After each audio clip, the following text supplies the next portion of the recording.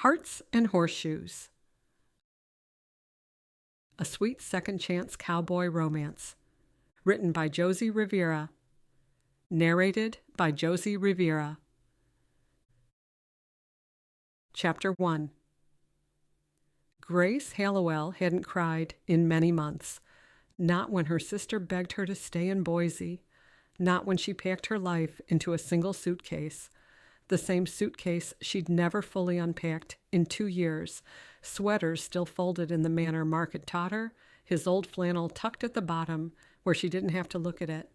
Not even when she crossed the Montana state line and counted the jagged Bitterroot peaks against the January sky, cataloging them like a child, counting telephone poles. 1 range, 2 ranges. Don't think about the last time you drove this road. Now, white-knuckled on the steering wheel in the Hallowell Heritage Ranch, spreading out before her like an accusation, the tears came without permission. She let them fall, the first since before the funeral. The late afternoon sun touched the log house, the red barn with its pinging tin roof, the split rail fence Mark had rebuilt the summer before he died. A pair of work gloves still hung from the porch rail, stiff with age, the rocking chair he'd built, too yellow, she'd told him, laughing, sat exactly where he'd left it, facing the drive. 2 years of weather, and no one had moved it.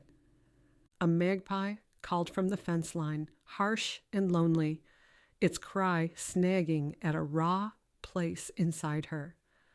She shut off the car engine. In the silence, her own breathing came ragged and too fast. She sat with one hand on the wheel, the other gripping the keys, until the metal bit into her palm, a small, sharp thing to focus on. Easier than the rest of it. You can do this. You drove several hours to get here. Get out of the car. The lawyer's voice echoed in her mind. Mrs. Hallowell, the bank is threatening foreclosure. You need to come home. Home. She'd spent 2 years in Boise, living out of that half-unpacked suitcase, trying to convince herself she could build a life elsewhere. But the ranch had been waiting, just like everything else Grace had refused to face. On the dashboard, her phone glowed with a calendar alert, Valentine's Day, February 14th. As if she needed reminding. She dismissed it and shoved the phone into her bag. She bowed her head. Not a prayer, exactly. More the shadow of one. Words she no longer trusted rising before she swallowed them back. She forced herself out of the car. She'd deal with the suitcase later. The wind hit her, laced with the dry bite of frozen pasture and sagebrush. January in Montana didn't forgive weakness. She eyed the hayfields, covered under a crust of snow. She was halfway to the porch when the front door opened. Her stride faltered for half a step. Cole Morrison, Mark's best friend, closer to him than a brother, stepped into the fading light. He'd changed. The guy she remembered was gone. In his place stood a man, carved from harder experiences, who took up space without trying. His chestnut hair curled over the collar of a faded denim jacket, shot with a few threads of premature gray at the temples. Stubble shadowed his jaw, and his eyes, those gray eyes that used to spark with mischief when he and Mark hatched their ridiculous plans, reminded her of winter. Grief and relief tangled together. She wanted to rush toward him and hurry away at the same time. He stepped down the porch steps, boots crunching on gravel, and stopped 3 feet from her, close enough to speak, far enough to be safe. His hand froze halfway to his hat brim. Grace. His voice was low, rough-edged, as if he hadn't used it for conversation in a long time. He stared at her as if she were a mirage, a trick of the light that might vanish with his next breath. Hi, Cole. Her greeting came out clearer than her nerves. I should have called, the lawyer said. I'm aware of what the lawyer said. His eyes met hers, paused, then shifted. You didn't have to come all this way. I could have handled it. It's Mark's ranch. Conflict flickered across his face.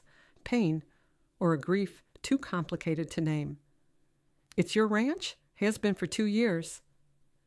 You're the one who's been running it, Cole. Because someone had to. Words failed her, and silence took its place. She wrapped her arms around herself and shivered. She was unprepared for this. Her blue cashmere sweater, the one Lily had insisted was perfect for an 8-hour drive, proved useless against the Montana cold. Black jeans and ankle boots belonged in an Idaho coffee shop, not on a failing cattle ranch. She probably looked exactly like who she was, a woman who'd forgotten how to exist. Cole's gaze tracked her from her wind-tangled hair down to her boots, and one eyebrow lifted a fraction of an inch. Nice boots! A flush rose along her throat. They're practical. For what? Ordering lattes? The corner of his mouth twitched, almost a smile. You'll want to dig out Mark's old ropers from the mudroom, unless you're planning to aerate the pasture with those heels. They're not heels. They're... He was right, and they both knew it. Agreed, I'll change. Might want to do it before you meet the cattle. They're judgmental. Despite everything, the grief, the exhaustion, the impossible situation she'd driven 8 hours into, Grace couldn't help her grin. Are they now? Deeply. They have opinions about footwear, weather, and anyone who doesn't bring hay. His almost smile faded. How bad is it? The ranch, I mean. Bad enough. He exhaled, his breath a mist in the cold. Cattle prices have scraped bottom for 18 months. We lost 20 head last winter when that blizzard hit. You may have seen it on the news. I've used baling wire and prayers to patch the damaged north fence line. He hooked his thumbs into his jacket pockets, then let them fall. I've covered what I can. You shouldn't have to do that. His gaze hardened a notch. Mark would have done the same for me. Her dead husband's name simmered in the air like smoke. It settled in her chest, familiar and suffocating. The wind kicked up, sending her hair across her face. She shoved it back with numb fingers, acutely aware of what stories her features must be telling, her eyes red-rimmed from exhaustion. Can we go inside? Her words came out small. Talk about the numbers? Sure. He turned toward the house. Grace followed on unsteady legs. The porch steps groaned. That third one from the bottom had always been loose. Mark had promised to fix it every spring, then forgotten by summer. Years of her grip had softened the worn railing as she descended these steps, coffee mug in hand, to admire the sunrise as it painted the mountains pink. Cole held the door open, a courtesy she'd forgotten men still performed, and she stepped across the threshold. As he hung his hat near the door, the past slammed into her with physical force. She inhaled pine smoke and leather, old wood and older memories. The stone fireplace dominated the far wall. The brown leather couch she'd bought at an estate sale sagged in all the same places. And the mantel. The rough-hewn piece of pine Mark had salvaged from his grandfather's original cabin bore the axe marks from 1890. The photos. So many photos. On their wedding day in June, both summer-softened and grinning. Mark and Cole as teenagers, skinny and sunburned, at the junior steer competition. The three of them were at a 4th of July barbecue, covered in watermelon juice and laughter. Evidence of a life that had existed. Proof she'd been happy once. She grabbed the back of the couch, her vision blurring. I kept meaning to pack those up, Cole said, his voice closer than she expected. I wasn't sure if you'd want them, or if it'd be easier if they were gone. I wish. Her voice faltered, thinned, then disappeared completely. Grace? She swallowed. I'm all right, really. the lie scraped out of her. She blinked hard and forced her breathing to even out. "Forgive me. It's been a while." He moved past her, giving her the space she desperately needed. In the kitchen, the old coffee maker sputtered to life, coughing through its first brew the way it always had. No offer of food, only coffee. Cole had never been much of a cook. Mark was the one who'd fed half the county if you let him, always experimenting with his grandmother's recipes, always insisting people stay for one more plate. Grace walked into the dining room and sat down. Years of use had scarred the table's oak surface, the ring where Mark's coffee mug had sat, the gouge from when Cole had knocked over his thermos reaching for the ranch ledger, all of them scrambling to save the paperwork before the liquid reached it. He'd helped with the books since Mark's father died, the three of them running the Double H together like a partnership. All these memories. Her hands shook. She pressed them flat against the wood. "Get it together. You came here to decide. Be an adult. You can fall apart later." Cole returned with 2 mugs, steam rising in lazy curls. The scent was dark roast, the expensive kind Mark had ordered online, because the grocery store coffee tasted like dirt. Black, no sugar. Cole had remembered what she liked. He sat across from her, cradling his own mug. Up close, tiredness had carved grooves near his mouth. He had the worn, unfocused air of a man who hadn't slept well in a long time. She recognized it. She'd been doing the same for 2 years. The ledger on the hutch was open, Mark's handwriting giving way to Cole's halfway down the page, red ink in the margins. 30,000, Cole said quietly, watching her. "That's what we need to get through calving and make it to market. I've tried the bank. They're done." $30,000. She'd lived on Mark's life insurance and her freelance graphic design work, websites for yoga studios, logos for craft breweries. Most of that money was gone. She had $8,000 in savings. Maybe. What are our options? She lifted the mug to her lips, buying herself a moment before his answer. "Sell." The word fell like a stone. A vein pulsed at his temple, the only sign of tension in his even-tempered expression. "A developer from Missoula made an offer while I was in town. They want to turn the Double H into a kind of luxury guest ranch. Authentic Western experience for tech millionaires who've never seen a cow." Mark would have hated that. Yeah. Cole stared into his coffee as if it might have answers. Strangers trampling through his grandfather's legacy, posing for Instagram photos in front of the barn. He set the mug down hard enough that coffee sloshed over the rim. "What else? There must be another option." "Fight." He met her eyes, and the change in him was immediate. "First, we cut costs. I can let the hired help go and do everything myself. Pray we don't lose any calves during spring birthing. Pray that cattle prices go up." His voice softened. "Pray a lot." Grace caught the shift in his tone. "Do you still go to church?" "Every Sunday, Pastor Michael. He's helped me get through it." Pastor Michael. She remembered him. A man in his mid-60s with silver hair, combed neatly, his wire-rimmed glasses perched on a Roman nose, and his relaxed smile. She didn't meet Cole's gaze. She hadn't set foot in a church since Mark's funeral. "Wait, you're already doing most everything yourself." "I can do more." "Cole." She leaned forward. "Do you even sleep? When was the last time you took a day off?" He didn't answer, which was answer enough. Clutching the warm mug, its heat offered comfort to her frigid fingers as she attempted to process her thoughts.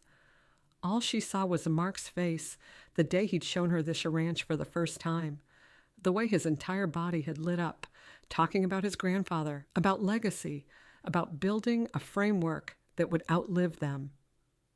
"We're caretakers, Grace," he'd said, "holding the ranch for the next generation." But there would be no next generation. It might all end because she hadn't been strong enough to stay. A bright pink flyer sat half buried under a pile of mail in the middle of the table. Grace tugged it loose. Valentine Festival, February 14th. Sponsors, welcome. A handwritten note sat on top of the pile. Cole, any chance the Double H could sponsor something for the festival? Helen. Town's been after me about that, Cole said, following her gaze. He shifted. The charity auction. Might not be the worst idea to let people see we're still standing. The Valentine Festival, she repeated. 9 years ago, she'd worn a wool blend dress and thick tights and carried a basket filled with heart-shaped shortbread cookies and a thermos of homemade cocoa.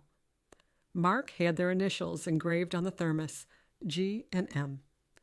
They'd eaten in an indoor event barn where he told her terrible jokes and made her laugh until her sides ached. He'd kissed her that night, tasting of shortbread and winter and promise.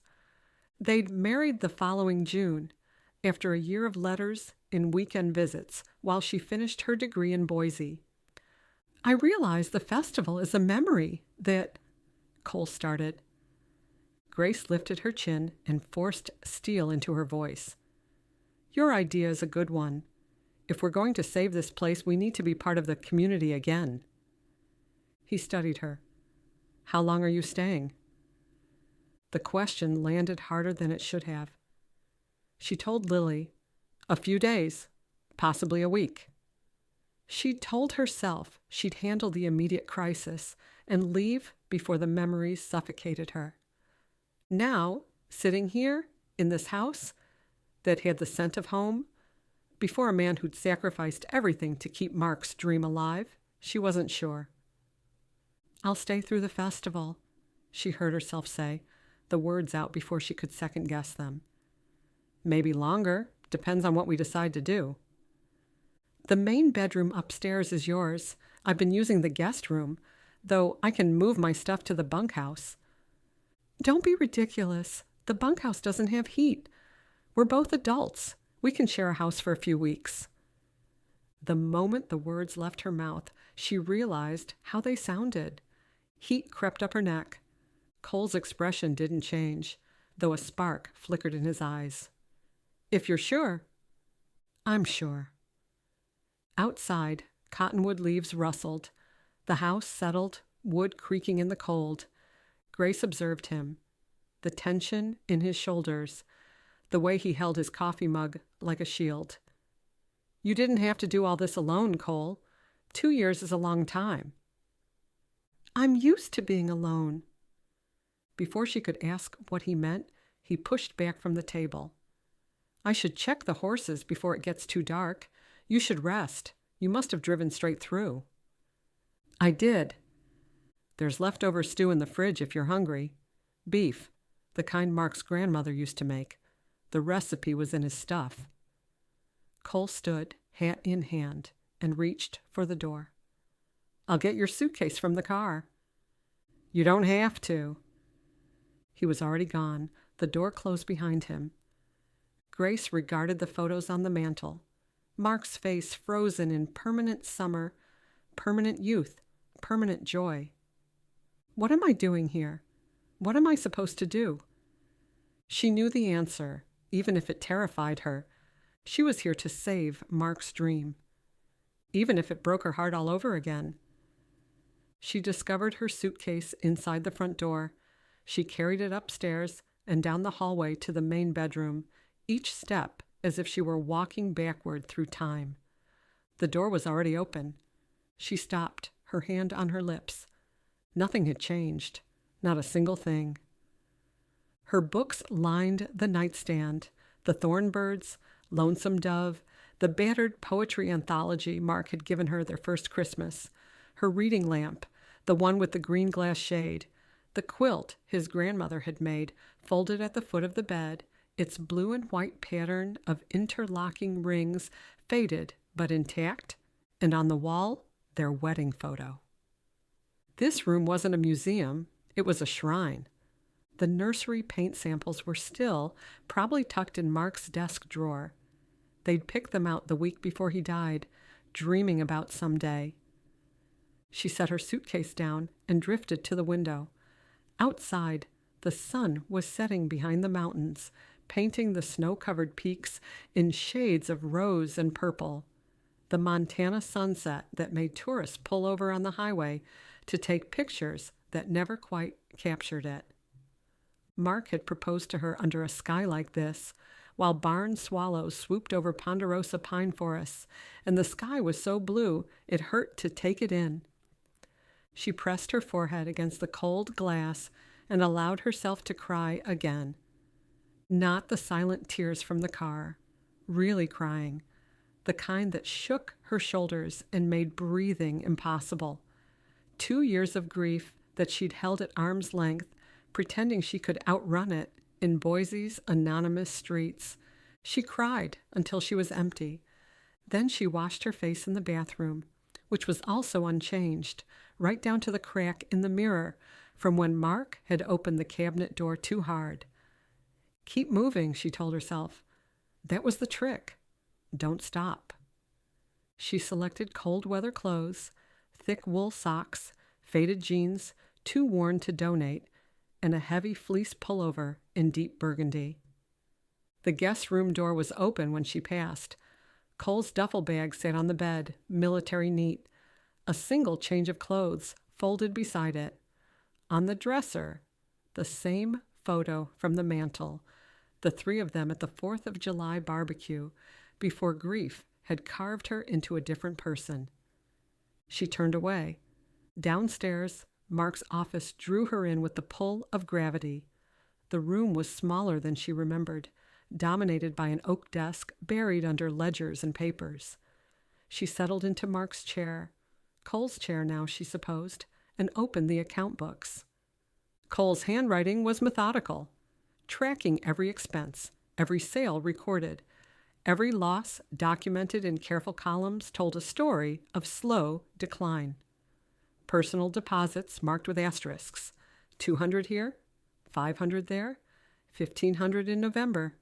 Cole's money, probably his entire paychecks from his veterinary practice, the mobile clinic he'd built serving ranches across 3 counties, the career he'd put on hold after Mark died, all of it poured into keeping the Double H alive. For Mark, for her, for a promise he couldn't break. Her eyes stung, though this time it wasn't grief. This was more complicated, gratitude and guilt, and a fierce protectiveness she didn't understand. She pulled on Mark's barn coat from the peg by the door. It was too big, hanging past her hips, the sleeves swallowing her hands. But it was comfortable, and it smelled like hay and saddle soap, and a scent underneath that might have been Mark's cologne. Outside, her breath feathered white in the winter air. A gate hinge complained. A lone cow let out a throaty call. Beneath it all was a muted hum, ranch life easing into night. Beyond the corral, light spilled from the barn's open door. Horses shifted in their stalls, the thud of hooves on packed earth, and underneath it all, Cole's voice. Low, steady. He'd always had a gift for gentling animals. Before she'd consciously moved, her feet carried her toward the barn. She slipped inside. The barn was thick with the smells of hay, sweet feed, and grain dust, the scent of her old life. Cole stood in the far stall with Maverick, Mark's bay gelding. The horse was beautiful, even in the dim light.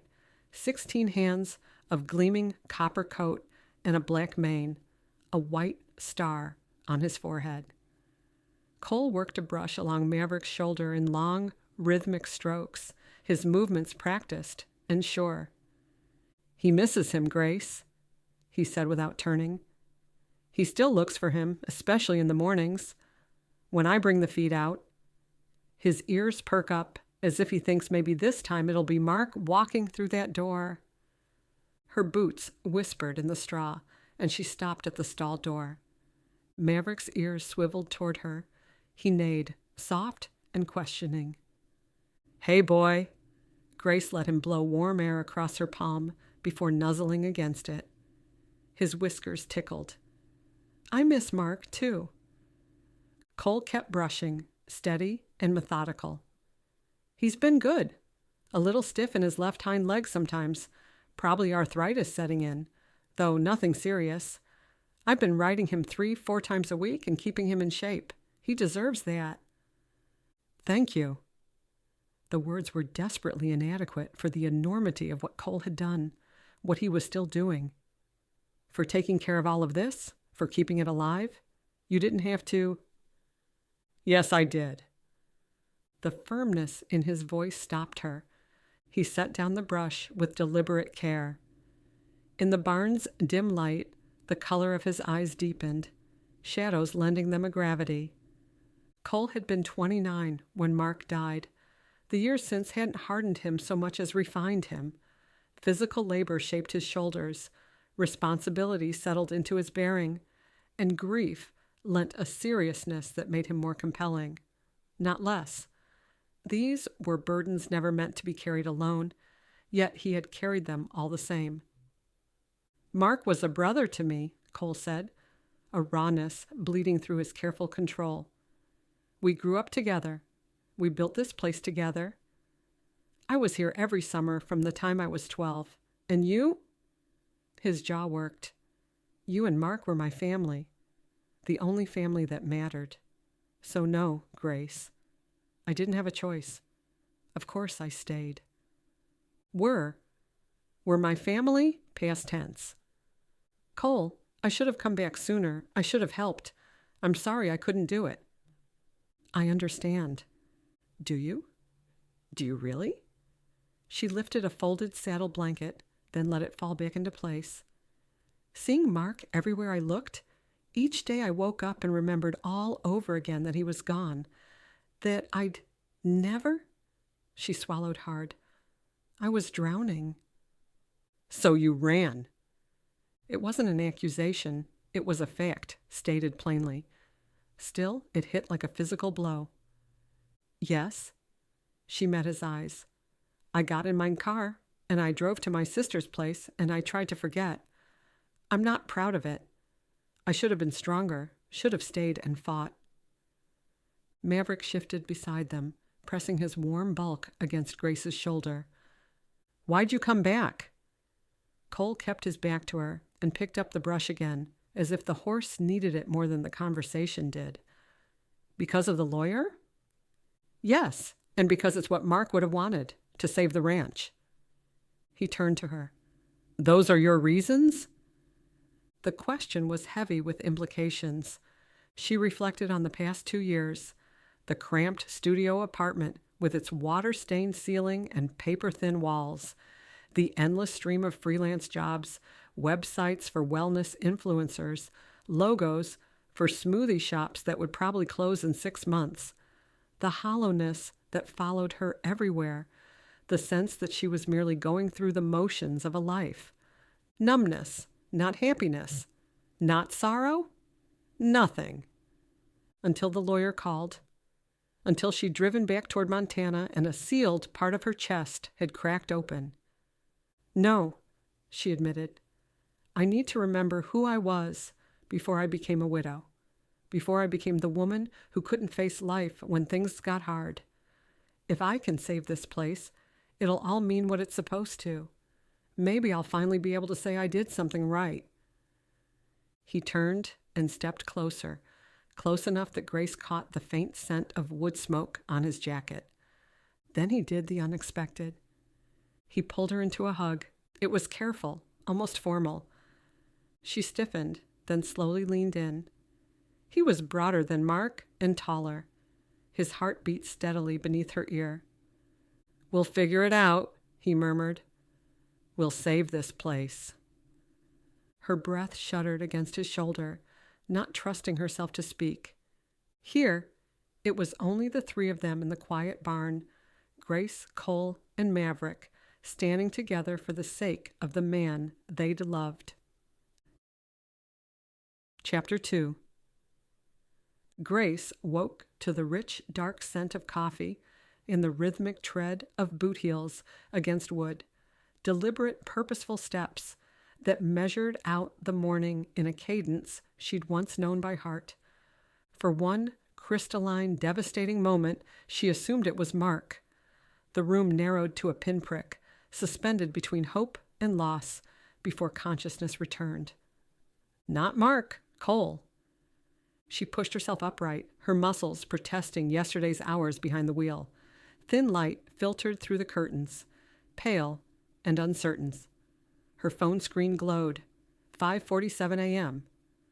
Rancher hours. She'd forgotten about those. She checked her email before her feet hit the floor, a routine from her Idaho days. 2 new inquiries, 1 revision request, a newsletter she'd unsubscribe from eventually. She answered the urgent request, thumbs flying over the phone screen.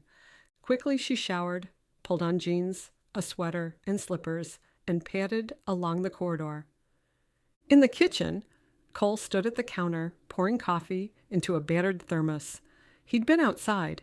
His jacket bore the telltale evidence of a recent snowfall, and his complexion held a wind-burned ruddiness that showed working in freezing temperatures. "Good morning," he said, focused on the stove.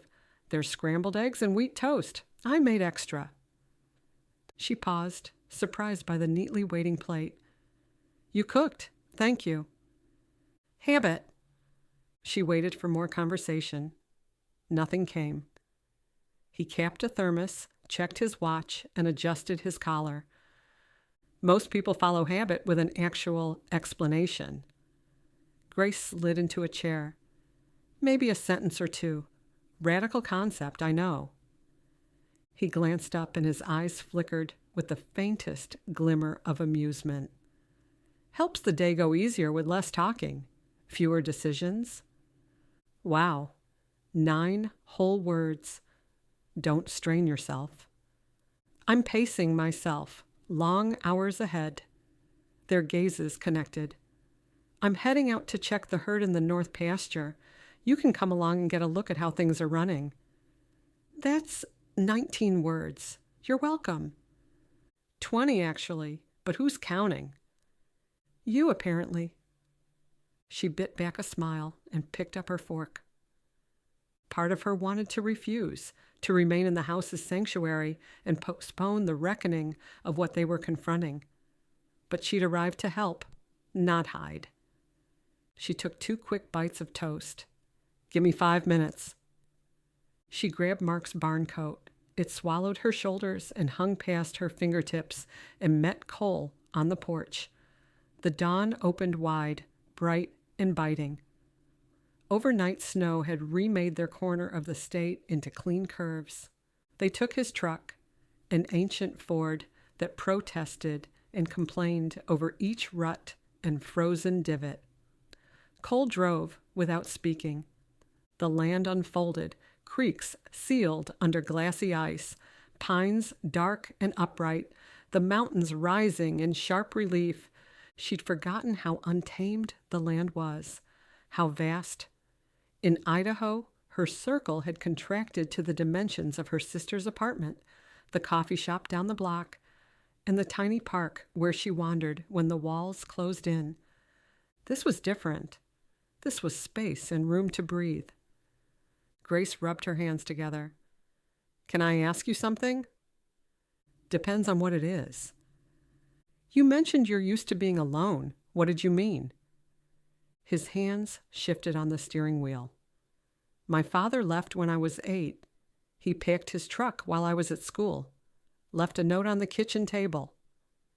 He kept his eyes on the road. "I learned fairly young that people don't always stay." This explained Cole's reserve, how he showed up day after day, seeking nothing in return. "I'm sorry," she said. "History." She changed the subject.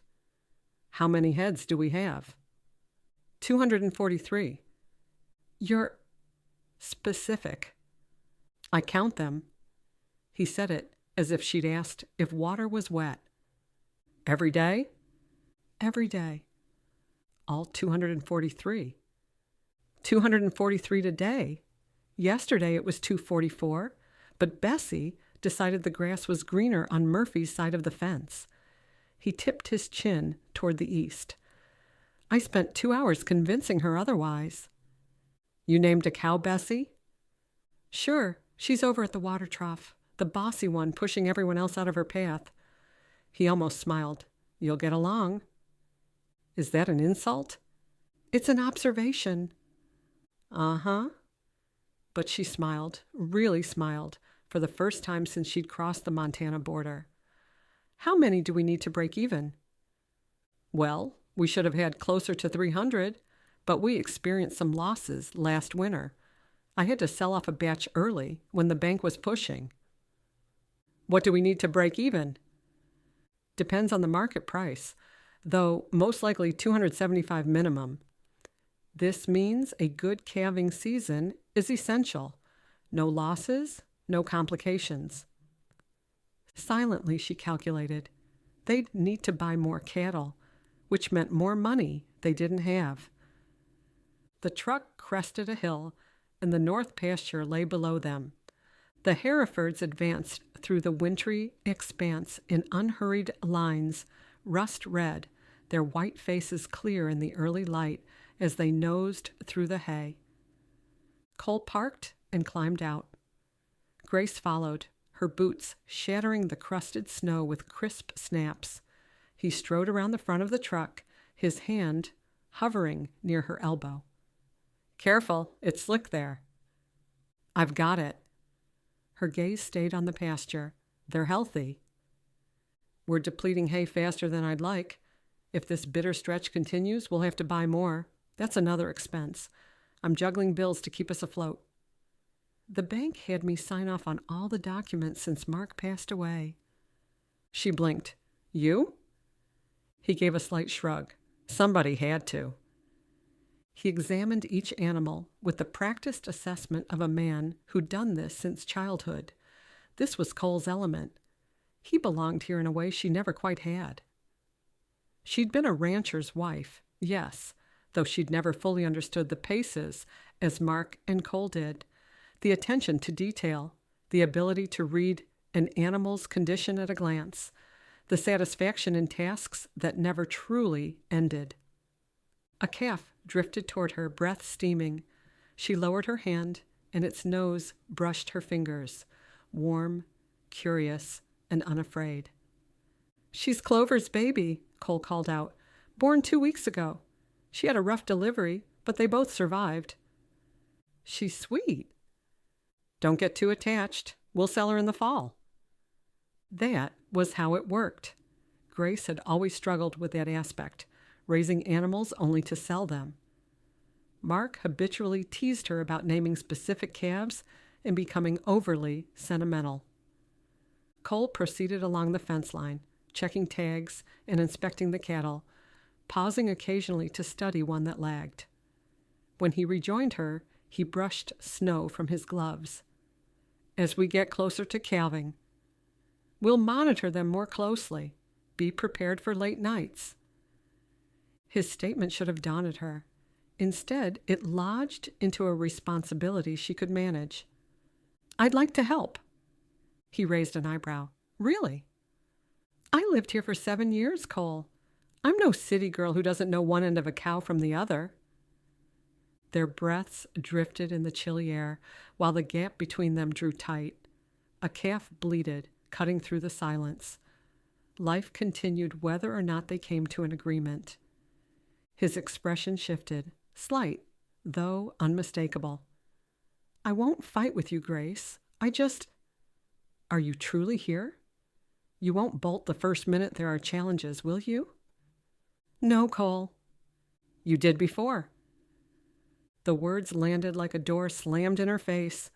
Heat pricked behind her eyes, pride and shame colliding so fast she couldn't separate them. That's not fair. Isn't it? His voice lowered. I get why you left, but now you show up talking about saving the ranch, and I'm wondering if you're sincere. If you're here to ease your guilt before you offload to developers and disappear again, tell me, Don't make me build a future that isn't likely to stand. You don't get to name this. You think I'm here out of guilt? I think guilt's part of it. She took one deliberate step and claimed the ground between them. I feel guilty every single day, though that's not why I came back. I'm here because the lawyer warned I was going to lose this place, and I couldn't let that happen. If there's even a chance we can save it, then I'll take it. She angled to the side, fighting to prevent the words from breaking. Behind her, he let out a slow breath. Okay, he said. Okay, I believe you. She didn't speak further. She didn't trust her voice. During the afternoon, Grace arranged the ranch's financial documents across the dining room table. Cole had gone into town for supplies, leaving her alone with the numbers. Her laptop lay open, a half-finished logo design on the screen. A yoga studio in Boise requested revisions by Friday, but the ranch needed more attention. She minimized her web design and brought the ledger closer. The yoga studio could wait because the ranch figures were more alarming than she had imagined. It wasn't merely struggling, it was hemorrhaging money with no tourniquet in sight. Even if they had an ideal calving season and favorable cattle prices, years stretched ahead of them before they were out of debt. Perhaps a decade. She pressed her fingertips to her temples. A dull ache pulsed behind her eyes, mirroring her racing mind. Dust motes drifted in the slanting light, indifferent to her mounting panic. Her phone vibrated. Her sister Lily. How's it going? You survived the first night without burning the place down? Grace smiled. Lily had discouraged Grace from returning to Montana, arguing that selling was the smarter choice. However, she helped Grace pack, hugging her fiercely before releasing her. Still standing, Grace typed back. Buy a thread. The finances are a disaster. I assumed Mark had it under control. I didn't realize how bad it was. Come back to Idaho. You can stay with me again. But Grace, neither choice will bring Mark back. You understand, right? Lily's bluntness was a weapon and a gift, slicing through endless talk, but sometimes slicing too deep. I can't. Not yet. I'm trying to save the future. Mark's future, not yours. Same thing. No, Lily wrote. It's not. I have to try, Lil. A lengthy pause. Please don't lose yourself in this. Was that what she was doing? A low engine rumbled up the drive, rattling the window panes. Cole was back. She said goodbye to her sister and assisted him with unloading. He'd bought more than ranch supplies. Groceries crammed the truck bed, crisp vegetables, a crusty baguette wrapped in paper, a package of thick-cut steaks, luxuries they couldn't afford. This is a lot, Grace said, gathering bags against her chest. Thank you. You can't survive on stew and coffee. He hefted a case of water onto his shoulder. I figured we could use a decent meal. Agreed. She set the bags on the counter and began unpacking. Who's cooking? Are you volunteering? That depends. What's the alternative? I make 5 things. He ticked them off on his fingers. Scrambled eggs, stew, sandwiches, soup, and toast. If you count that one as cooking. I don't. He propped himself against the counter. I also brew coffee that could strip paint, if that helps my case. It doesn't. Grace held up the steaks. I'll cook, but you're on dishes. Deal. And you're chopping vegetables. Now you're pushing it. Considerate payment for the coffee shop boots comment. He huffed out a breath that might have been a laugh. You're going to hold that over me? Forever. She handed him an onion and a cutting board. Welcome to collaboration. His expression changed, sadness passing for a beat before he smoothed it away. You used to make a lemon chicken dish. We couldn't get enough of it. She swallowed, the ache catching her off guard. I haven't cooked that in ages. Cole busied himself with chopping onions, while Grace searched for a neutral subject. I reviewed the books, she offered. We need a miracle. Or $30,000. Same difference. The town council meeting for the Valentine Festival is coming up. If we attend, people will know the Double H is still in the game. Facing the entire town, all their friends and neighbors, people who'd known her as Mark's wife, who probably believed her heartless for staying away so long. What time? 7, at the community center. Okay. His eyes held hers. You don't have to do this, if it's too much. I said, okay. Understood. He inclined his head. Folks will ask questions about where you've been and why you came back. You should be ready with a reply. I'll tell them the truth. I wanted time to heal. And if they don't believe you? It's the truth. Had time truly mended her? Or had distance merely quieted her emotions, like a cut that stopped bleeding, even though it throbbed beneath the skin? Grace seared the steaks in a cast-iron skillet, while Cole added zucchini and red peppers to the cutting board. She tossed them with linguine and a scattering of cherry tomatoes that burst in the pan, then shaved Parmesan cheese over the top. The bread he'd brought went into the oven, crisped until the crust crackled. When she carried the prepared dishes over, Cole rose and took the serving bowl. He brought it to the table, while she followed with the bread and glasses of water. The white stoneware plates with the faint blue ring were already out, the forks mismatched from years of replacements, the knives solid and familiar. They took their seats at the table where she had shared many meals with Mark. Cole rested his palms on either side of his plate. Mind if we pray? She lowered her head. Of course not. Lord, thank you for this meal. Thank you for the tasks that keep our bowls full and our hearts content. Help us honor what you have entrusted to us. Amen. The steam from the bowls curled upward, and for the briefest moment, the kitchen was almost like home again. While they ate, Cole complimented the pasta and mentioned the forecast calling for more snow. She inquired about the herd, and he informed her that the section of fence near the eastern boundary wouldn't last through another storm. She offered suggestions, and he listened, nodding. They kept their voices easy, their words careful, 2 people edging across ice they weren't confident would hold. At one point, while refilling their water glasses, he casually stated, "The ranch operates as an LLC. Mark put my name down as managing partner a few years back, said it would make paperwork easier if anything happened." Grace set her fork down. "Is that why the bank calls you instead of me?" "Yeah." He shrugged, though the motion carried weight. They needed someone who could handle the day-to-day, sign checks, deal with feed contracts. It doesn't change who owns the place. He glanced at her. "That was always you." She let out a silent breath. There was nothing to debate, no line he'd crossed. Yet a mild sting rose, not at him, but at how life had continued, rearranging itself without waiting for her to catch up. Forks rang against stoneware. Miles and feed came and went between bites, loads counted, routes traced in the air, until the talk thinned to figures and the scrape of plates. Every so often, Grace sensed the undertones of memories they didn't touch, words they didn't dare risk. They weren't merely managing a ranch together.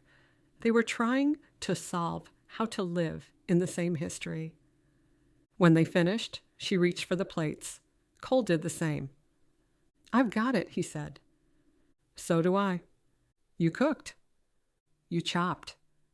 "Hardly counts." "It counts if I say it counts." She tugged the plate from his grip. "Sit. You've been up since before dawn." "So have you." "Yes, but I didn't wrestle a fence post out of the frozen ground this afternoon." She pointed to his chair with the plate. Sit. He didn't sit. Instead, he collected the remaining dishes and brought them to the sink. She shook her head. You're impossible. So I've been told. He turned on the faucet. I wash. You dry. Compromise. That's not a compromise.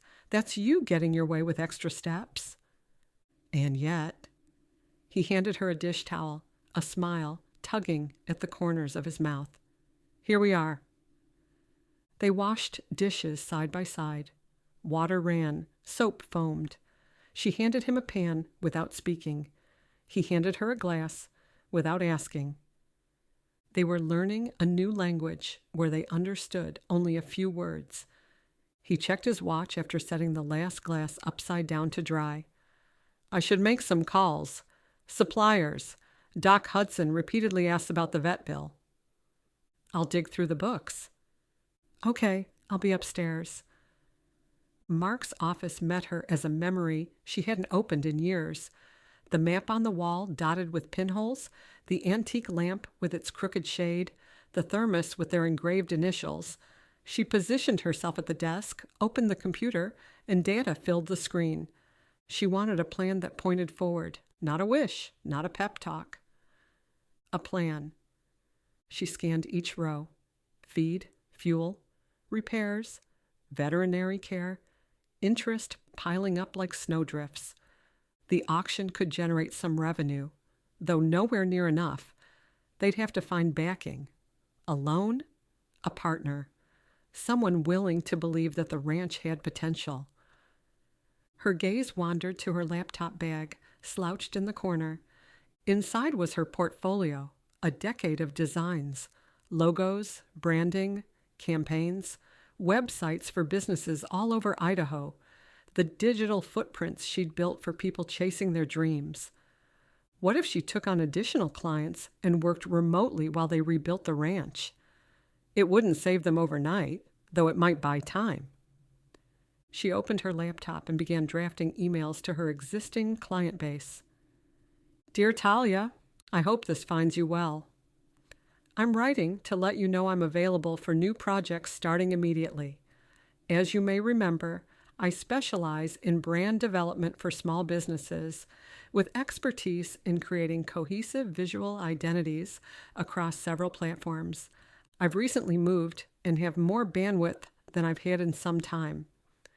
If you or anyone in your network needs design work, I'd welcome the opportunity to discuss how I might help. I'm attaching my updated portfolio for your reference. Best regards, Grace Hallowell. She tailored versions for 8 different contacts, adjusting the details. She aimed for professionalism and the tone of someone who had choices. At 10, footsteps stopped near the office, and Cole tapped the door frame. Are you planning to work all night? Grace lifted her fingers from the keyboard. I'm trying to figure things out. Any luck? If I can land a few solid design contracts, it may cover the monthly expenses. His brows drew together. You'll be designing plus managing the ranch? Why not? You gave up your practice, Cole. Now it's my turn. I still take emergency calls. Pays enough to keep the lights on. He stayed in the doorway, shoulder against the frame, the lamplight catching the tiredness in his features, the kind that didn't come from one bad day, but from a long string of them. Cole, it's the least I can do. He acknowledged with a nod. All right, though I'm not letting you exhaust yourself. This only works if we both hold up. Deal. He started to leave, then paused. Grace, I'm glad you're here, even if I wasn't that friendly about it earlier. It's been lonely doing this alone. Before she responded, he was gone, his footsteps fading down the hallway and into silence. In the lamplight, a realization took shape, unexpected and fragile. She remembered what it was like to live for more than getting through the day, to wake with purpose instead of bracing for the hours ahead. And she was seeing Cole differently, not only as Mark's best friend, as well as hers, or the man who'd kept the ranch standing while she fell apart, but as someone who understood loss the way she did, who carried the same loneliness and bone-deep weariness. She'd lost more than a husband. She'd lost the future they'd planned, the children they never had, the family that would never be. Tomorrow, she'd face the town. Tomorrow, she'd start the real undertaking to save this place. Tonight, she allowed herself to believe that possibilities still existed and kept working. A few hours later, she stepped into her bedroom when Cole's phone buzzed from his room, a shrill, insistent ring against wood. The glowing numbers on her phone read 2:17 a.m. His door opened, footsteps hastened. The kitchen light clicked on, throwing a wedge of yellow onto the living room floor. She should go to sleep. However, everything about this ranch had become her concern the moment she'd driven through the gate. She hastened to the kitchen. Cole stood at the front door, already dressed, one boot on, the other in his hand. When she appeared, he blinked as if the room had suddenly tilted. "The Peterson Ranch," he said, yanking on the second boot. "Breech calf. Clint's 83 and can't manage it alone." "I'll come with you." "Grace, it's late." She grabbed Mark's coat and shoved her arms through the sleeves. "You need someone to hold the light." "I can do that." He studied her for a beat. "Grab extra blankets from the mud room. It'll be messy." The Peterson Ranch sat 12 miles northwest. No moon. No stars were visible through the cloud cover. Cole drove with one hand on the wheel of his truck, the other braced against the door. He hadn't said a word, his focus somewhere past the windshield.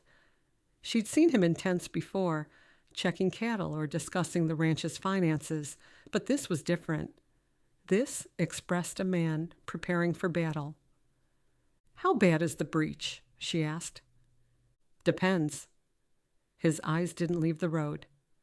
"If it's only the back legs first, often the cow can deliver naturally.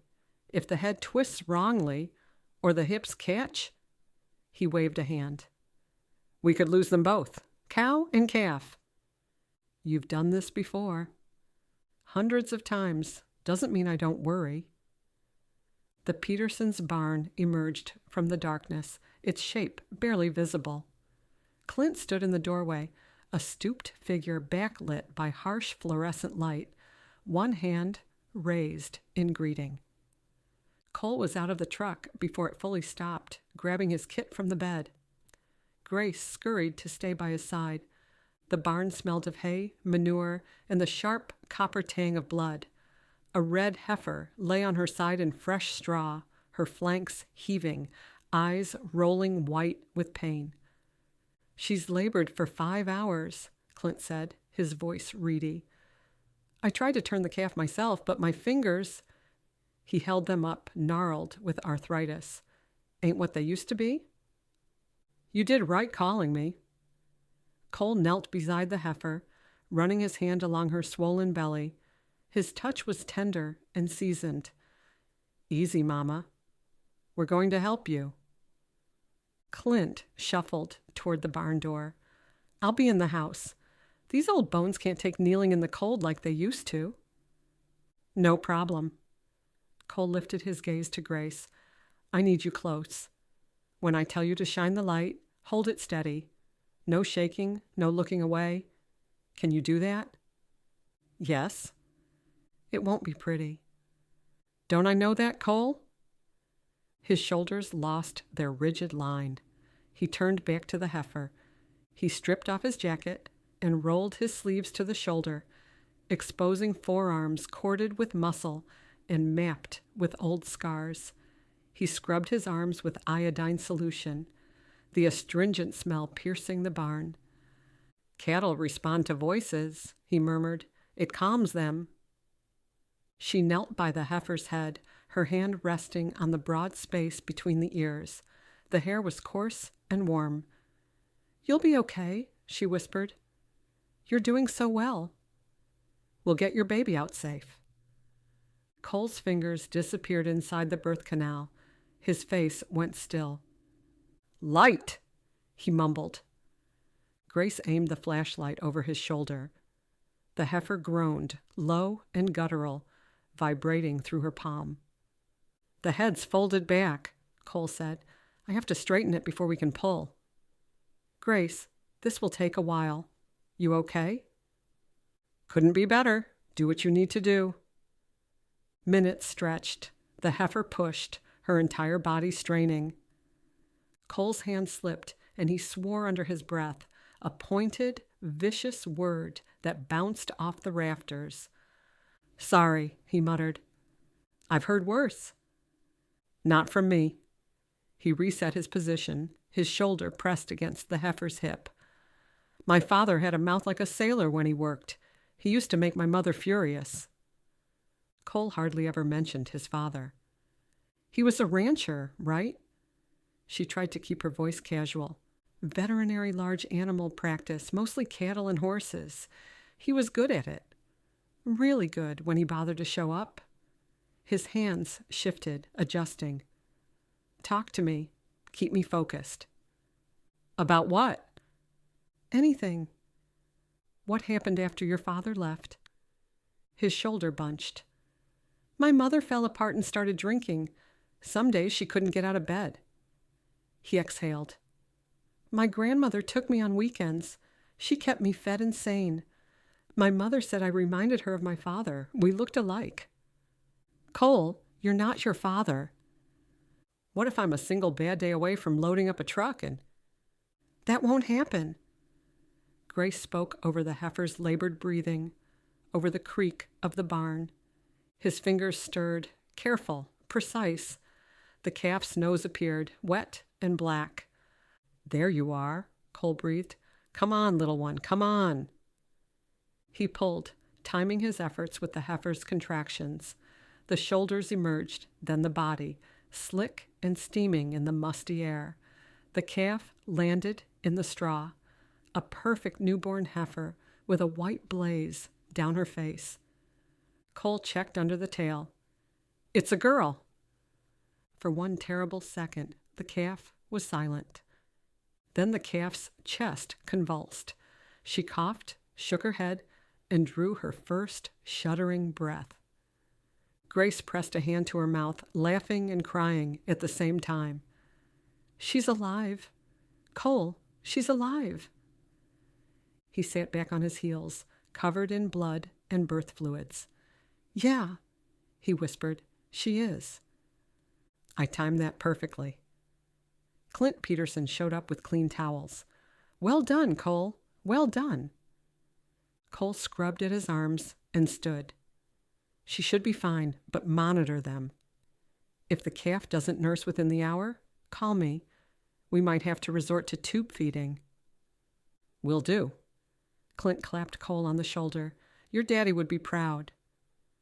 Cole's face went blank. "Yeah? Maybe?" He gathered his kit and walked out of the barn. Grace came upon him as his truck idled at the edge of the yard.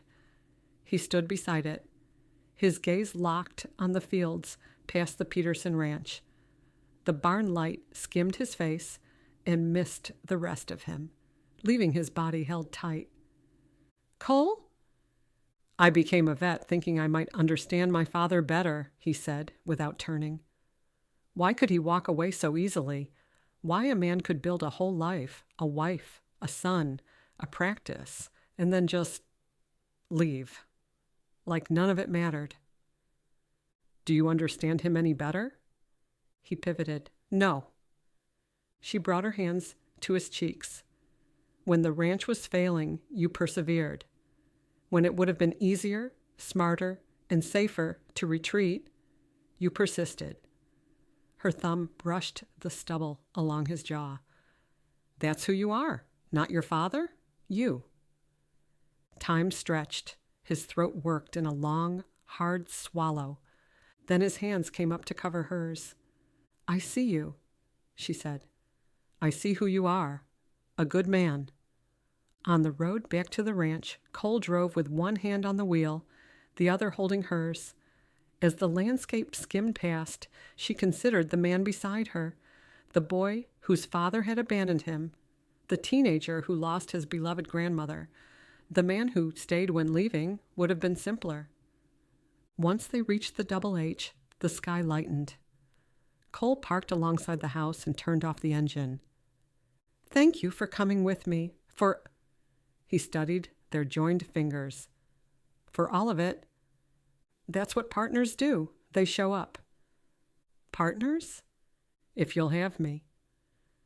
"Grace Hallowell, I don't need convincing." She squeezed his hand, then reached for the door handle. "I'll fry some eggs before we start the day." She was halfway to the house when his voice stopped her. "Grace?" he asked. She turned. He stood near the truck, his face backlit by the rising sun. "I'm glad you came back," he said. "So am I," she whispered softly. "So am I." Chapter 3.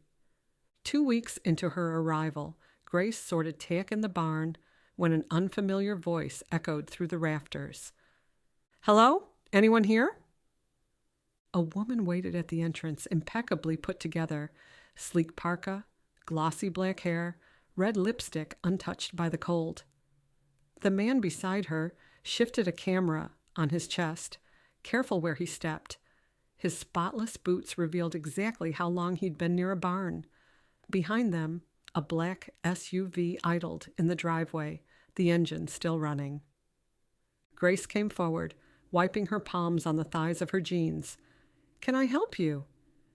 "Are you Mrs. Hallowell?" The woman arranged a professional smile, the kind people wore in boardrooms and brochure photos. "I'm Diane Johnson. My husband and I were in the area and thought we'd check out your ranch."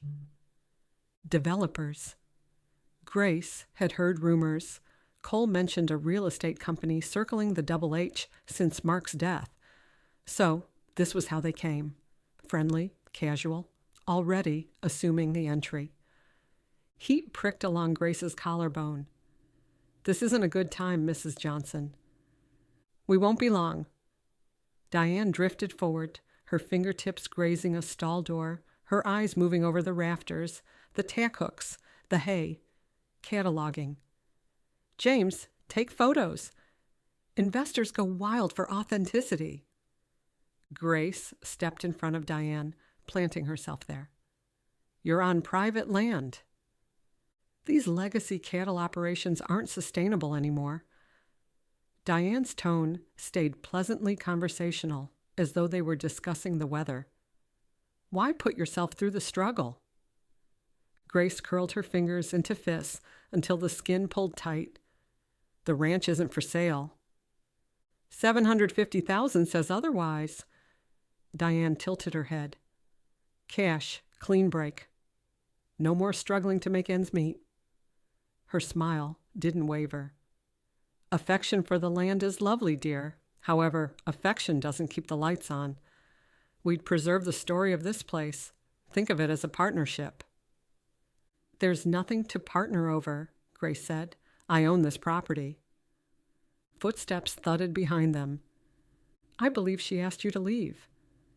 Cole came to stand between Diane and Grace, solid as a wall, his sweat-damp shirt, his hair mussed, his eyes unforgiving. "You've had your answer, Mrs. Diane Johnson." "Don't force me to phone the sheriff." Diane held his gaze a moment longer, then she turned. "You'll come around," she tossed over her shoulder as her husband accompanied her. "Our offer won't last forever." As the SUV came to the last curve, Grace braced a hand on the stall door, the rough wood biting into her palm. Cole brushed a stray wisp of hair behind her ear. "Are you okay?" "She'll be back." "Probably," he said, "but stick to your decision." But what if they couldn't save the ranch? What if Diane's offer was the only option? "You handled it," he was saying, "better than I wanted to." A laugh escaped her, thin and tired. "It didn't sound that way." "You refused to budge. People like her count on you stepping aside. Grace scanned the aged posts and scuffed floorboards. Straw rustled, and a hoof struck wood. They call it preserving history. What they mean is stripping the property for parts. Not while we're here, he said. Thank you for thinking exactly like me. He stared toward the lane, as if gauging whether the developers might circle back. Then his gaze returned to her. I've got an eye on it, he said. On all of it. You're not out here alone. Grace worked throughout the afternoon until her eyes burned. 3 client emails answered, 2 invoice reminders sent, 1 polite rejection to a project she didn't have bandwidth for. The Wi-Fi dropped twice, forcing her to restart the router and lose her train of thought. By dinner, she'd finished a logo revision and uploaded it on the 3rd attempt, the progress bar crawling so slowly she wanted to scream. Ranch life and freelance life were uneasy partners. Hours later, as dusk settled, Grace lingered with Cole outside of the Bitterroot Community Center, her fingers buried deep into her coat sleeves, hoping the fabric might give her courage. Her lungs strained, each breath thinning before it reached the bottom. Inside, voices rose and overlapped, laughter lacing through the conversations. People belonging. The same stubborn red brick. The same banner across the entrance. Hand-painted hearts circling the inscription, Welcome to Bitterroot's 50th Valentine Festival Planning Meeting. Someone had looped pink lights along the eaves. Pickup trucks and minivans crowded the lot, engines idling, white vapor twisting upward before vanishing. Inside, Pastor Michael animated his words with sweeping gestures, his wedding ring flashing under the lights. The elderly Tuckers, longtime residents, held on to each other, overcome with laughter. Mrs. Tucker's cheeks flushed pink. Mr. Tucker wiped at his eyes and wheezed for breath between bursts. For a heartbeat, the scene played out as a person sees through glass, close enough to hear the excitement, far enough that it didn't quite reach Grace. Near the refreshment table, ranchers leaned in over styrofoam cups, arguing cattle futures as if the outcome could tip the world. Here were people who had prayed over casseroles at her kitchen table after Mark's funeral. "We won't stay," Cole murmured beside her, low, calm, as if soothing a skittish horse. "We show up, sign up, and slip out."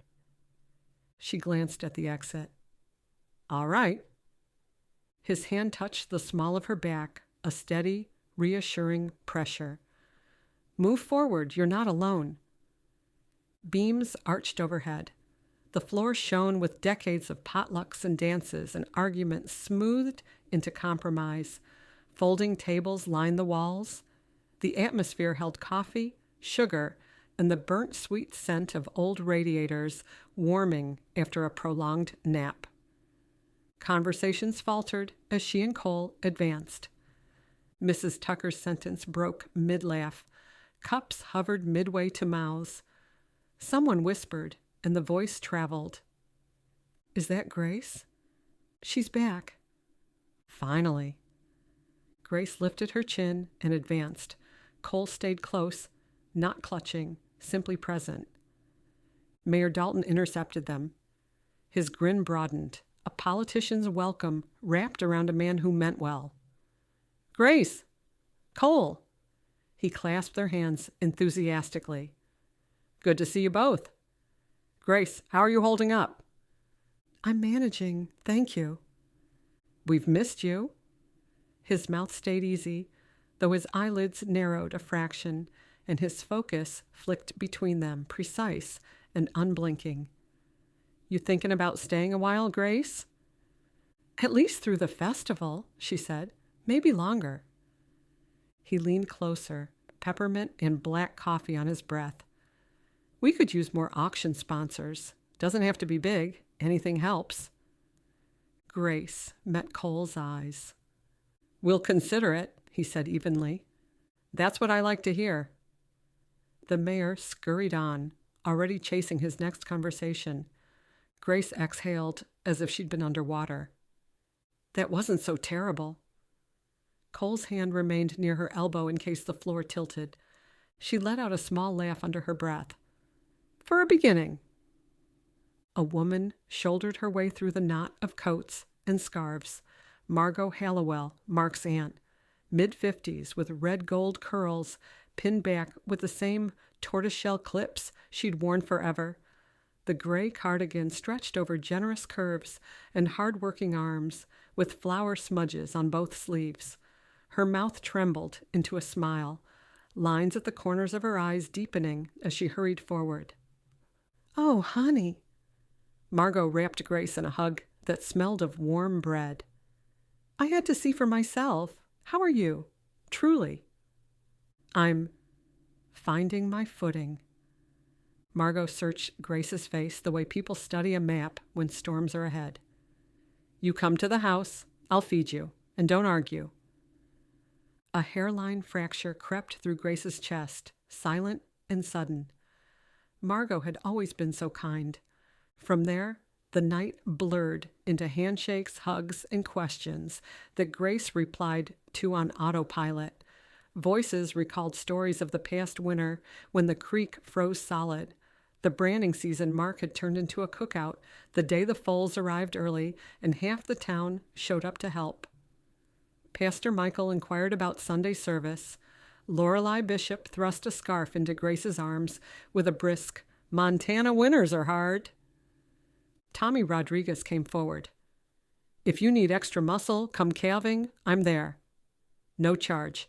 Mark took a chance on me when nobody else would. Let me pass that on. Each expression held variations of the same question. Are you staying? Are you all right? Grace's smile became a habit. Her voice switched to automatic. Cole moved beside her, redirecting nosy inquiries, easing her free from conversations when grief pressed too tight. He was guarding. A few minutes later, while fluorescent lights hummed overhead, Mayor Dalton called the meeting to order. Cole and Grace slipped into folding chairs near the back. Numbers, budgets, logistics washed past Grace. When the festival discussion began, the attendees leaned forward like a congregation expecting a hymn. The mayor opened the floor, and Cole raised his hand. The Double H will donate a weekend horseback riding adventure for 2 in the mountains. Grace spun to stare at him. Murmurs rolled, positive and approving, arms uncrossed, smiles softened. The Double H was no longer a forgotten ranch. We can't afford that, she whispered. We can't afford not to, he answered quietly. We need this town to believe in us. She wanted to argue. He didn't. When the meeting ended, Mrs. Yates pressed a tin of chamomile and lavender tea into Grace's palms. 4 minutes, it helps. Pastor Michael squeezed her shoulder and invited her to church on Sunday. Tommy repeated his offer, earnest as a vow. By the time they reached Cole's truck, Grace's jaw hurt from holding her smile, and she fumbled for the door handle twice before getting it open. They drove without speaking. Stars spilled thick over the sky, icy diamonds scattered carelessly across velvet. At the house, Cole turned off the engine and stayed where he was. Frost crept along the edges of the door frames. What Margot said. She meant it, he began. People aren't angry, Grace. They're relieved. Grace studied the faint reflection of herself in the windshield. Why did you stay? Really, when you could have walked away? You had your own business. You went to school all those years to become a vet. He gazed straight ahead. Somewhere out on the ridge, a coyote cried, faint and lonely. Because Mark asked me to, he said. Some promises don't have an end date. Even when they cost you everything? She asked. Especially then, he replied. She sighed. I'm sorry you had to carry it alone. He reached across the console and brushed his thumb over her knuckles. Brief, almost absent. Fair would have been marked to grow old here. We didn't get fair. He circled the truck and opened her door, the same courtesy he'd shown before. The constancy of his thoughtfulness loosened the tight coil in her chest. The next few days developed their own rhythm. Dawn belonged to Cole and the herd. Grace woke to boot steps on the porch, to the grumble of his truck disappearing down the lane. Coffee steamed on the counter when he returned, the shoulders of his flannel shirt damp where the flakes had melted. Her skin toughened. Her muscles learned the time-honored dances again, the pull of wire, the give of gates, the satisfaction of fixing a broken fence, and seeing proof that it would hold. At night, sleep came fast and heavy, the mercy kind. Somewhere in those hours, the long-standing aimlessness loosened its grip. A week later, Grace hosed barn equipment when a car pulled up, not Diane's black SUV this time, but a silver sedan. A rental, Grace guessed. Diane emerged wearing jeans and boots that were too new, a Patagonia jacket that probably cost more than Grace's truck. No husband. Only her and a thermos she held up like a peace offering. Mrs. Hallowell. Diane's smile was warm. I owe you an apology for last week. I came on too strong. James and the camera were a mistake. Grace set down the clean halter. What do you want? To start over. Diane gestured to the thermos. I brought coffee. The good kind, from that place in Missoula. I hoped we might talk. Not a developer to rancher. Two women who care about this land. Grace told herself to say no. She should tell Diane to leave. But the weeks of calving season exhausted her, and the coffee emitted an amazing aroma. And maybe if she understood what Diane wanted, she could figure out how to fight it. 5 minutes. Grace indicated a hay bale outside the barn, and the women sat. I grew up on a ranch, smaller than this, in eastern Montana. My father worked himself to death to keep it running. Her eyes rested on the pasture. Literally, heart attack at 53, out checking a fence line in a blizzard because we couldn't afford to hire help. I'm sorry, Grace murmured. Diane shifted. My mother sold to developers 6 months later. We got enough money to pay off the debt and send me to college. The land became a housing development. 30 homes where cattle once grazed. I'm not the villain here. I'm trying to give you what we didn't have. A choice. A way out before the bank takes everything. The ranch isn't for sale. Not today. Though, Grace, Diane's voice lowered. I've seen the books and figured out how much you owe. An outstanding balance is coming due. Even if your calving season is ideal and prices hold, you're on track for years of hardly breaking even. One grim winter, one disease outbreak, one injury, and it all falls apart. Grace's grip tightened on the coffee mug. How do you know about that payment? Public records, bank filings. Diane shrugged. I do my homework. I'm offering you cash. Enough to pay off every debt, start fresh somewhere else, or buy a smaller place that's more manageable. I don't want anywhere else. Then take the money and modernize. The Double H has excellent bones, with the right investment. From you. From me, yes, as a partner. You'd keep 30% ownership and have input on all major decisions. Grace got to her feet. I won't sell, and I'm not taking on a partner who plans to convert my ranch into a luxury resort. Diane stood too, her features settling like stone. You're making a mistake. The decision is mine to make. Diane handed Grace her business card. When you're facing foreclosure and have no other options, please call me. The offer will stand for a while. She spun toward the sedan and yanked open the car door. My father died trying to save a ranch that wasn't worth saving. Don't make the same mistake. The engine started. Gravel spat as the car pulled away. Grace clasped the cup in both hands, the steam thinning to nothing. The clock kept changing. Grace lay awake, staring into the darkened bedroom, Diane's voice threading through it. You're losing it anyway. At midnight, strong winds blew across the house. Grace surrendered, padded to the kitchen in flannel pajama pants and an old sweatshirt, and stopped. The light was on. Cole sat at the table, a hand resting on his mug, the other braced on the edge of the wood. His chestnut hair had flattened on one side from sleep. Dark smudges marked the skin beneath his eyes, and the set of his mouth suggested he'd been awake far longer than the coffee. He wore a worn t-shirt, sleeves pushed up his muscled forearms, the fabric clinging at the shoulders. Couldn't sleep? He asked. No. She poured a mug of coffee for herself and joined him.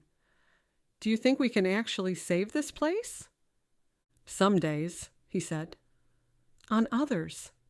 I lock my knees and don't move. I got an email yesterday. A startup in Denver wants me to design their entire brand, logo, website, and marketing. The project will take 6 months. His fingers paused on the rim of his mug. They're offering $20,000, Cole. He swallowed. Accept it. It means I'll be gone when I travel to Denver, she murmured. He exhaled. Yes, but the ranch needs air, and that substantial sum of money is air. She glanced at the clock above the sink. 1:14. What about you? You had a business. He shook his head. I won't start my vet practice on a large scale while this place is standing on borrowed time. The decision slid into place, heavy and inevitable. Then I'll accept. Good. He stood, washed his mug, and left the room. Grace opened her laptop. The screen lit the table. The coffee went forgotten. Outside, the wind scraped along the glass. She had chosen practicality. So why did it feel like a loss? Chapter 4. Grace woke to an empty house. Cole's truck was gone from its usual spot by the barn, which meant he'd left before dawn, probably to check the pregnant heifers in the north pasture or handle some crisis he hadn't shared with her yet. The pot sat cold and unused, which was unusual. He always brewed coffee, even on his earliest mornings. She started a fresh pot, carried her mug to Mark's office, and grabbed a wool cardigan. She set up her laptop in the same spot where she'd balanced her work for years. The Wi-Fi password still taped inside the cabinet door. She connected to Denver on the second try, grateful the signal held. The founders crowded around a single computer. 3 young men hardly old enough to rent a car, their apartment cluttered with cables and empty energy drink cans. Their sentences tripped over each other, enthusiasm spilling faster than they could keep pace with. Fresh, but approachable. Modern, but solid. Innovative, but trustworthy. They wanted magic, wrapped in a logo. They wanted her to sign the contract so that they could get started. Grace smiled, asked the right questions, and took notes. When the call ended, she shut the laptop and squared it with the edge of the table. She nudged it again, aligning it exactly, then stopped. Hands suspended, as if she'd forgotten what came next. Her eyes found Cole in the yard as he reset the fence line. The winter sun grazed the wire, silver flashing and disappearing with each adjustment.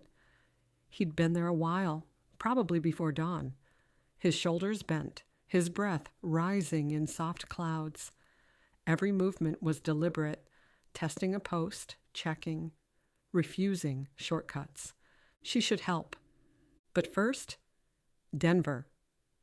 She reopened the laptop, and her cursor hovered over the signature line. 3 months, $20,000. Enough to buy breathing room. She hesitated, then signed, sent, and shut the laptop again before second thoughts gathered. She reached for Mark's coat and stepped outside. The air bit clean across her lungs and snow squeaked underfoot. Somewhere, a hawk rode the sky. Cole was driving a post into frozen ground. His shoulders flexed with each strike, sweat darkening his shirt. When she approached, he paused, mid-swing. "Call's done?" he asked. "Thankfully for now. What can I do?" He tipped his chin toward the upcoming stretch. "I'm finishing this one." "Then I'll start ahead of you." The wire cutters burned through her gloves with cold. She twisted strands, careful not to let them whip back. Angle, cut, pull.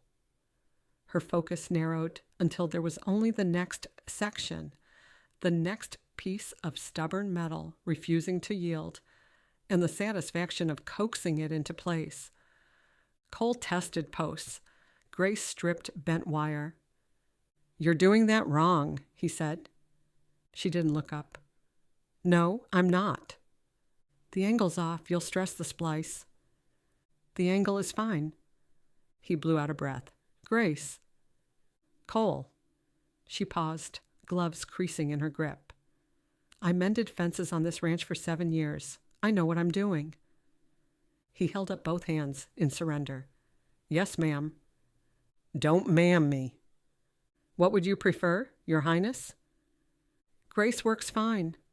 She yanked the wire, taut with more force than necessary. "Or, you're right, Grace. The angle is perfect." "The angle is adequate." "Adequate? It's more than adequate." "High praise, coming from me." She shook her head. "Your standards must be in the basement." "Sub-basement, actually." He crouched beside her and tested the tension, then smiled. The warmth in his expression caught her off guard. "It's good work." "Was the compliment so hard?" He grinned. "Excruciating."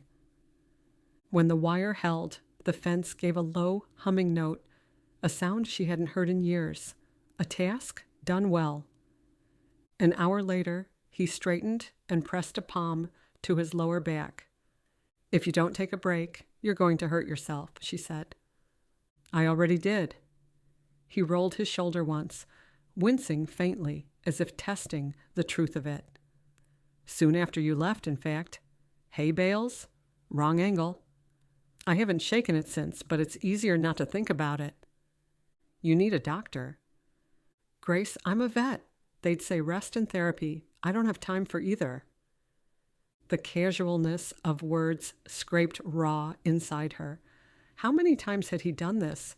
Swallowed pain and pushed through because no one else was there. "When Denver pays," she said, "you're getting help. Non-negotiable." "I'll think about it." His mouth crooked. "Bossy suits you, by the way." They worked until the light shifted, gold deepening to amber, shadows stretching long across the snow. Her fingers had gone numb. Cole collected their tools, then fell into step beside her, slowing his stride to match hers. "I'm making pot roast tonight," she said. "Mark's grandmother's recipe." He stopped walking. His gray eyes held the depth of Riverstone, steady and sincere. "Yeah, sounds good." She heard what he didn't voice. "It matters. It hurts a little. And it means more than I can say without breaking open." By 6, she couldn't walk through the house without her mouth watering. The beef had gone tender hours ago. Now it was absorbing, soaking in wine and thyme until the entire house tasted of comfort. Grace carried the good plates to the dining room, the cream-colored china, the set Mark's grandmother had given them when they married.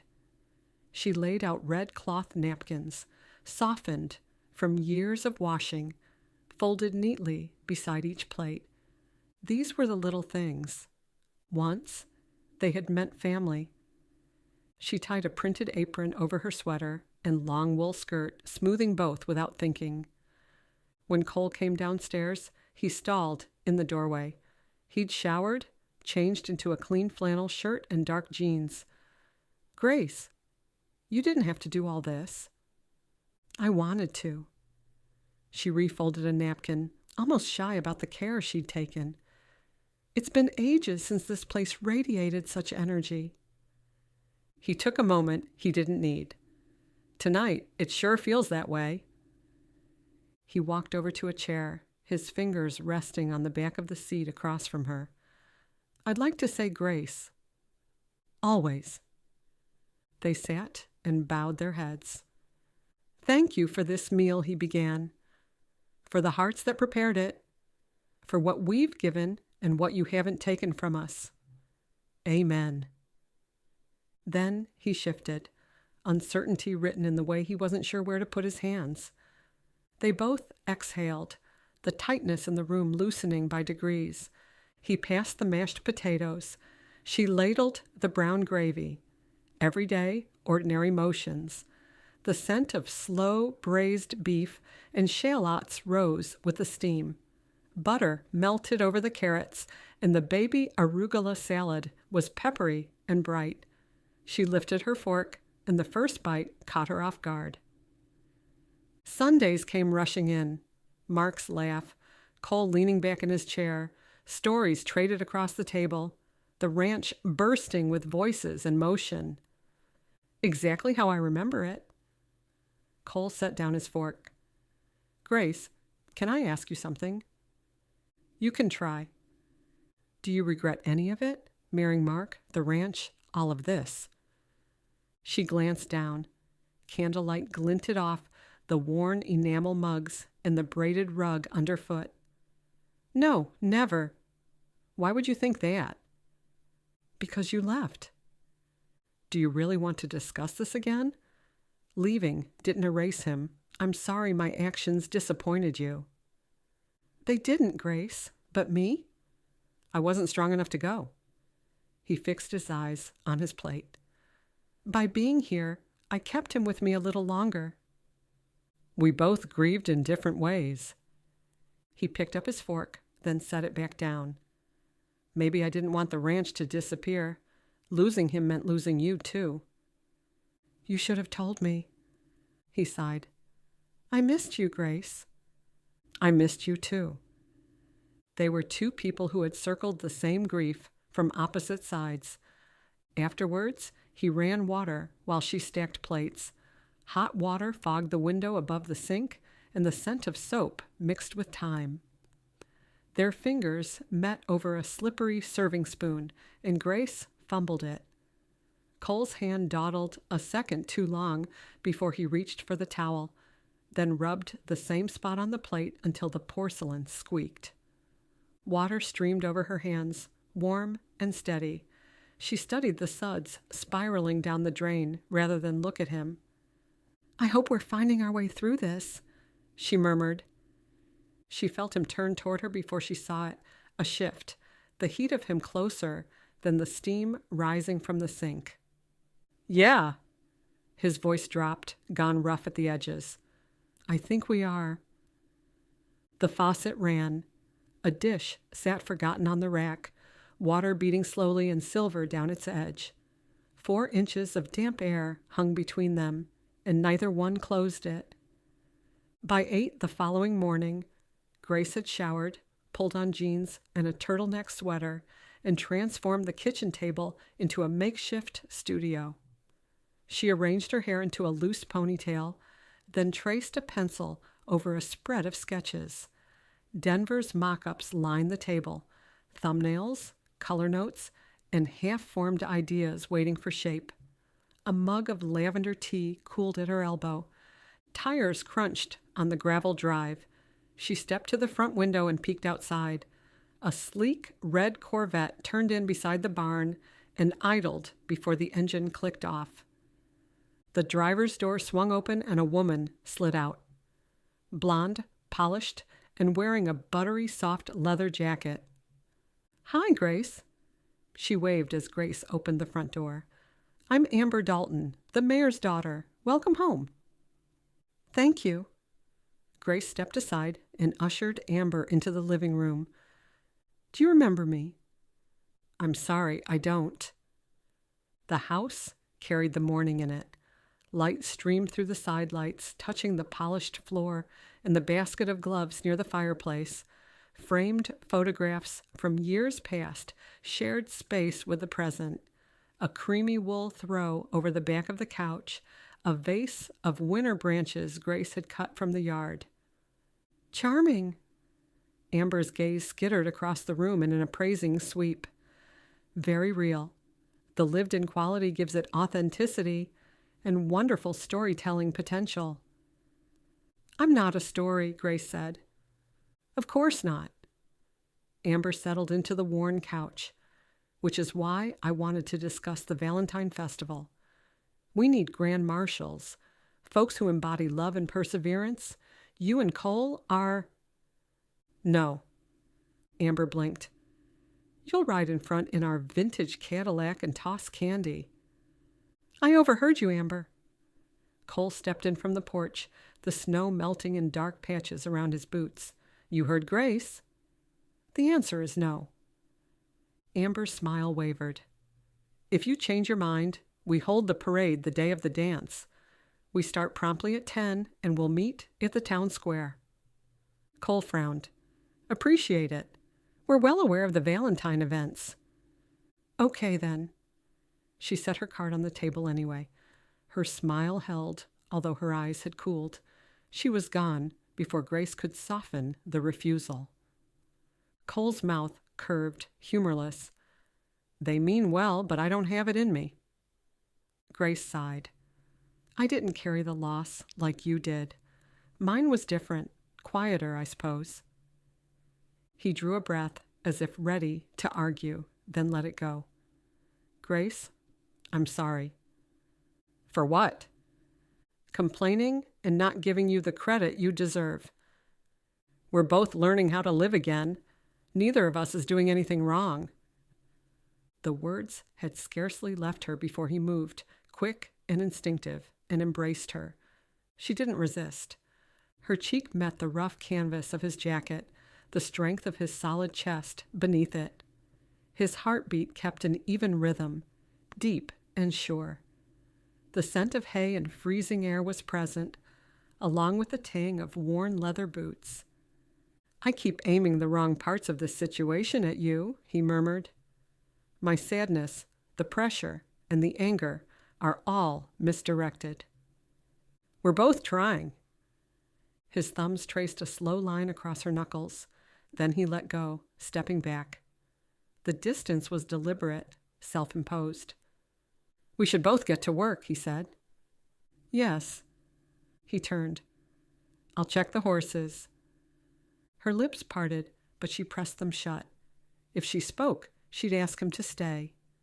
He stepped out the door, and the house swallowed his departure, leaving only the hush of the day.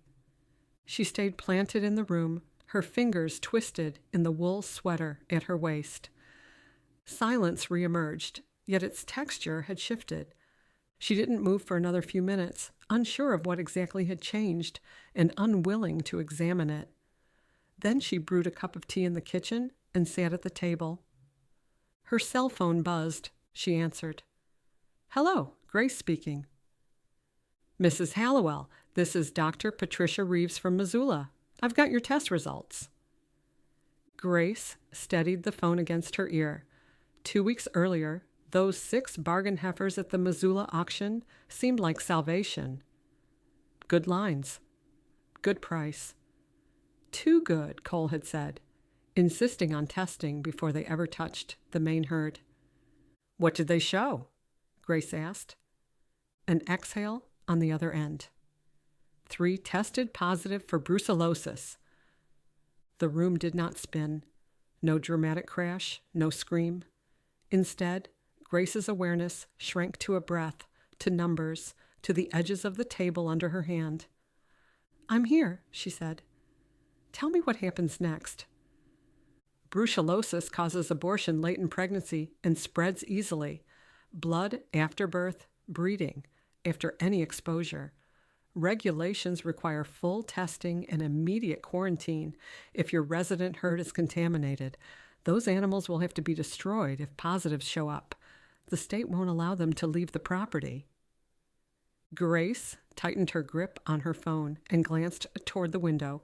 The pasture lay motionless beneath a bleached winter sky. Cattle grazed, their breath puffing steam. Ordinary, safe, deceiving. Your late husband's testing protocols and Cole's insistence may have bought you time, Dr. Reeves continued, in the tone of someone used to bearing bad news. Had you not isolated these girls, the infection might already be throughout your herd. Mark Cole. The two of them stubborn in all the right ways. We'll drive to your ranch shortly, the vet finished.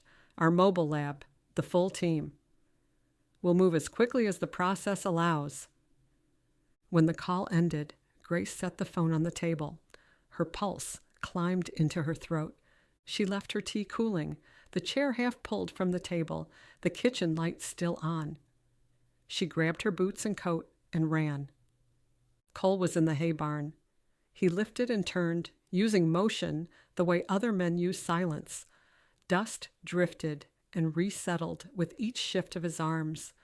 The scent of dried grass and leather grounded her. He swiveled when she rushed inside the barn. The bale slipped from his grip, scattering hay across the boards. He was beside her in 2 strides. He'd picked up on her concern. "What is it?" He held her wrists. "Tell me." 3 heifers tested positive for brucellosis. She flexed her fingers at her sides. "The vet's mobile lab from Missoula is coming today. Full testing." He drew in a breath through his teeth. "If it's reached the herd..." A cow called, low and restless. Pigeons rustled along the rafters, ordinary, unaware that the earth below them had shifted. "We're not guessing." His gaze cut toward the open barn doors in the pasture. "We isolate those 3 in the north paddock. No shared water, no shared feeding equipment. Everything they've touched gets disinfected. I'll log it all for the state inspector." "Tell me what I should do." "Stay beside me," he said. The next few hours became a sequence of tasks. Roping off the north paddock, moving the infected heifers, their hooves slipping nervously in the mud. Cole disinfecting halters, gates, bikes, boots, and anything that might have brushed against contamination. He worked with grim precision, the trained veterinarian resurfacing beneath the rancher. By mid-afternoon, the mobile lab rumbled up the drive, white, boxy, and impersonal. Dr. Reeves and her assistants unloaded coolers, vials, and paperwork. Then came the cattle chute. Each animal pressed through, impatient or confused. Some balked, some bawled and kicked. The vet was quick, needle after needle, labels strapped to vials. Grace stood beside Cole until her feet ached, eyes fixed on the outbreak that might decide their lives. Cole said nothing. He observed with the expert calm of someone who'd learned when to wait. Every few minutes, his gaze flickered toward her, as if to be certain she was still upright. 4 hours passed, an unraveling of hope and endurance. When the last gate clanged shut and the unit departed, night was climbing the sky. The cold cut through her coat, and she shivered. "Let's get you inside. You're frozen straight through." He touched her arm. "We did everything we could."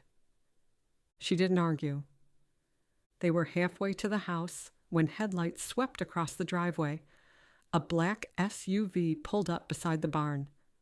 Diane Johnson. Dread settled deep. "No, not now," Grace whispered. Diane emerged, her expression arranged in sympathy. She dressed down, wearing designer jeans, a cashmere sweater, expensive boots. "Grace, Cole." She approached slowly, like someone approaching a spooked horse. "I heard about the brucellosis scare." The whole county knows the mobile lab was here today. How did you... Grace stopped. It didn't matter how Diane knew. She always knew. I'm sorry. I realize how devastating this is. The results aren't in yet, Cole said, his hand finding the small of Grace's back. The herd could be clean. Of course. I hope it is. Diane pulled an envelope from her designer bag. I wanted you to have this, just in case. She held it out to Grace. Grace didn't take it. What is it? An offer in cash. I'll buy the Double H as is, quarantine and all. No contingencies, no inspections. Thousands of dollars, more than enough to pay off every debt, to start over somewhere safe, somewhere easier. You walk away with no more worries, Diane continued. No destroyed herd, no foreclosure, no bankruptcy. You take the money and build a new life without all this. She gestured at the ranch. Heartbreak. Get off my property. Grace, please. I said, get off my property. The tremor in Grace's throat betrayed her. We don't even have the test results yet. You're standing here like a vulture, waiting for us to fail. Diane's sympathetic mask slipped slightly. I'm trying to help. If those results come back positive, the cattle, the ranch, and years of work are gone. I'm offering you a way out. We don't want your way out, Cole said. You might not have a choice. Diane's tone sharpened. How long can you survive? A month? 2? The bank won't wait forever. The herd is clean, Grace put in. It has to be. If it's not? Diane advanced a step. What then? You've already lost Mark. Are you willing to lose his legacy too? To watch the bank take all he built because you were too stubborn to accept help? This isn't help, Cole said. This is opportunism. Call it what you want. Diane tucked the envelope back into her bag. When this all falls apart, and Grace, it will fall apart. Don't say I didn't try to save you. She marched to her SUV, then halted with her hand on the door. I watched my mother bury my father, then sell everything at auction for pennies on the dollar. Her eyes met Grace's. Don't make the same mistake. Sometimes loving something means knowing when to let it go. The engine started. Diane drove away slowly, deliberately, her taillights disappearing into the dark. Grace stood in the driveway, shaking from the chill, from exhaustion, from the doubt Diane had planted. Cole's arm came around her shoulders. Don't listen to her. What if she's right? She's not. What if? Grace, whatever happens, we'll handle it. Okay. The word cost her, cold and heavy in her chest. At the house, Grace kicked off her boots and flexed her toes, pins and needles rushing through her. She slipped out of her coat. Cole did the same, stacking his boots heel to toe. Neither of them spoke. The living room smelled of pine sap and ashes. The stone hearth caught fire reluctantly, then burst into color with Cole's coaxing. Sparks climbed the chimney and disappeared. He went to the kitchen and set the kettle on the stove. While it heated, he pulled a loaf of grain bread from the counter drawer and cut thick slices, then opened a jar of peanut butter and a second of strawberry preserves. Grace arranged plates. Hunger made them efficient. They carried the sandwiches and mugs of green tea into the living room once the boiling water had been poured. The couch dipped beneath them, comfortable and forgiving. A folded wool blanket lay over the wooden arm, creased from use. Mail and a pair of leather gloves crowded one end of the coffee table. Grace took a bite of her sandwich, then sipped her tea. The heat from the mug soaked into her palms, easing the throbbing in her fingers. She followed the flames until the shapes distorted. I'm terrified. Cole didn't offer reassurance. He simply waited. She set down her mug. I don't know how to hold anything still. If the ranch goes, it feels like Mark goes with it. His entire life is erased. Grace, people don't measure others by what remains after they're gone. They're measured by who loved them and who they loved back. Love doesn't vanish. I wake up and forget he's gone. She rested her head on his shoulder. Then it hits me, and I can barely take another breath. How does anyone live with that? His thumb brushed absent circles along her palm. I'm living with it too, and yet we're both here. I've missed you, Cole. The words slipped out before she could catch them. His shoulders locked. I haven't gone anywhere, he murmured. She tilted her face up. Haven't you? Being near you is like playing with a fire I can't control. Frankly, wanting you scares me more than losing this ranch. Grace took a pause. Our relationship scares me too. I care about you, Grace, more than I have any right to. Every time I reach for you, I see Mark's face and wonder if I've betrayed him. She met his eyes, aware of how close he was. What if loving again isn't betrayal? What if it honors what love taught us? I don't know how to make peace with that. He drew a wool blanket over her knees, careful and tender. Her phone buzzed, and the caller ID flashed across the screen. Dr. Reeves. Grace put the phone on speaker. Hello, Dr. Reeves. I'm here. Preliminary tests are back. The preliminary tests confirmed that the 3 heifers are positive, as expected, though Dr. Reeves hesitated. We found one irregular result in your main herd. A cow tested reactive. What does that mean? Grace asked. It could be a false positive. We see them occasionally with brucellosis testing because of stress, recent vaccination, or even lab error. And we'll retest. If it comes back clean, you're in the clear. If not, Dr. Reeves trailed off. Grace and I will manage, Cole said. Thank you, Dr. Reeves. After the call ended, they sat in silence. Outside, a coyote howled, thin and mournful. If we can't generate income, Grace whispered, we'll figure something out. Though his eyes stated what his mouth wouldn't, hopefully. The notice arrived immediately on official state letterhead. The words, bovine brucellosis, property under quarantine, stamped in red across the top. Cole nailed the notice to the gatepost, as required by law. Every rancher who drove past would see it. Every neighbor would know. The Double H was infected. Or might be. The distinction hardly mattered when the result was the same. Isolation and suspicion. He strode back inside and didn't meet her gaze. It's done, he said. I saw. They moved around each other carefully, finding tasks that kept them in separate rooms. Grace buried herself in the ranch ledger, running numbers she'd already run a dozen times, searching for money that didn't exist. The cattle sale might cover the gap, though they couldn't sell cattle under quarantine. She pressed her palms against her eyes to soothe the pounding in her temples. Chapter 5. The days before the Valentine Festival arrived like a storm front. Freezing temperatures tracked in from the mountains and never lifted, needling the skin and turning every breath into a thin ache. 3 heifers calved early.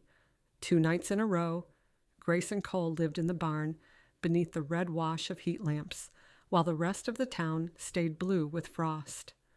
Grace answered client emails between contractions. The cows, not hers. Her phone tucked inside her coat to keep the battery from dying in the cold. One message sent at 2 a.m. Revision attached. Apologies for the delay. A calving emergency. The client in Seattle probably assumed she was joking. Plus, the quarantine complicated everything. Normally, Cole would have arranged for extra hands during the worst of calving season.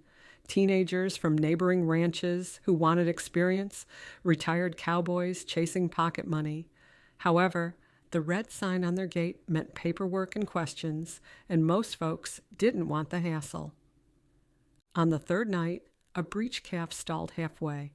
Grace braced her boots, her fingers numb inside rubber gloves, her shoulders burning. Cole stood close enough that his sleeve touched hers. "Easy, you've got it." His voice remained calm. "One more pull. There." The calf slid free in a rush of steam and straw. For one endless beat, nothing moved, and then the tiny chest convulsed, drawing its first breath. Grace pressed her forearm across her eyes and laughed, shaky, somewhere between relief and a prayer. "Thank you, Lord," Cole whispered.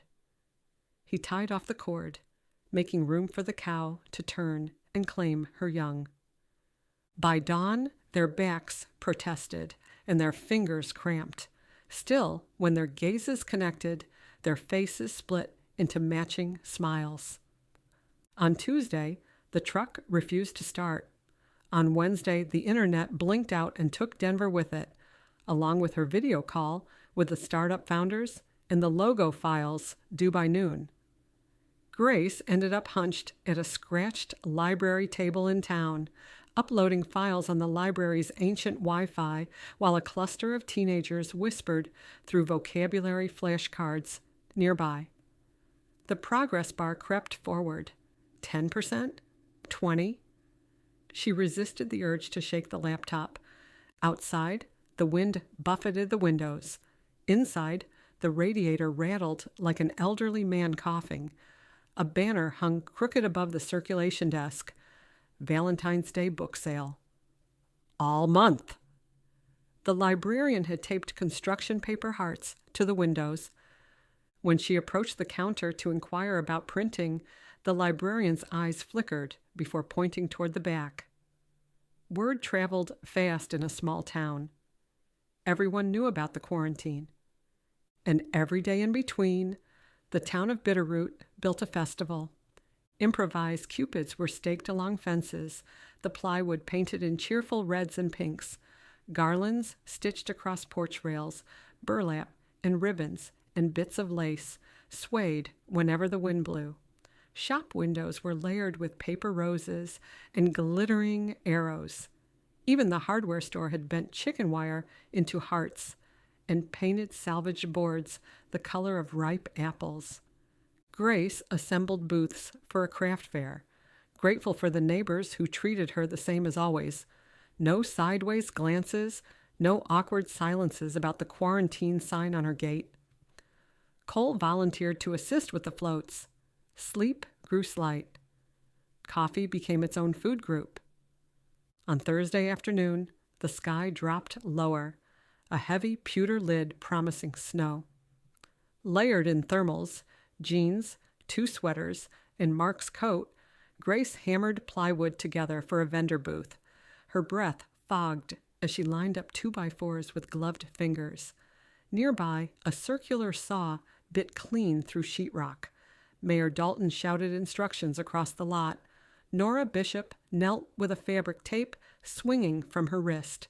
Tommy Rodriguez fed another board through the sawhorses. Fresh cut wood scented the air, and snow waited at the edge of town, biding its time.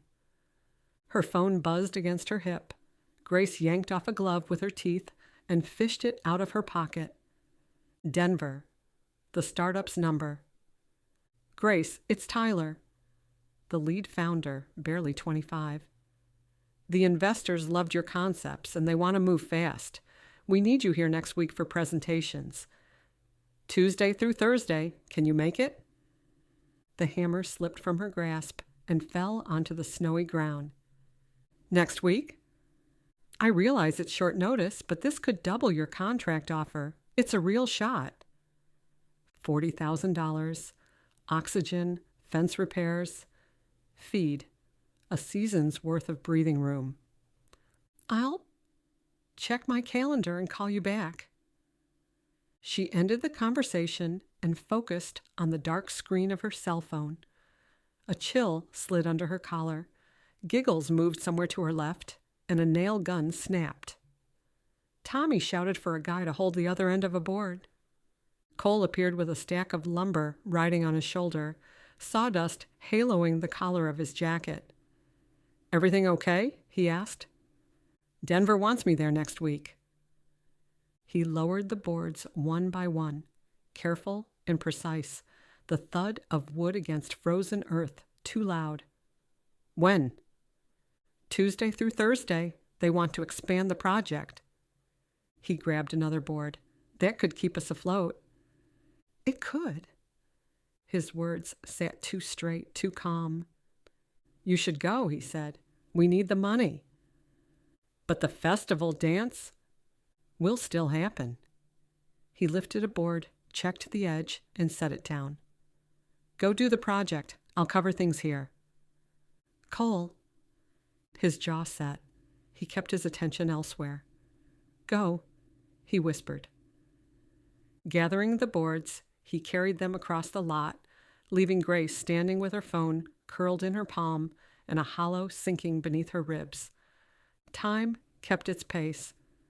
Nora calling out a number, the saw whirring again, the mayor's instructions booming, and none of it slowed for the decision she hadn't meant to make. By evening, the house held a different quiet. Grace claimed the kitchen table, the Denver files glowing blue on her laptop screen.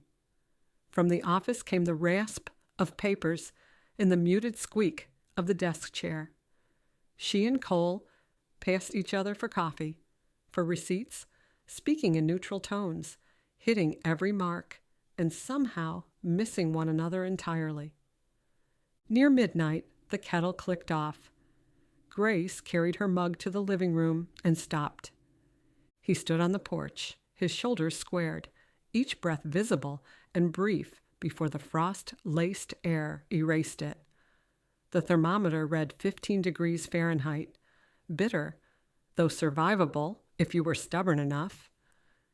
She grabbed the patchwork quilt from the couch and ventured outside. The wind bit at her face, while the stars burned hard and clean above them. "You'll freeze," she said, draping the quilt over his shoulders. "I needed some air." She tugged the other edge of the quilt closer to her, their arms connecting beneath the shared weight. For a minute, neither spoke. From the trees, an owl hooted. "You're angry," she said. "About Denver." "Why would I be angry?" "Then what?"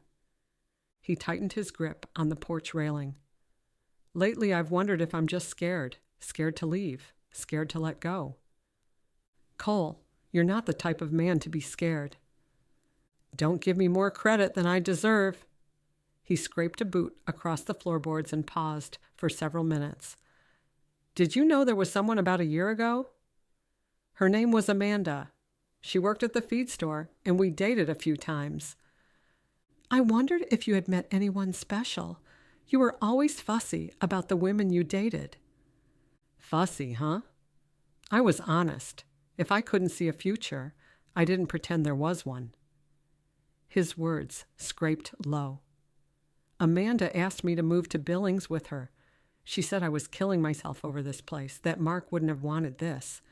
It's possible she had a valid point, but I couldn't do it. I couldn't leave. So she left instead." "When?"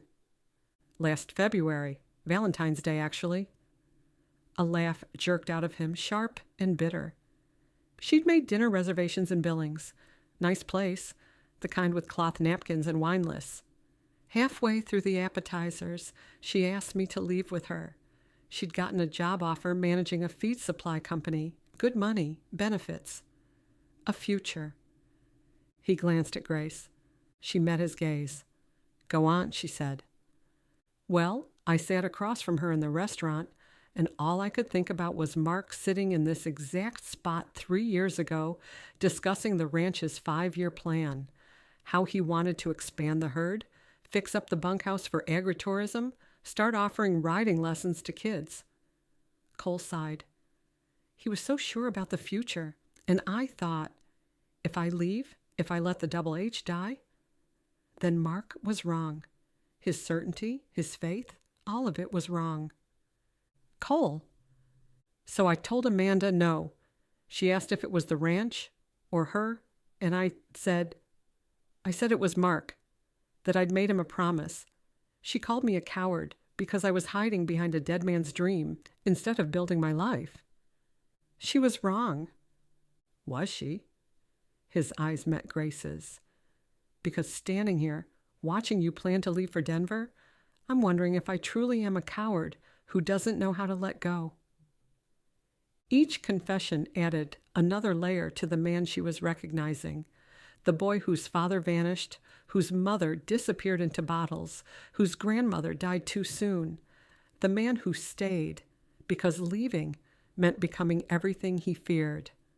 He blew out a breath and murmured, "You come back, and now this ranch is more than an obligation. So yeah, you leaving again, even for work, reminded me what it was like when you left.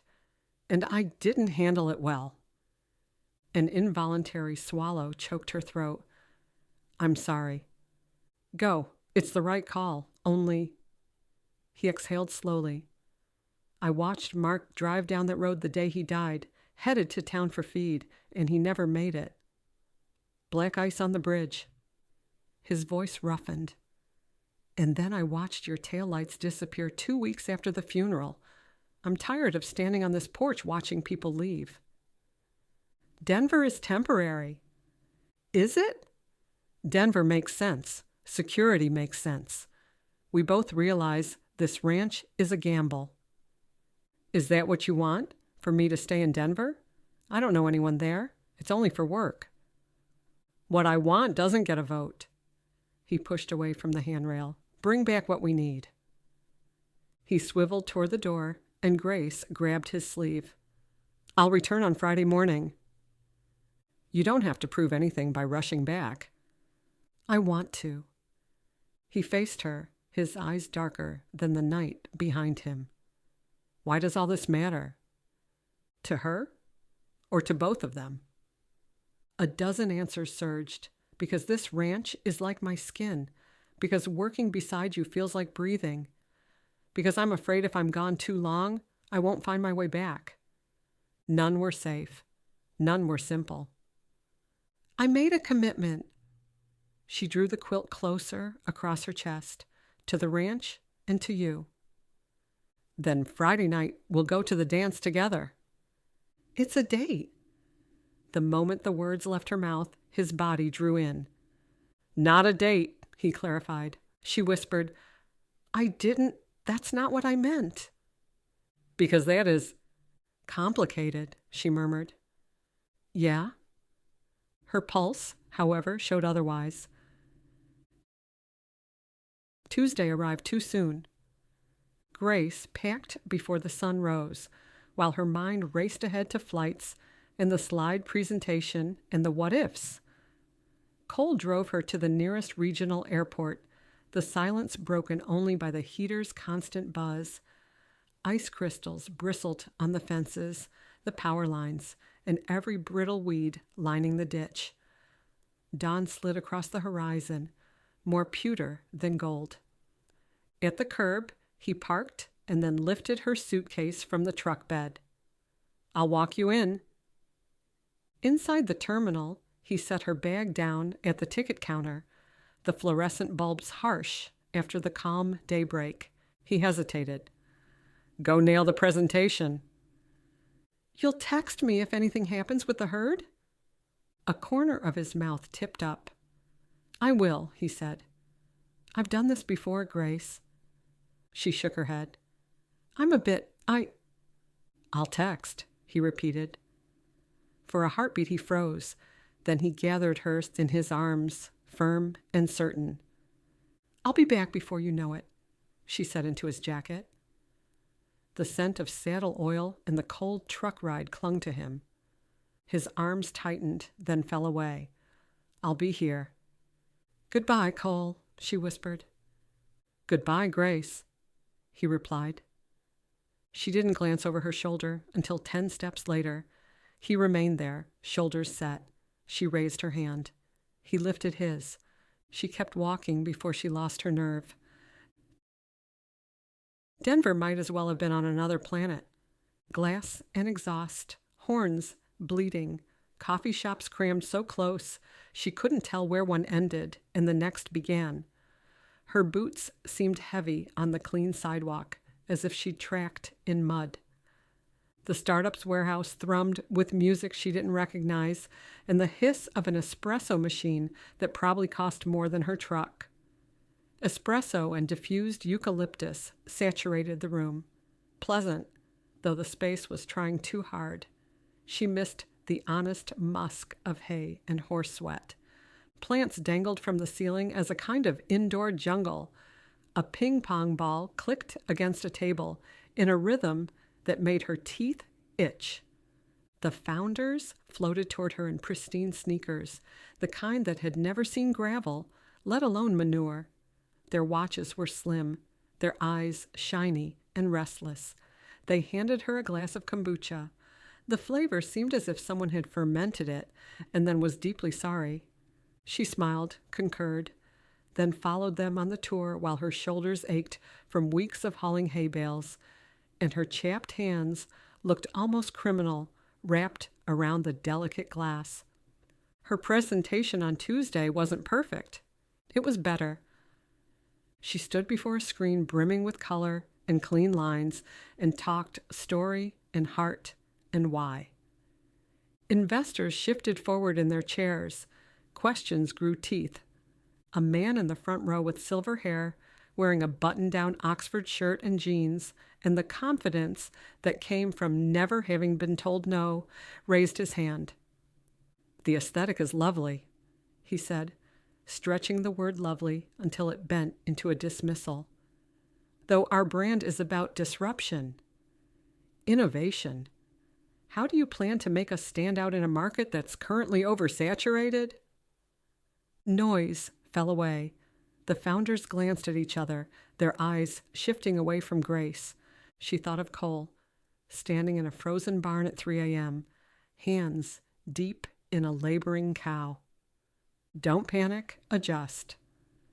SAFE would give you what every other startup in this city already has, Grace replied.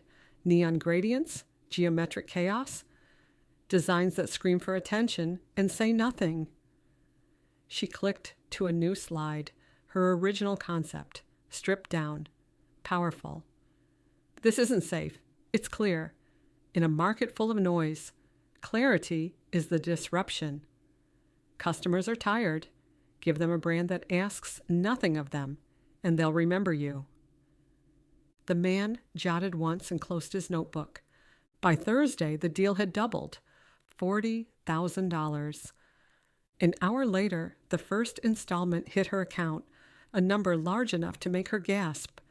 It should have felt like triumph. Instead, she refreshed her messages, scanning for more than the quick updates from Cole. 2 calves. Gate fixed. Snow coming. Nothing else.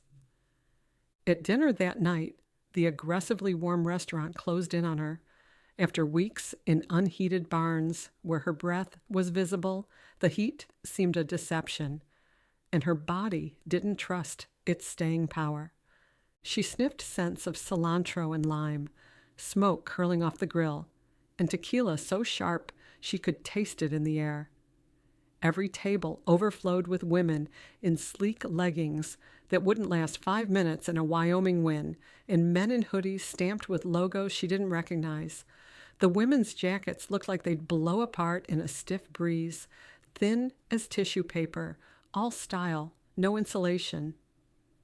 These people had never had to layer thermals under thermals to feel their fingers. Everyone chatted in a language of funding rounds and engagement metrics that made cattle futures sound like poetry. They used the same intensity that ranchers used to debate hay prices and breeding lines. Except Grace understood hay prices. These were conversations spoken in code, urgent code that had absolutely nothing to do with her life. A playlist hummed beneath it all. Midnight City by M83, then Dreams by Fleetwood Mac, one easing into the next, and then a flash of red near the window. That shade of auburn highlighted bob, the firmness of a jaw Grace recognized anywhere. Lily sat at a corner table, wine glass held like a prop, her thumb scrolling her phone with the same laser focus she'd once used to memorize case law, the same intensity that made people either like her or run in the other direction. Grace's chest gave a sudden ache. She hadn't realized how much she'd missed her sister. When Grace eased into the seat opposite her, Lily's gaze drifted upward, and she smiled. "How was the deposition?" Grace asked. 6 hours of corporate executives pretending they don't remember signing things. Lily lifted her wine glass. "Lucky for us both that their headquarters are in Denver. Otherwise, I'd have driven to Montana to interrogate you in person." "You probably would have." "Without hesitation." Lily studied her across the table, the courtroom mask giving way to the sister underneath. "You seem different," she said. "Different how?" "I'm not sure. Let me figure it out." Lily flagged down their server, a young woman with a septum piercing and an asymmetrical haircut who called them folks, and recited the specials in a monotone that suggested she'd done this 17 times already tonight. Grace ordered the fish tacos. Lily chose a deconstructed poke bowl. "So," Lily began the moment the server left, "how did the meeting go?" "Good. Great, actually." "A relief, I'm sure. So ranch life again, huh?" Grace traced condensation down the side of her water glass. "We'll make it through calving now. The Denver contract will cover—" "Wait," Lily held up a hand. "Back up. You texted me about a quarantine last week and then went radio silent. What's happening?"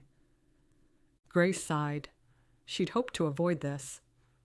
3 of the heifers we bought at auction tested positive for brucellosis. The main herd is clean. We got those results back, but the state requires a quarantine anyway. It won't lift until mid-April. "When is the bank payment due?" "Fairly soon." Lily peered at her. "Grace, if the quarantine lifts on schedule, we can make the late May sale in Billings. It'll be tight, but—" "That's a lot of ifs." "All I've got." Lily took a long sip of wine. "That's not what I asked, though." "What?" She drew her chair closer to the table. "I asked about you." Her manicure was flawless, her blazer cut so stylishly that it would cost more than a month of feed, and she held her wine glass by the stem, the correct way, the way their mother had taught them, though only Lily had remembered. She embodied everything Grace had attempted to be and couldn't achieve, yet the tension in her eyes betrayed her efforts. "Don't worry about me," Grace assured. "You've checked your phone 4 times since you sat." Grace set her phone face down. "It's a ranch. There are 2 of us running it." "Uh-huh. How exactly does that work? The living arrangements?" "What do you mean?" "You're living with Mark's best friend in the house you shared with your dead husband. I'm asking how that's working out for you psychologically." Grace's chin lifted a fraction higher. "We're running a business together. Cole is staying in a separate bedroom. Totally professional." "Professional?" Lily's eyebrow arched. "Is that how you're referring to your arrangement?" "What are you saying?" "You've mentioned Cole's name about 15 times in the last 3 phone calls. Your voice goes soft when you talk about him." Grace pivoted the conversation. "How's Todd?" "We're not talking about me." "We never do." "Because there's nothing to talk about." The words came out too fast. Lily recovered with a smile, then let it go. "I'm managing. You're the one living on a frozen ranch." She stopped as the server arrived with their food. Grace glanced at her fish tacos, exquisitely plated, artfully arranged microgreens, nothing like the real food she ate at the ranch. She missed Cole's simple cooking, even the toast. missed sitting across from him at the scarred kitchen table, discussing fence repairs and cattle prices, or nothing at all.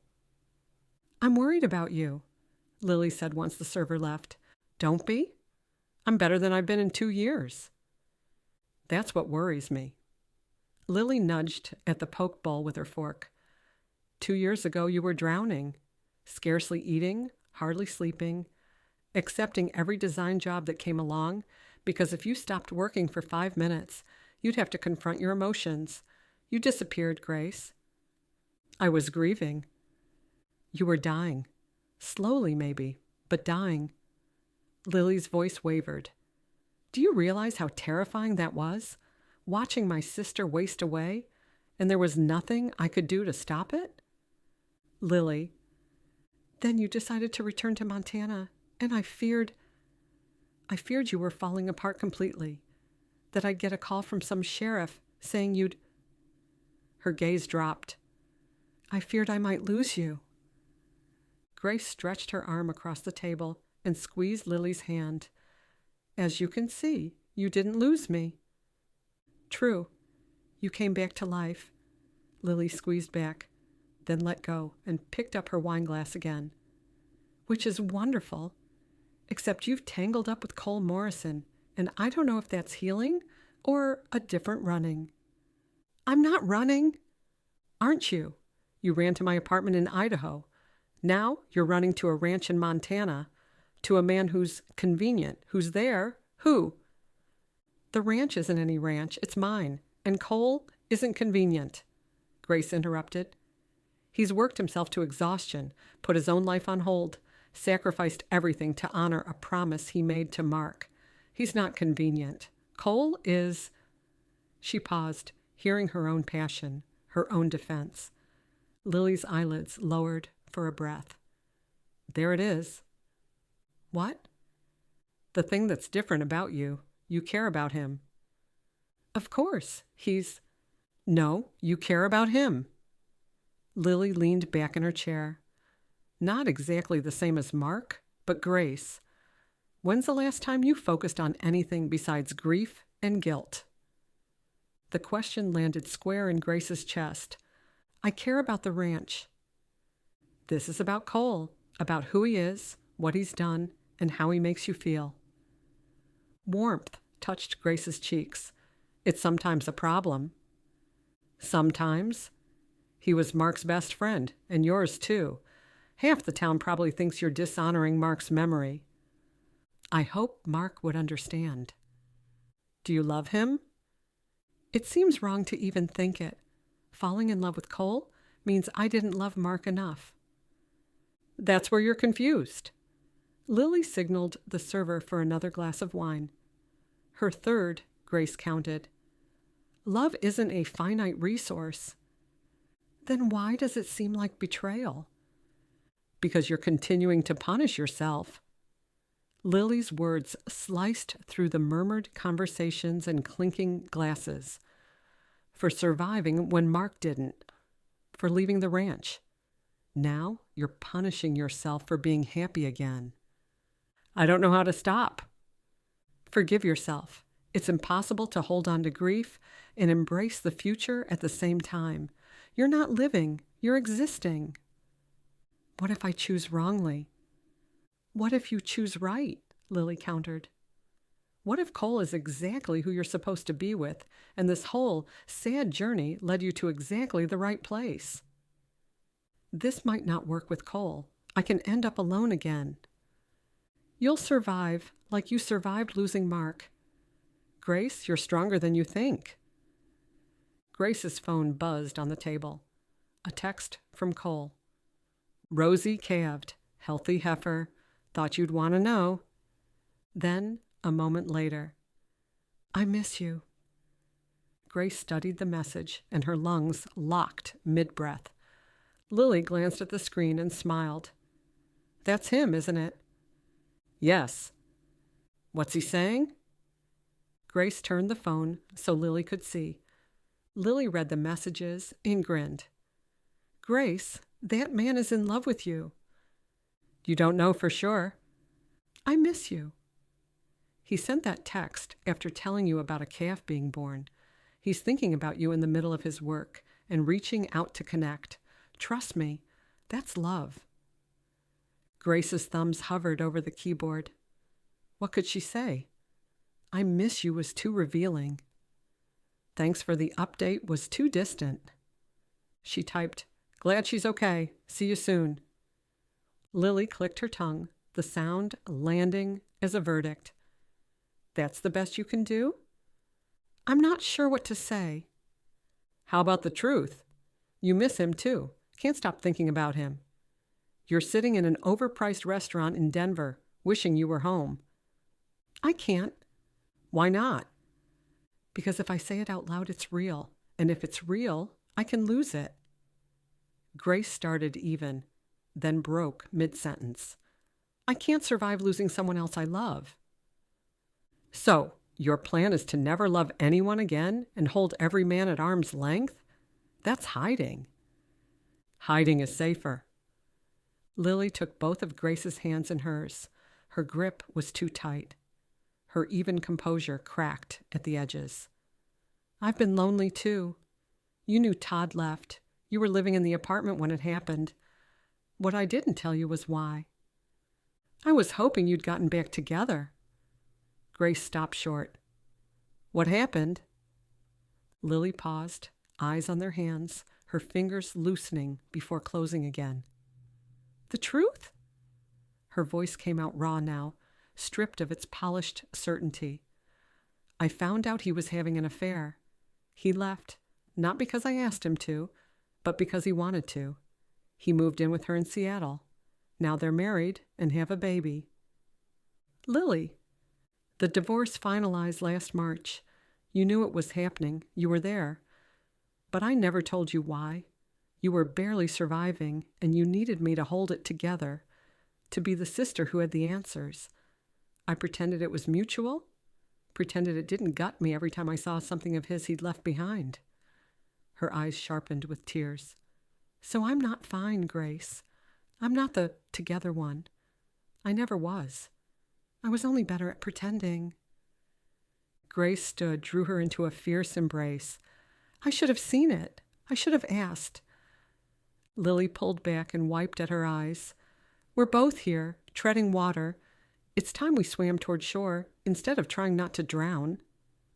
"What does that look like?" "For me, it's meant therapy. I've considered online dating." Lily smiled through tears. "For you?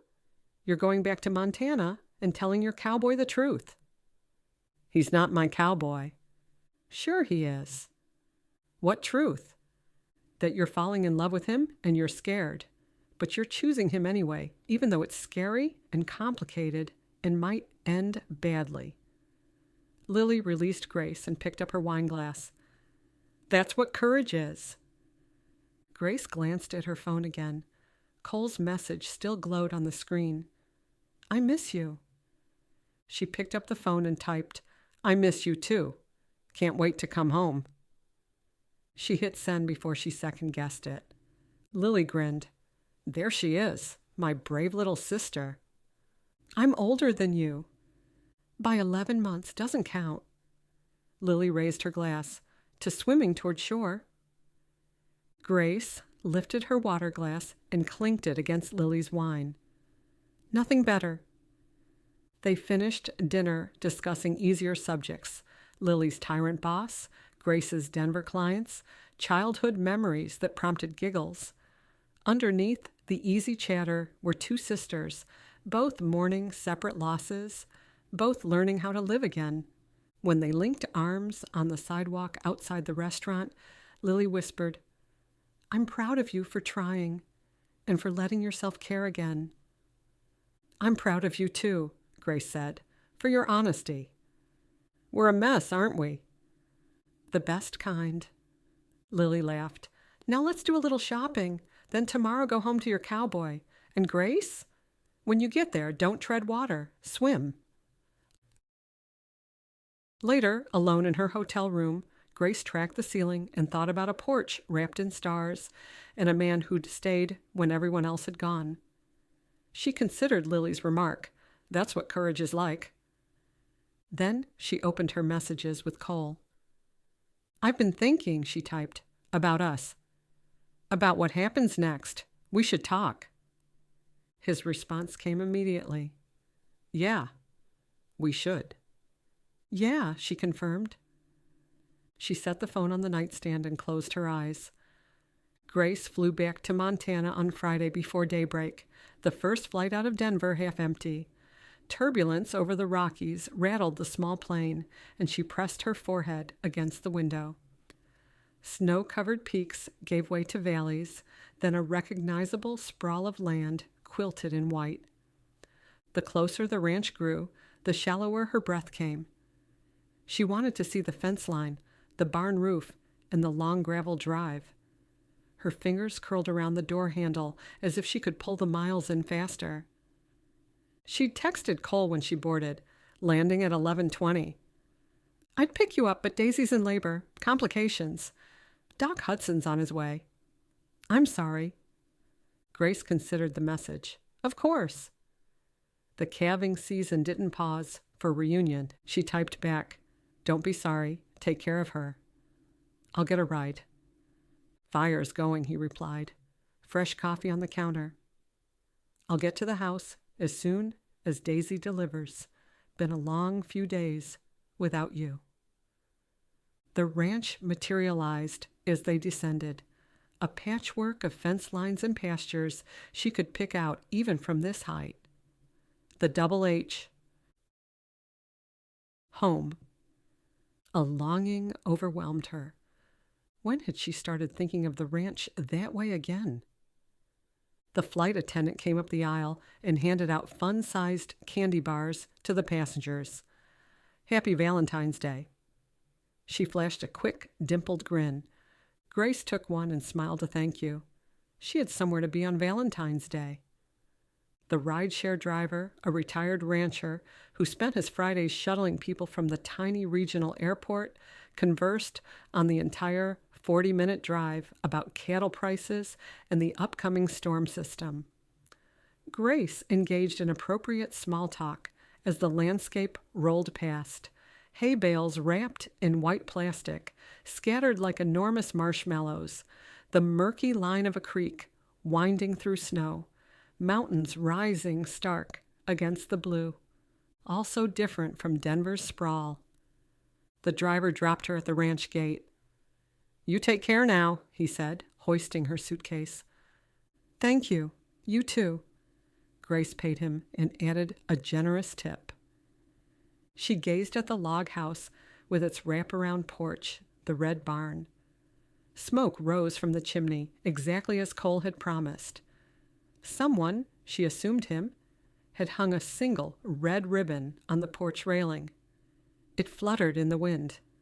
An acknowledgement. I know what today means. I'm here. She changed out of Denver's ruffled blouse and wool skirt, then pulled on jeans, a fleece sweatshirt, and Mark's coat. Ponytail, clean face, boots laced tight, cheeks touched with color, a scatter of freckles she'd forgotten she had, and wisps of dark hair escaping at her temple. She considered herself in the hallway mirror. She belonged again. The sun burned against the snow. She cut across the yard, her breath rising in white plumes. Cole stood outside the barn, washing his hands and forearms in the outdoor spigot. His shirt was off despite the cold, draped over the fence rail. Blood streaked his jeans and boots. As she approached, his face broke open into a wide smile. You're back. She forgot what she'd been about to say. Water ran over his reddened forearms. His chest was bare despite the cold, broader than Mark's had been, more solid, a build that came from throwing hay bales and wrestling cattle. She forced her eyes back to his face. How's Daisy? Good, and the calf's good. Breech presentation, but we got him turned. He shut off the water and reached for his shirt. Doc Hudson just left. I was about to come find you. I came to find you first. His eyes held hers, gratitude there and relief, and an interest that stole a breath she hadn't meant to lose. He pulled his shirt on but didn't button it, water still beating on his chest. "How was Denver?" "Tiring." Grace drifted closer. "How long were you out here?" "Since 4 this morning." "Thankfully it's done, and they're both fine." He ran wet fingers through his hair, leaving it standing in dark spikes. "Any news on the contract?" Grace couldn't help it. She grinned. $40,000. I couldn't wait to tell you." He crossed to her in 3 strides and lifted her clear off the ground. His laugh rumbled through his chest, unguarded and genuine. "Cole, you're soaking wet." "I don't care." He spun her once before setting her down, his fingers lingering at her waist, drops of water from his hair falling onto her shoulder. His shirt hung open, and the wetness pressed against her coat. 40,000.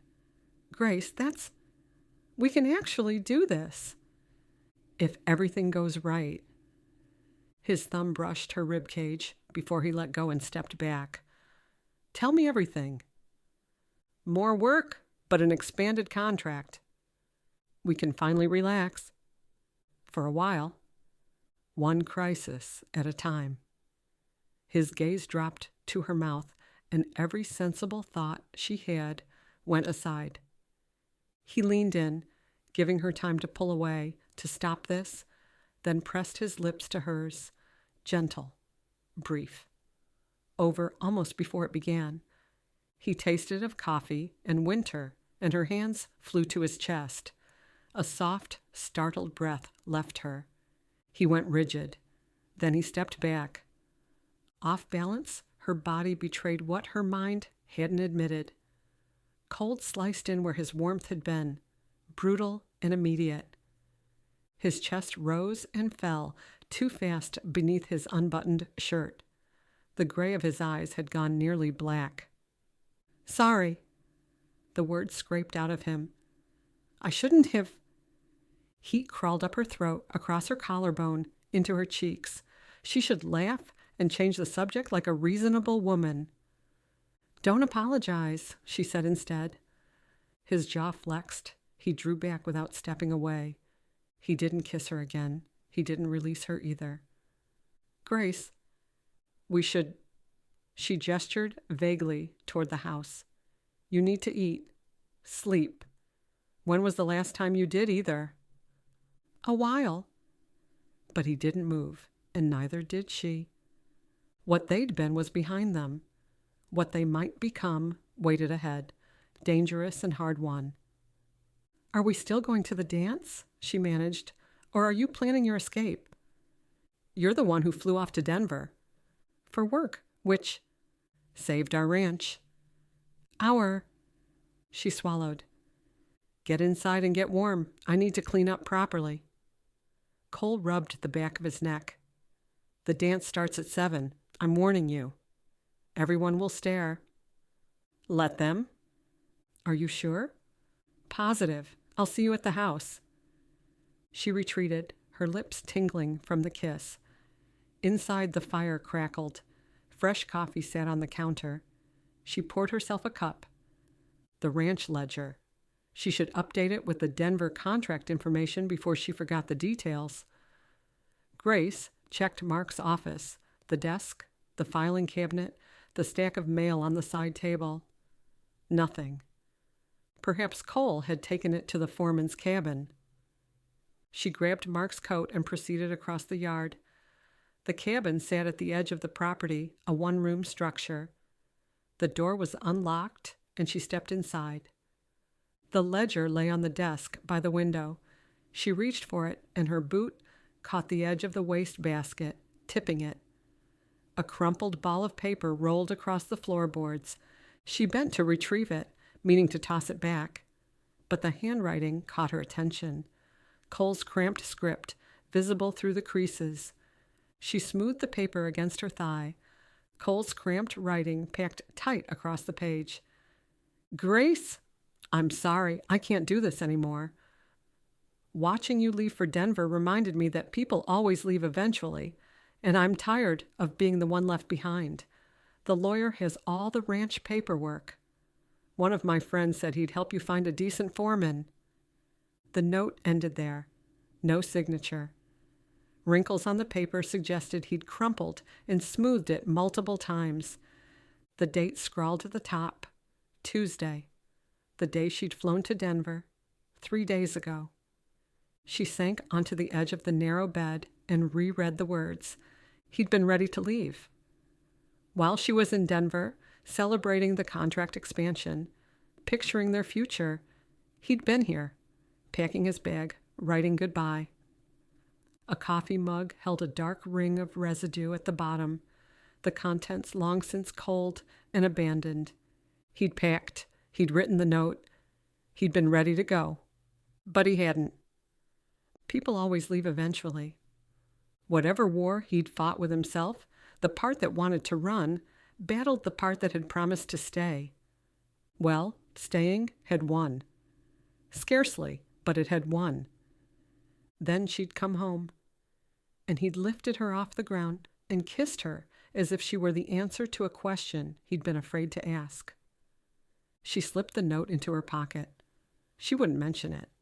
He'd made his choice. He'd walked right up to the edge of leaving and checked himself. This was his story to tell. What mattered was that he was here. He'd chosen to stay. He'd chosen her. She brought the ledger to the house and dumped the cold coffee she'd poured earlier. When Cole's truck rumbled up to the barn 30 minutes later, she was at the kitchen table, the ledger open and unread. "Anything up?" he asked. "I found your note. I know you almost left. I know staying costs you more than you'll ever admit. I'm thinking about tonight." He moved to the bread box and made himself a sandwich. "We don't have to go if you're not up for it." "I want to." "Yeah?" He leaned over and kissed her. "Yeah." She touched his bristled jaw. "I want to walk into that dance with you." "Grace." "Don't say anything." She rose on her toes and kissed his cheek, brief and soft. "We have a Valentine's dance to attend." Chapter 6. Grace stood in front of her bedroom mirror and hardly recognized the woman reflected at her. The red silk dress, Lily's fault for taking Grace shopping after their dinner in Denver, skimmed her curves closely, daring in ways she had not allowed herself in 2 years. The sweetheart neckline shaped her collarbones into delicate arcs. Loose waves of dark hair brushed her shoulders, framing a mouth tinted the same soft crimson as the silk fabric. Her black patent leather heels made her taller and inexplicably braver. She studied herself in the way she'd learned to study strangers, with care and distance. "You're attending a dance," she whispered. "That's all." She paused. "With the entire town watching, and Cole." Her reflection didn't argue. It simply waited. Footsteps strode down the hall, measured and confident. A knock. "Grace, you ready?" Cole's voice was low and sure. "Yes." She pressed a palm to the front of her dress, drew in one more breath, and opened the door. "Wow!" He stood stock still, every trace of composure slipping out of place. He'd shaved. The white shirt fit across his shoulders with clean precision, sleeves rolled to reveal forearms shaped by work rather than vanity. The bolo tie rested neatly on his chest. His hair curled at the ends, softening the rugged edges of his face. He wore the good boots, and a kind of devastating, lethal handsomeness she hadn't seen coming. His eyes searched her face, and the realization that he was seeing her not as a responsibility, but as a woman, moved through her like a current. "You look..." He tried, abandoned it, tried again. "Grace, Her fingers twisted in the fabric of her dress. "Too much? I can change." "Don't." He drew back a fraction, as if reining in a horse. You're absolutely gorgeous. Please don't change a thing." "Thank you." She smoothed her hands over the silk. "You clean up pretty well yourself. I almost didn't recognize you without the mud." "I save the mud for special occasions." "And this isn't special?" He groaned. "This is horrifying." She laughed.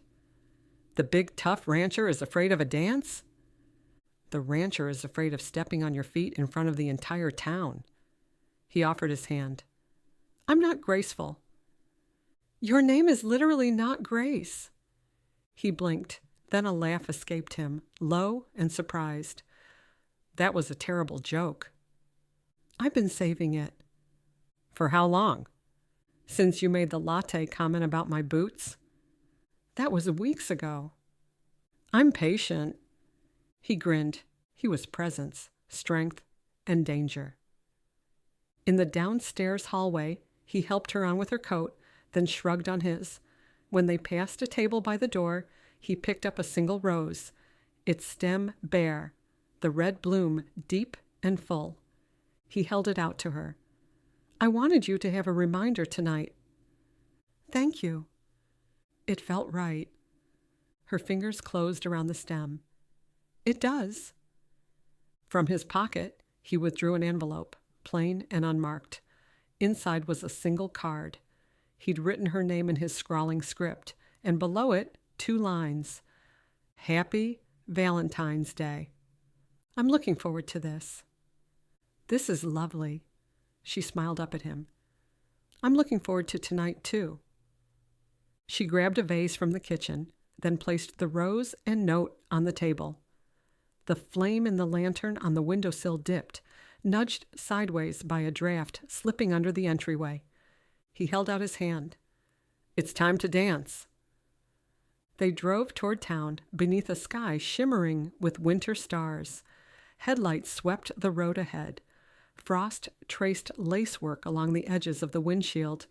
Neither spoke because the air seemed to listen. When they rolled onto Main Street, beams glittered off a packed row of trucks and SUVs. The parking lot had spilled over into the side streets. Cole slowed. "Hang on, you're not hiking in those shoes."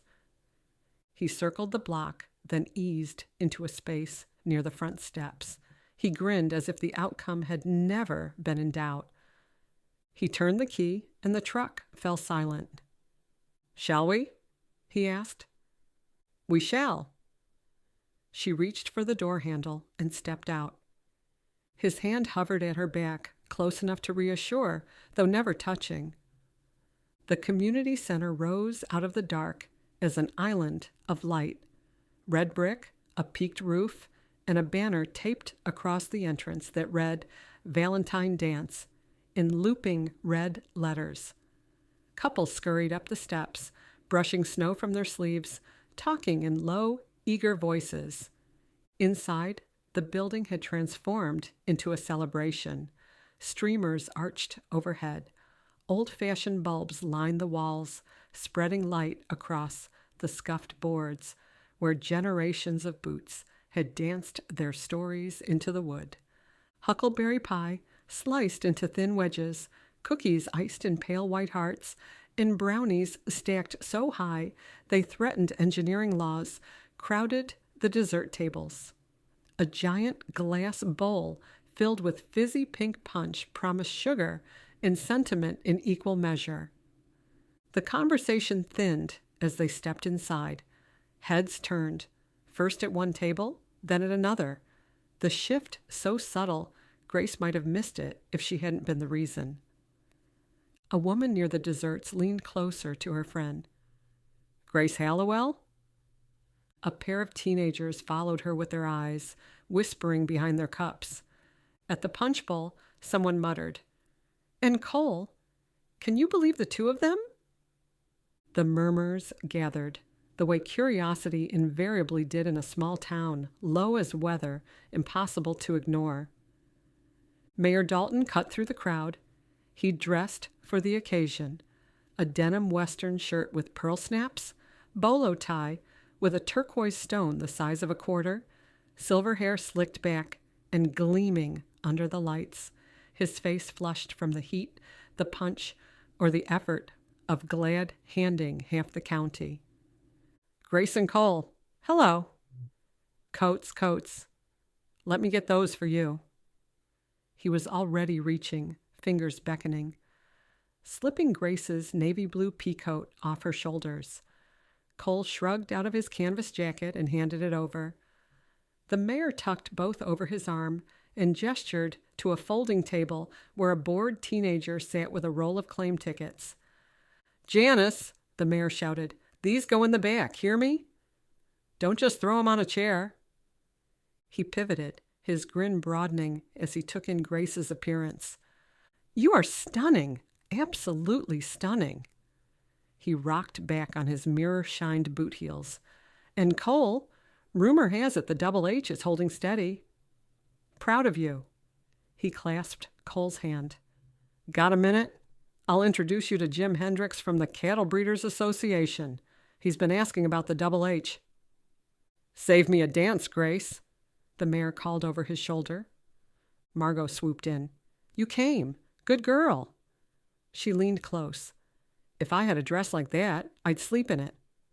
And yes, he's staring at you. Don't pretend you don't notice. Who, Cole? She asked Margot. Yes, Cole. That man looks like he forgot how to blink. Near a stack of folding chairs, Cole stood trapped in conversation, though his eyes were on her. Before Grace could confirm or deny, Mayor Dalton's voice boomed through the speakers. All right, folks, before we get this dance started, we've got some business to attend to. He patted his ample belly and grinned. The 51st Annual Valentine Festival Charity Auction. Applause rippled through the crowd. Cole appeared at Grace's elbow, his hand finding the small of her back. It's auction time, he murmured. The auction progressed quickly. 3 days at the Backman's fishing cabin, a handmade quilt from the church auxiliary, a year's supply of pies from Sarah's bakery that sparked a bidding war and left the entire room laughing. The mayor consulted his clipboard. Lot 12, a weekend horseback adventure for 2, donated by the Double H Ranch. He gazed straight at both Grace and Cole and gave a thumbs up. The Double H has been part of this community for 4 generations. Let's show them what Bitterroot thinks of their legacy. Starting bid, $100. 3 paddles went up. The bidding climbed. $150, $200, $250. Grace expected it to slow down. It didn't. $300 from Ellen Lumberton, $350 from a rancher she didn't recognize, $400 from Tommy Rodriguez, who caught her eye and shrugged, as if to say, what else would I do with my money? $450, shouted a man near the front. Jake Sterling, one of the wealthiest ranchers in 3 counties. His expression was pleasant, though inscrutable. Talk tapered off. Eyes flicked to one another. $450 was serious money. $500, Tommy countered. Sterling didn't blink. $550. Tommy shook his head. He'd hit his limit. $600. The voice came from beside her. Her head snapped around. Cole raised his hand. Cole, she whispered, you can't bid on your own donation. Watch me. The mayor chuckled into the microphone. $600 from Cole Morrison, bidding on his own lot. That is either confidence or foolishness, son. Little of both. Cole gave a one-shouldered shrug. Chairs scraped back an inch. One by one, heads turned, shoulders jostled, as half the room craned their necks. Sterling assessed Cole with a long, measured gaze. I withdraw, he said. Seems Mr. Morrison has plans for that trail ride. Sold! The gavel slammed down. $600 to Cole Morrison. Hands came together first in scattered claps near the back, then louder in the front. A sharp whistle sliced from a corner, answered by another. Boots stomped until the room thrummed. "Cole, you just spent $600 on something you donated for free," Grace said. "Money we don't have." "I saved some before you came back when I was doing emergency vet calls. By living cheaply, I bought us a weekend." He tore off the check and handed it to the volunteer. "After calving and the quarantine lifts, we can plan a brief trip." "We could have planned it without spending $600. He gave her a small, one-sided smile. "Some things don't need a budget meeting first." She wanted to argue, but this wasn't about the money. This was Cole Morrison declaring his intentions in front of the entire town. Sterling paused on his way to the refreshment table. "Smart move, Morrison. I could have gone higher." Cole laughed. "Fortunately, you didn't." Sterling checked a grin. "Take care of her." "The Double H deserves to survive." He tipped his hat. "Ma'am?" "What was that about?" she asked Cole. "Nothing. He's not an evil man, just rich. Sometimes he forgets there's a difference between buying something and earning it." The mayor's voice rang out again. "That concludes our auction, folks. We raised over $4,000 for the community fund tonight. Now," he gestured toward the stage, "come on and dance." On stage, the local band, the Flathead Three, finished tuning their instruments. The bass player plucked a few test notes, deep and resonant. Then Hank, the singer, leaned into the microphone, his tone gravelly. "This one's for all you sweethearts out there." The opening chords of Could I Have This Dance filled the room, Anne Murray's melody unassuming and timeless. The crowd paired off. Married couples located each other with the ease of decades. Younger pairs came together hesitantly. Grace sensed Cole before she saw him. "Dance with me," he said. Not quite a question. He stood close, closer than he'd stood since they arrived, his eyes searching hers. "People will gossip," she whispered. "They already are. Mrs. McMichael has watched us from the moment we walked in. I'm fairly certain she's taking notes." Grace glanced at the refreshment table. Sure enough, a gray-haired woman in a floral dress observed them with undisguised curiosity. "She's not even pretending," Grace murmured. "Her signature move. She takes detailed mental notes and reports back to the entire county by sundown." Horrifying. "That's Bitterroot." He extended his hand. "We might as well give her something worth reporting." "Cole Morrison, are you asking me to cause a scandal?" "I'm requesting a dance." His eyes glinted. "The scandal is optional, though encouraged." Grace studied his open palm, calloused and waiting. "Mrs. McMichael is going to have a field day," she said. "Let her." He drew her onto the floor with a care that asked nothing and promised plenty. His right hand settled on her back, his fingers splayed wide. Her left hand landed on his shoulder. "You're better at this than anyone is allowed," she teased. His mouth curved. "Maybe I have the right partner."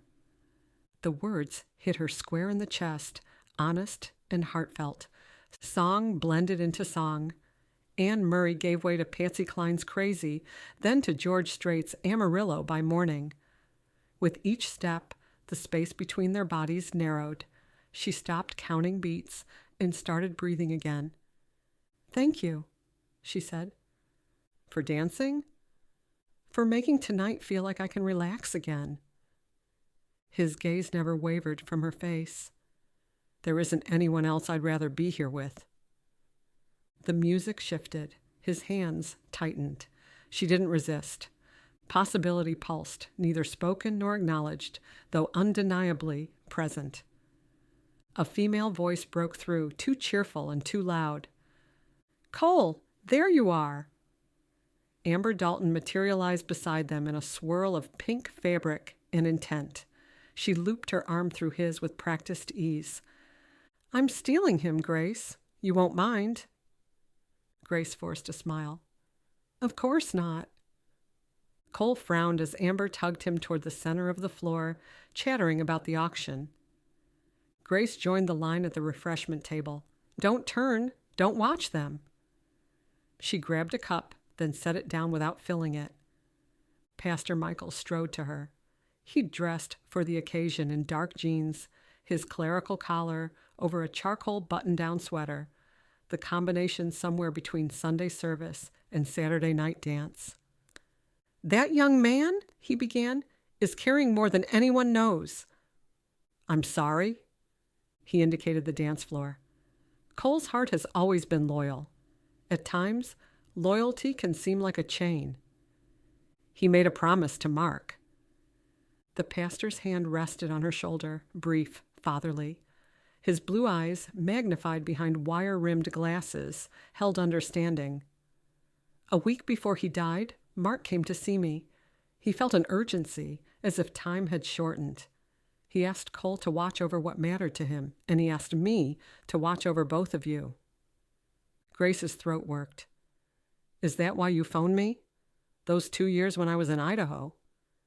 He nodded. "Every week for 3 months," he said. "Then, once a month afterward, you never answered." "I wasn't ready to speak to anyone." "Few people are when grief hits." He folded his hands loosely in front of him. "Grace, God doesn't ask us to stay in the moment of our loss forever. Faith isn't about refusing to move. It's about trusting Him while you do." "I realize what you're trying to say, but—" "I'm saying love avoids dishonoring those who have gone ahead. It is how we remember them. Pray on it, not out of fear, out of hope." Across the room, Cole glanced up mid-turn with Amber. He smiled, not for anyone else, only for Grace. She accepted a glass of punch from the pastor when Diane Johnson strolled into the room. Earlier that day, the organizers had chosen her as the grand marshal for the parade, though Grace and Cole had not attended. Diane wore a burgundy dress that belonged in a Missoula boutique, her hair swept into an elegant twist. She was laughing with Jake Sterling, completely at ease among the community Grace had fled from. Cole appeared. "Don't let her get to you." "I can't help it." Grace set down her glass. "She's everywhere." "She's persistent. Doesn't mean she wins." He guided her away from the refreshment table, though the unease lingered. What if everyone here agreed with Diane? What if they all thought the Double H should become luxury guest cabins for tech millionaires who'd never worked a day in their lives? "You're thinking too loudly," Cole said. "How do you know?" "Because I know you." He pulled her onto the makeshift dance floor as the band struck up another waltz. "You're wondering if these people think Diane is justified." "Am I that obvious?"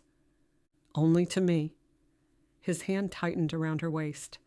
"They don't agree with her, Grace. They're here celebrating with us, not with her." Grace glanced over Cole's shoulder. Diane's expression held, agreeable and unreadable, as she resumed her conversation with Jake. The night unfolded in fragments. Grace danced when asked. She laughed. She listened to more tales from the townspeople, proposals made in hayfields, love letters tucked into lunch pails, promises that had aged as gracefully as the couples telling them.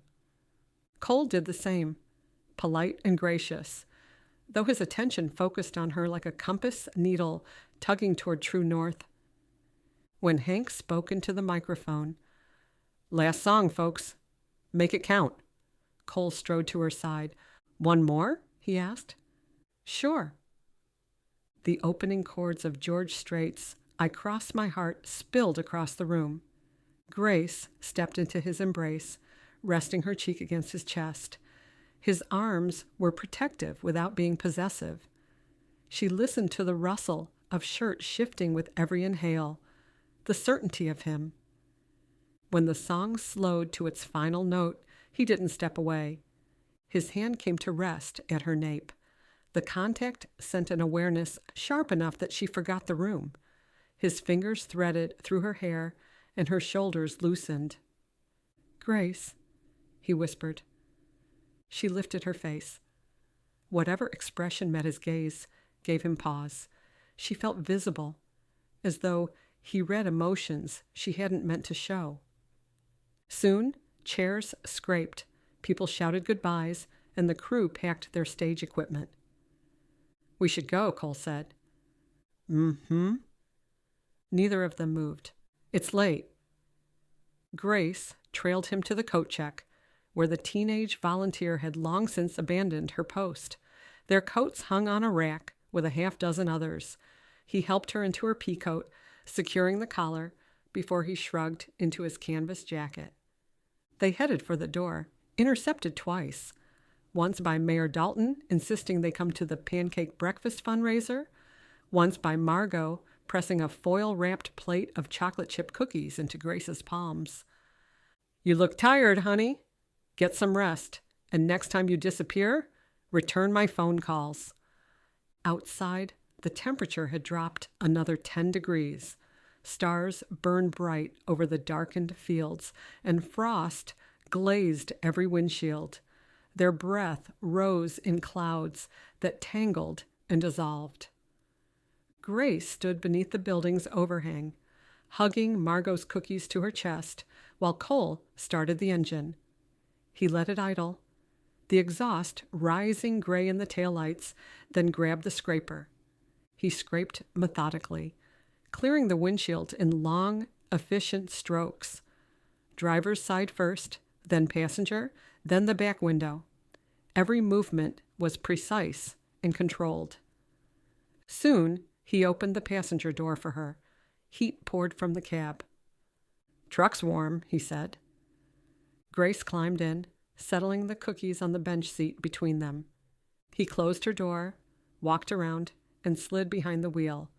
Their drive home was wordless. At the ranch, he left the engine idling, eyes fixed on the darkened house. "Anything wrong?" she asked. "This can't happen again." His statement hit Grace as if he'd thrown cold water in her face. Her rib cage constricted, squeezing the air from her lungs. What did you say?" she asked. "Tonight," his voice fractured at the edges. "On the dance floor, wanting you, wanting this. I crossed the line. Cole, I promised Mark I'd protect you, not this." Her fingers twisted in her lap. She forced them still. "Not what? Caring about me?" He flinched as if she'd struck him. "Do you think Mark would want me to be alone forever?" "All I know is that Mark trusted me, Grace. He trusted me with the ranch, and I'm sitting here wanting his wife. What kind of man does that make me?" "I'm not Mark's wife anymore. I'm his widow. There's a difference." He shook his head. "No, not to me." Grace stayed in her seat, her red dress vivid in the low light, while the minutes slipped past and left her behind. She'd let herself hope, let herself believe that happiness might be possible again. "What am I supposed to do?" Her voice came out as a whisper. "Go back to Idaho? Sell the ranch to Diane? Pretend tonight didn't happen?" "Maybe that would be easier for both of us." She took him in. This man who'd held her on the dance floor as if she were a precious jewel. Who bid $600 to spend a weekend with her? Who hung a red ribbon on the porch because he knew what today meant, and now he was telling her to leave. "I see." Her fingers were numb. "Thank you for clarifying." "Grace." "Good night, Cole." She stepped out of the truck and hastened to the house. The porch steps swam. The ribbon fluttered against her arm as she passed, and she ripped it off the railing and threw it into the dark. Inside, she made it to her bedroom just before the tears came. 2 years ago, grief had carved a loss into her life. Tonight taught her that grief existed in more than one flavor. Losing Mark had been catastrophic, sudden, absolute, and world-ending. Losing Cole would be slow. a door closing inch by inch while she stood on the wrong side, watching it happen and powerless to stop it. She had begun to believe she might be allowed to love again. Now, she realized that wasn't true. Chapter 7. The following day, Grace woke to gray light and a headache that pulsed behind her eyes. For a moment, she didn't remember. Then it crashed back, the dance, the kiss that wasn't. She pressed her palms against her eyelids. She'd cried herself to sleep in her Valentine's dress. The red silk twisted around her legs, wrinkled beyond saving. The house was silent. Cole's truck was gone, marked by the empty space in the driveway. He'd left before dawn, avoiding her. That would be easier. She peeled off the dress, then showered until the water ran cold. She wandered into the kitchen, her feet tucked into slippers that had molded to her stride. Her black jeans and beige tunic were more practical than pretty, but at least she'd managed real clothes and not her flannel sleep shirt. The coffee sat lukewarm in the pot. She dumped it and started fresh, considering the empty driveway. Her eyes drifted to the counter, the stack of mail she'd ignored, and the business card tucked beneath the sugar bowl. Diane Johnson, Johnson Development Group. Grace picked it up. When the bank calls the loan, when you're facing foreclosure and have nowhere to turn. Call me. She turned the card over in her fingers. $750,000. Enough to pay every debt, walk away clean, start over somewhere that didn't smell like hay, and heartbreak. Cole suggested that she should leave. He'd practically said so. Even if the cattle sale went perfectly, they'd be scraping by for years. One hard winter. A single disease outbreak. One more loss she couldn't survive. For what? To live in a house full of memories, working beside a man who wanted her, but wouldn't let himself have her? She picked up her phone and punched in the first 6 digits of Diane's number. She hesitated. 4 generations of Hallowells had worked this property. Mark had dreamed of raising children here. We're caretakers, Gracie, for the next generation. There would be no future generation, even though there were land and legacy. Still, the stubborn, impossible hope. Some things could last. She set the phone down. Not today. She wouldn't call today. However, she didn't throw away the card. She tucked it into a drawer, a small, threatening weight in her kitchen, just in case. Light climbed the faded cabinets, revealing scuffed edges and the tiny crack in the sink she kept meaning to fix. The refrigerator offered a steady murmur. In the ducts, the furnace sent its first breath through the house. She lifted the carafe, misjudged the angle, and tapped it too hard against the rim of her mug. Coffee sloshed. Her nerves were too close to the surface. The following morning, the metallic snap of a gate latch carried through Grace's bedroom walls and stirred her awake. She showered and dressed with care, choosing the blue cashmere sweater. The last time Cole had seen her wearing it, his gaze had lingered. Bacon hissed, its scent sharp enough to wake the house. Coffee followed close behind. Normal life, though changed. Cole stood at the stove, flipping eggs. His hair clung dark and wet at his temples, his shirt clean and creased. He chewed his bottom lip until he glanced up at her. "Good morning," he said. "Morning, Cole," she replied. "I like your sweater." "Thank you." "We should talk." His voice carried a question. She nodded. "All right," she replied. He exhaled. "I've been thinking a lot. And I'm sorry for what I said the other night." He looked up. "Do you regret anything?" "No." "Me neither. Not for one more second." He turned from the stove and laced his fingers through hers. "Do we trust this?" She nodded. We trust this. He drew her into a hug. Breakfast waited. The cattle needed feeding. The future remained uncertain, though the road ahead did not vanish into darkness. It curved. A week later, Grace was scrubbing dried mud from her boots at the kitchen sink when her phone rattled on the counter. Dr. Reeves. Her fingers slipped on the leather. Cole! She hardly recognized her own voice. He was beside the doorway within seconds, his eyes flicking to the caller ID, his face drained of color. She answered, putting the phone on speaker. Grace, Cole, I have preliminary news. Dr. Reeves paused, and in that pause, Grace lived 1,000 terrible futures. The reactive cow retested clean. It was a false positive, as we suspected. Grace's hand flew to her mouth. Cole's arm curved around her waist. Does that mean... She couldn't finish the sentence. It means your main herd appears uninfected. That's the good news. Dr. Reeves's tone shifted, taking on the measured quality of someone delivering complicated information. However, we confirm the 3 purchased heifers are positive, and state regulations require us to destroy them, and the quarantine remains in effect. Cole's grip tightened on Grace's hip.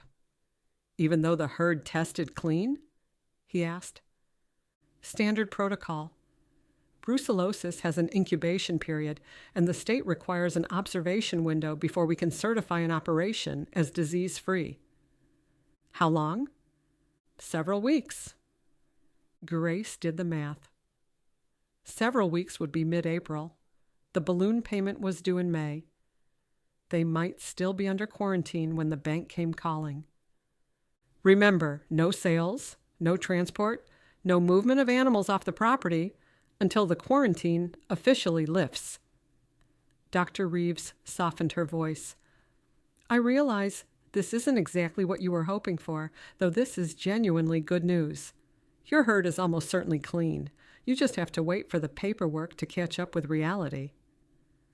After they ended the call, Grace and Cole stood in the kitchen, the afternoon light slanting across the worn linoleum.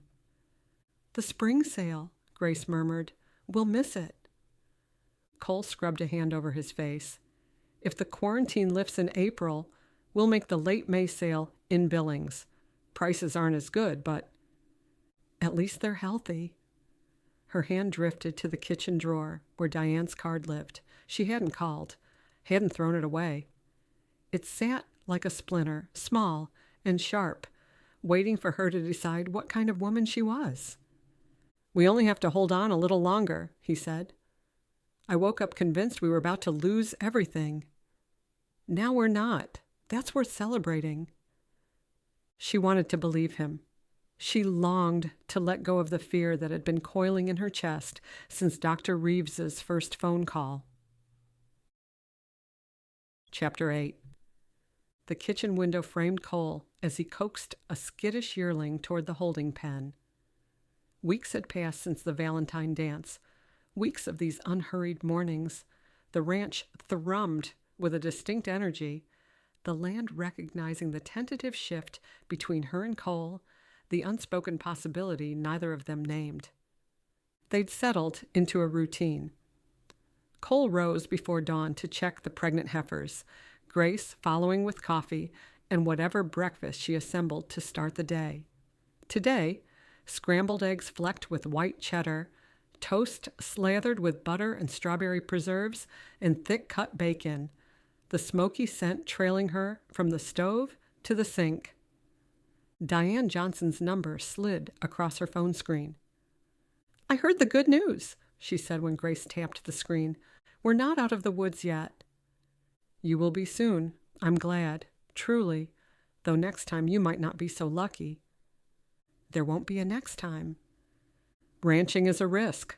Disease, drought, market crashes. You're one crisis away from loss. Grace rested her hands on the sill as cattle dotted the pasture, tails flicking, heads bent to the grass. Ranching is also community, Legacy and a home, she replied, a worth you can't tally. Everything has a price. Not this ranch. Grace's gaze stayed on the herd. Don't phone again, Mrs. Johnson. We're done here. She ended the call, drew Diane's business card from the kitchen drawer, and ripped it in half. She fed the pieces into the disposal and flicked the switch, waiting until the last scrap vanished. The back door flew open, ushering in a blast of March wind that held winter's edge. The south pasture fence needs 3 new posts. Cole scuffed mud free on the mat. We've got a heifer showing signs. The belly dropped, tail raised. She'll calve tonight. Grace handed him coffee, their fingertips connecting for a heartbeat. I'll ride out after lunch, he said. First-time mothers can surprise you. Best to keep a close watch. His calluses had deepened over the past weeks, the rough patches on his palms, a testament to the relentless work. They'd driven themselves hard, preparing for calving season, that make-or-break stretch when a single misstep tipped the balance from survival to ruin. Shadows loomed. Cole had mentioned that a real estate company circled the Double H like vultures since Mark's death, waiting for the ranch to fail so they could swoop in with cash offers and development plans. He left the mug where it was. Yesterday, I finalized the livestock order. The delivery team will bring it next week. 2 bulls from the Sterling bloodline and 5 bred heifers. Did we use the Denver contract earnings? Every dollar. The money went directly to breeding stock, fence repairs, feed, and vet bills. Then we're dependent on the cattle sale for the balloon payment. Yeah. I talked with Hank Mercer about the barn roof, too. He thinks he can tackle it in May before the spring rains hit. Hank Mercer?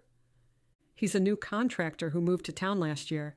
The grocer recommended him and said that Hank did excellent work on their equipment shed. They were doing this, pulling the ranch back from the brink. The Double H, which had teetered on extinction's edge, was finding its center again. She picked up the dish towel and wiped the counter. I sent the final revisions to the Denver clients yesterday, all wrapped up. That fast? Yes, she grinned. I'm efficient. What did they say?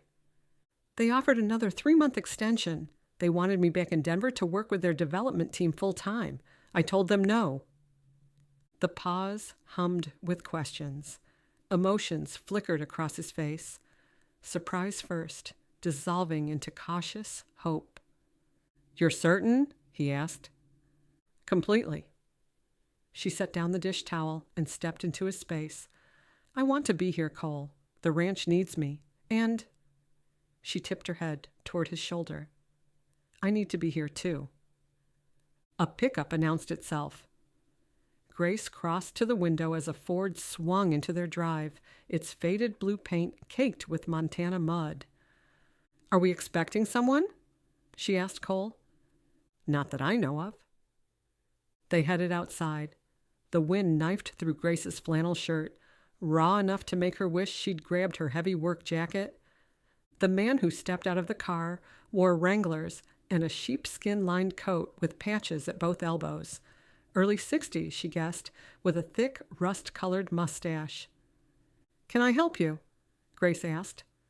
He pushed back his Stetson. You must be Grace Hallowell. My name's Hal Lumberton. And no, not related to those developers buying up half the county. His grin revealed a gap between his front teeth. I own the Triple M Ranch, about 10 miles north.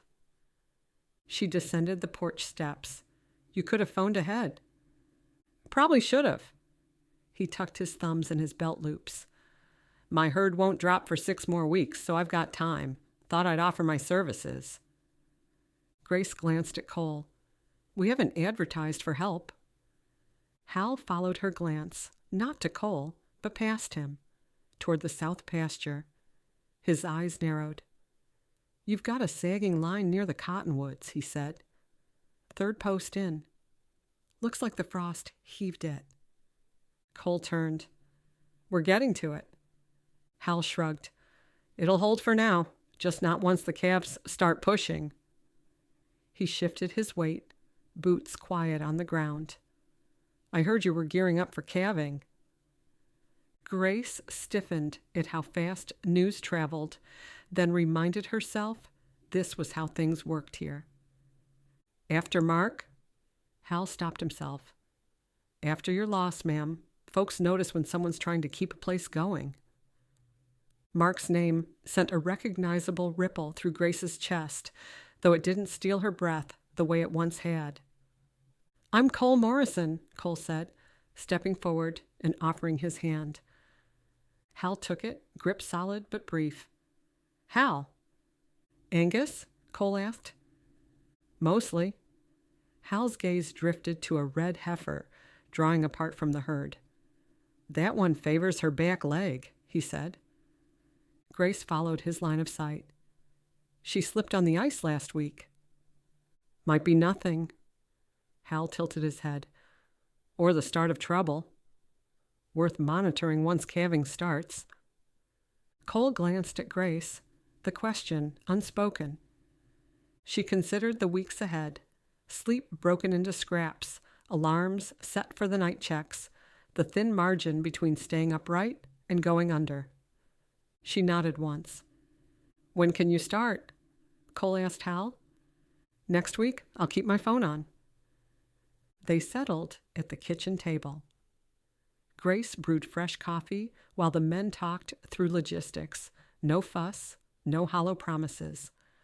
When Hal mentioned being available, if things go sideways, Cole refilled Hal's cup and slid it to him. Appreciate that. An hour later, Hal crossed the yard, stopping to point out a gate hinge that needed tightening. Grace stood on the porch until the truck became a blue speck on the horizon.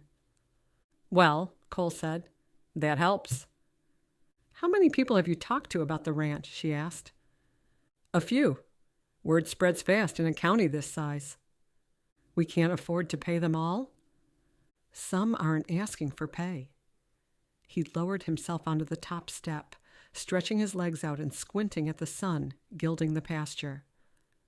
The light outlined the strong lines of his profile, sharp jaw, straight nose, the curve of his mouth that suggested both strength and gentleness. Tommy Rodriguez is coming twice a week, helping with equipment repairs, and won't accept a cent. Pastor Michael was here last Tuesday to mend a section of fence bordering the creek. You're buried in paperwork and vet bills, but half the townsfolk have shown up. I didn't realize. You should have, a small voice whispered. You're living here. How could I not have known all this was happening? She asked aloud. You were dealing with the Denver project. After you left, the community stayed. They've been here all along, keeping watch, waiting for you to find your way home. The truth hit her with physical force. The Bitterroot community hadn't forgotten the Double H Ranch, hadn't forgotten her, or Cole, or Mark's memory. They'd stood solid and supportive, holding the door open for her return. She had lost herself too deeply in her own darkness to notice it. I should thank them, she said. First, let yourself accept what they're offering. Grace traced the map of Cole's face, the sun-roughened skin, the scruff he hadn't bothered to shave, the gentle give around his mouth. He'd carried this ranch's burden, though he'd never been truly alone. She'd been the one isolating herself, running. I've been blind to how many people care about this place. His fingers brushed a wind-tangled strand of hair from her face. You were drowning. There's no instruction manual for surviving the loss of someone you love. There are destructive ways to grieve. Seems like I chose most of them. His thumb traced her cheekbone. You came back, and that's what matters. He leaned in and kissed her. We'll make this work, he murmured. The ranch, us, all of it. She closed her eyes, believing in the solid reality of him and the possibility of happiness. Chapter 9. The calving season crashed over the ranch in late March like a spring storm, sudden, all-consuming, and relentless. The first heifer went into labor on a Thursday night, and from that second, Grace and Cole existed in a haze of barn and house, snatching sleep in 2-hour fragments, surviving on black coffee and whatever they could grab between births. Leftover pot roast eaten cold from Tessa McMichael's Tupperware, peanut butter spread on crackers, hard-boiled eggs, peeled while rushing to check the next laboring cow. Grace had forgotten the season's particular exhaustion, the bone-deep weariness that came from constant vigilance, from being always ready to intervene when a calf presented wrong or a first-time mother panicked.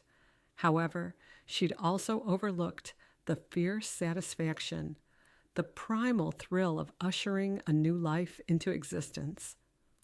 On a cold Monday night, she knelt in fresh straw beside a young heifer who'd labored for hours. The cow's flanks heaved with effort, her eyes rolling white with pain and fear. Grace had examined her an hour earlier and discovered the problem.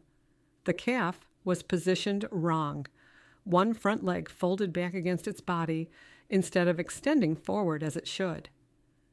"We need to reposition her," she told Cole, who crouched on the heifer's opposite side. "If we can straighten that leg, she should deliver on her own." "You want to try, or should I?" he asked. She flexed her fingers, considering. "I will, smaller hands." He nodded, his face drawn. They'd been awake for, Grace tried to count, at least 24 hours, maybe longer. Time became elastic during calving season. She scrubbed her hands and arms with disinfectant, the astringent smell stinging in the barn's close air. In their stalls, the other cattle rustled hay, breathing their animal breath into the darkness. Grace waited for a contraction to ease, then carefully reached inside the heifer to locate the misplaced leg. The cow bellowed, straining against the rope halter they'd secured to the barn post. "Easy, Mama," she murmured. "We're trying to help. We just need to get your baby turned right." Her fingers found the calf's shoulder, then traced down to the bent leg. The calf held its tiny hoof tight against its chest. Grace cupped her hand around it, protecting the mother's birth canal from the sharp edge, and began working the leg forward. Sweat dripped down her face. Her upper body screamed from the awkward angle. The heifer groaned and pushed, and she waited out another contraction, her arm trapped inside. "Almost there." Cole positioned himself at the calf's head, ready to assist once Grace got the leg straightened. "You're doing great." Finally, the leg slid into position. She withdrew her arm and let out a breath. Both legs forward now. He attached pulling chains to the calf's front hooves, then applied balanced, even pressure timed with the mother's contractions. Grace supported the baby cow's head, guiding it through. The heifer pushed, her entire body straining. And then the calf slid free in a rush of fluid, landing in the straw, a little bull with a chalky blaze down its face and 4 white socks. Grace and Cole sat back on their heels, breathing hard. The mother began licking her baby, cleaning away birth membranes, stimulating him to breathe. The calf shook its head, then let out a startled bleat. "We did it." Grace's voice came out hushed, as if speaking too loudly might intrude on the pair. "You did the tough part." Cole wiped his forehead with the back of his hand, leaving a streak of mud across his dark brows. This was seriously skilled work. She laughed, giddy with relief and adrenaline. "I learned from the best. Mark used to make me handle all the difficult presentations. He said I have more patience." The words escaped before she considered holding them back. She froze, bracing for the familiar knife thrust of grief that accompanied speaking Mark's name, though it didn't come. or rather, it came gentler, a dull ache instead of a blade. Cole edged nearer, his knee pressing against hers. Remember the good parts. You're allowed to talk about him without it destroying you. The calf struggled to stand, its long legs splaying in 4 different directions before it recovered its balance. Speaking his name doesn't hurt as much anymore, but I don't want to forget him, Grace said. Healing isn't betrayal, he said. Cole's fingers wove through hers, warm and rough and real. Being able to remember him without falling apart isn't forgetting. It's honoring him by living the life he would have wanted you to have. She swiped at her eyes, though these weren't tears of despair. They carried a milder quality, acceptance. When did you become so wise? She asked. Dirt and exhaustion smudged his face. Pastor Michael. He ran his fingers through his dark hair, leaving it in wild tufts. He's counseled me since Mark died, every other week like clockwork. Some of what we discussed has finally penetrated my brain. Pastor Michael is a wise man, she said, as the new calf wobbled over to his mother on trembling legs. Very. Cole moved close enough that her skin prickled with his warmth. Grace? The timbers creaked, hay rustled. The barn sealed them off from the outside world.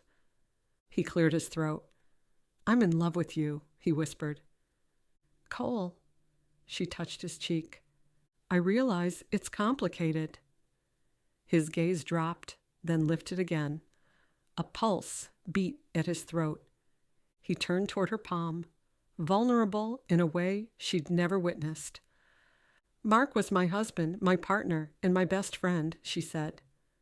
When he died, a piece of me died too, the woman who loved and built a future with another person. Cole shifted back, though her hand stayed against his face. Let me finish. Grace scrambled for the right words.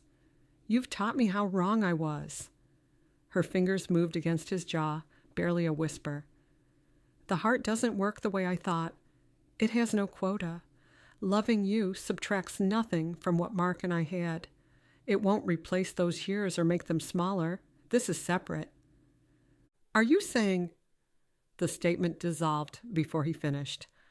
I'm in love with you, too. His hand lifted, hesitated, a silent question. Then his thumb brushed her cheekbone, so lightly she might have imagined it. She didn't imagine the way her breath faltered, or the heat that flooded through her. He was going to kiss her. She recognized it in the way his gaze dropped to her mouth, in the slight lean of his body toward hers, in the way the seconds stretched. She wanted him to kiss her, wanted it with a fierceness that terrified her. His head lowered, his breath warmed her lips. Buttercup, one of the first-time heifers in the far stall, let out a distressed cry that bellowed through the barn. Cole sighed. Heaven help me. His voice was low and strained. He was already moving, instinct overriding everything else. She's in labor. Grace flattened her hand over her thundering heart. He glanced at her. The lantern light reflected the hard set of his mouth. I need to... he began. Of course. I'll help. They worked side by side through Buttercup's difficult delivery, a breach that took another 2 hours of painstaking maneuvering. They refrained from speaking, except for necessary instructions, didn't meet each other's eyes except to coordinate their hands. Grace's breaths came short, each inhale brushing against the raw edge of what had unfolded. When they stood, a current surged between them, one that refused to run straight or easy anymore. Chapter 10. The call came on a Thursday morning in late April. Mrs. Hallowell? The voice belonged to Dr. Reeves. Your herd retested clean. Quarantine officially ends today. Grace leaned against the kitchen counter. Say that again. You're clear. We will file all the documentation by the end of the week. You're free to transport and sell." Grace thanked her, hung up, and hurried to the barn, where Cole was replacing a hinge on one of the stall doors. "The quarantine's lifted." He straightened. "When?" "Now. Today, we're clear." He dropped the screwdriver. In 2 strides, he was holding her. "We can make the spring sale," she said against his shoulder. "Finally. I'll phone the hauler." The spring cattle sale arrived on a Saturday in mid-May, and Grace woke before her alarm. She showered and dressed in her good Wranglers, the ones without patches or worn knees, and a white button-down shirt she'd ironed the night before. She buffed her leather boots to a gleam and braided her dark hair to keep it out of her face. This was it, the moment that would determine whether the Double H Ranch survived or folded. Along with Cole, Grace had spent weeks selecting the strongest calves from their crop, ensuring each animal reached optimal weight and condition.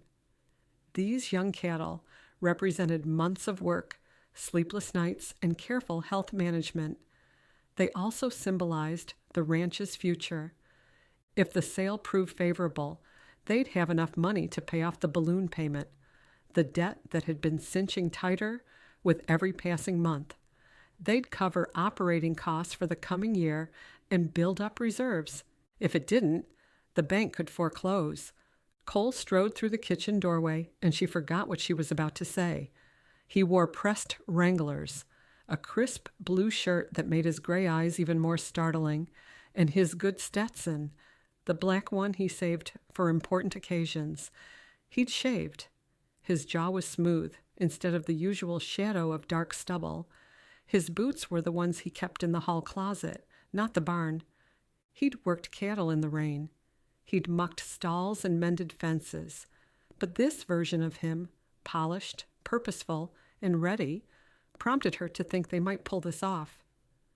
"You look," she smiled. She couldn't hide her approval. "Really good." "You're not so bad yourself, Hallowell." The confidence in his gaze said, "We've got this." They loaded the last of the calves onto the trailer at sunrise, working in efficient silence.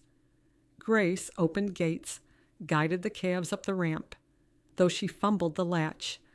25 heads in total, the best of their spring crop. She'd driven past the Kendrick Ranch a week ago, the foreclosure sign faded by sun and neglect. She couldn't stop seeing her own gate in its place. She patted the flank of the final calf before closing the trailer gate. "Please," she prayed silently, "please don't let me lose this ranch." 2 towns over, the auction house covered several acres, a complex of holding pens and barns circling the main building. They weren't the first to arrive. Trucks stretched across the lot, trailers glinting in the morning sun. Ranchers in Stetsons and pressed jeans clustered in small groups, discussing cattle and weather and market trends. Grace and Cole unloaded the calves and sorted them into the holding pens, then made their way to the auction gallery.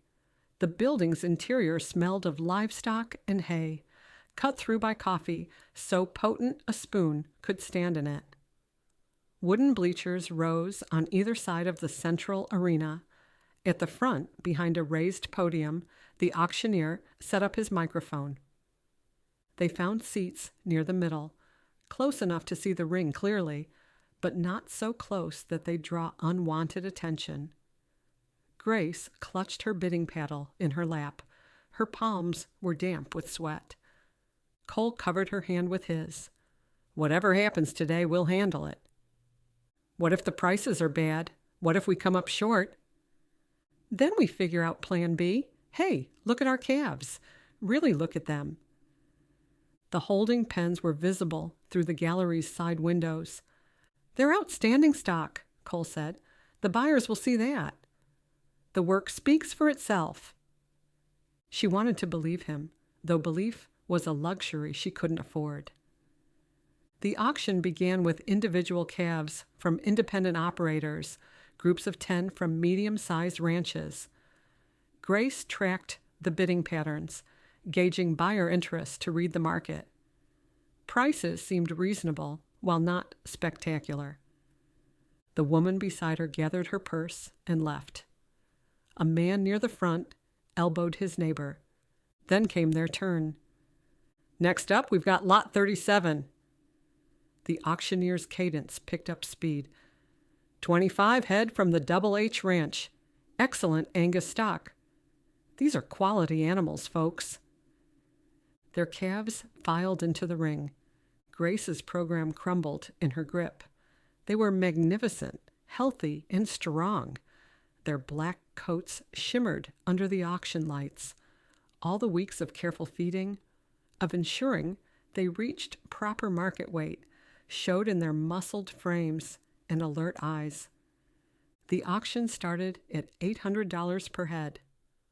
Cole squeezed her hand. Someone raised a paddle on the far side of the gallery. 900, the auctioneer called. "I've got 900. Give me 950. Another paddle. 950 in the back. Who'll give me 1,000? The offers climbed. 1,000, 1050, 1,100. Grace's fingernails dug crescents into Cole's palm. These were good prices, better than she dared to hope. 1150, the auctioneer announced. "I've got 1150. Where's 1,200? A pause. Then a new paddle went up near the front. Jake Sterling. He dealt in quality breeding stock and could afford to pay top dollar. If he bid, their calves were outstanding enough to warrant serious attention. 1,200, the auctioneer confirmed.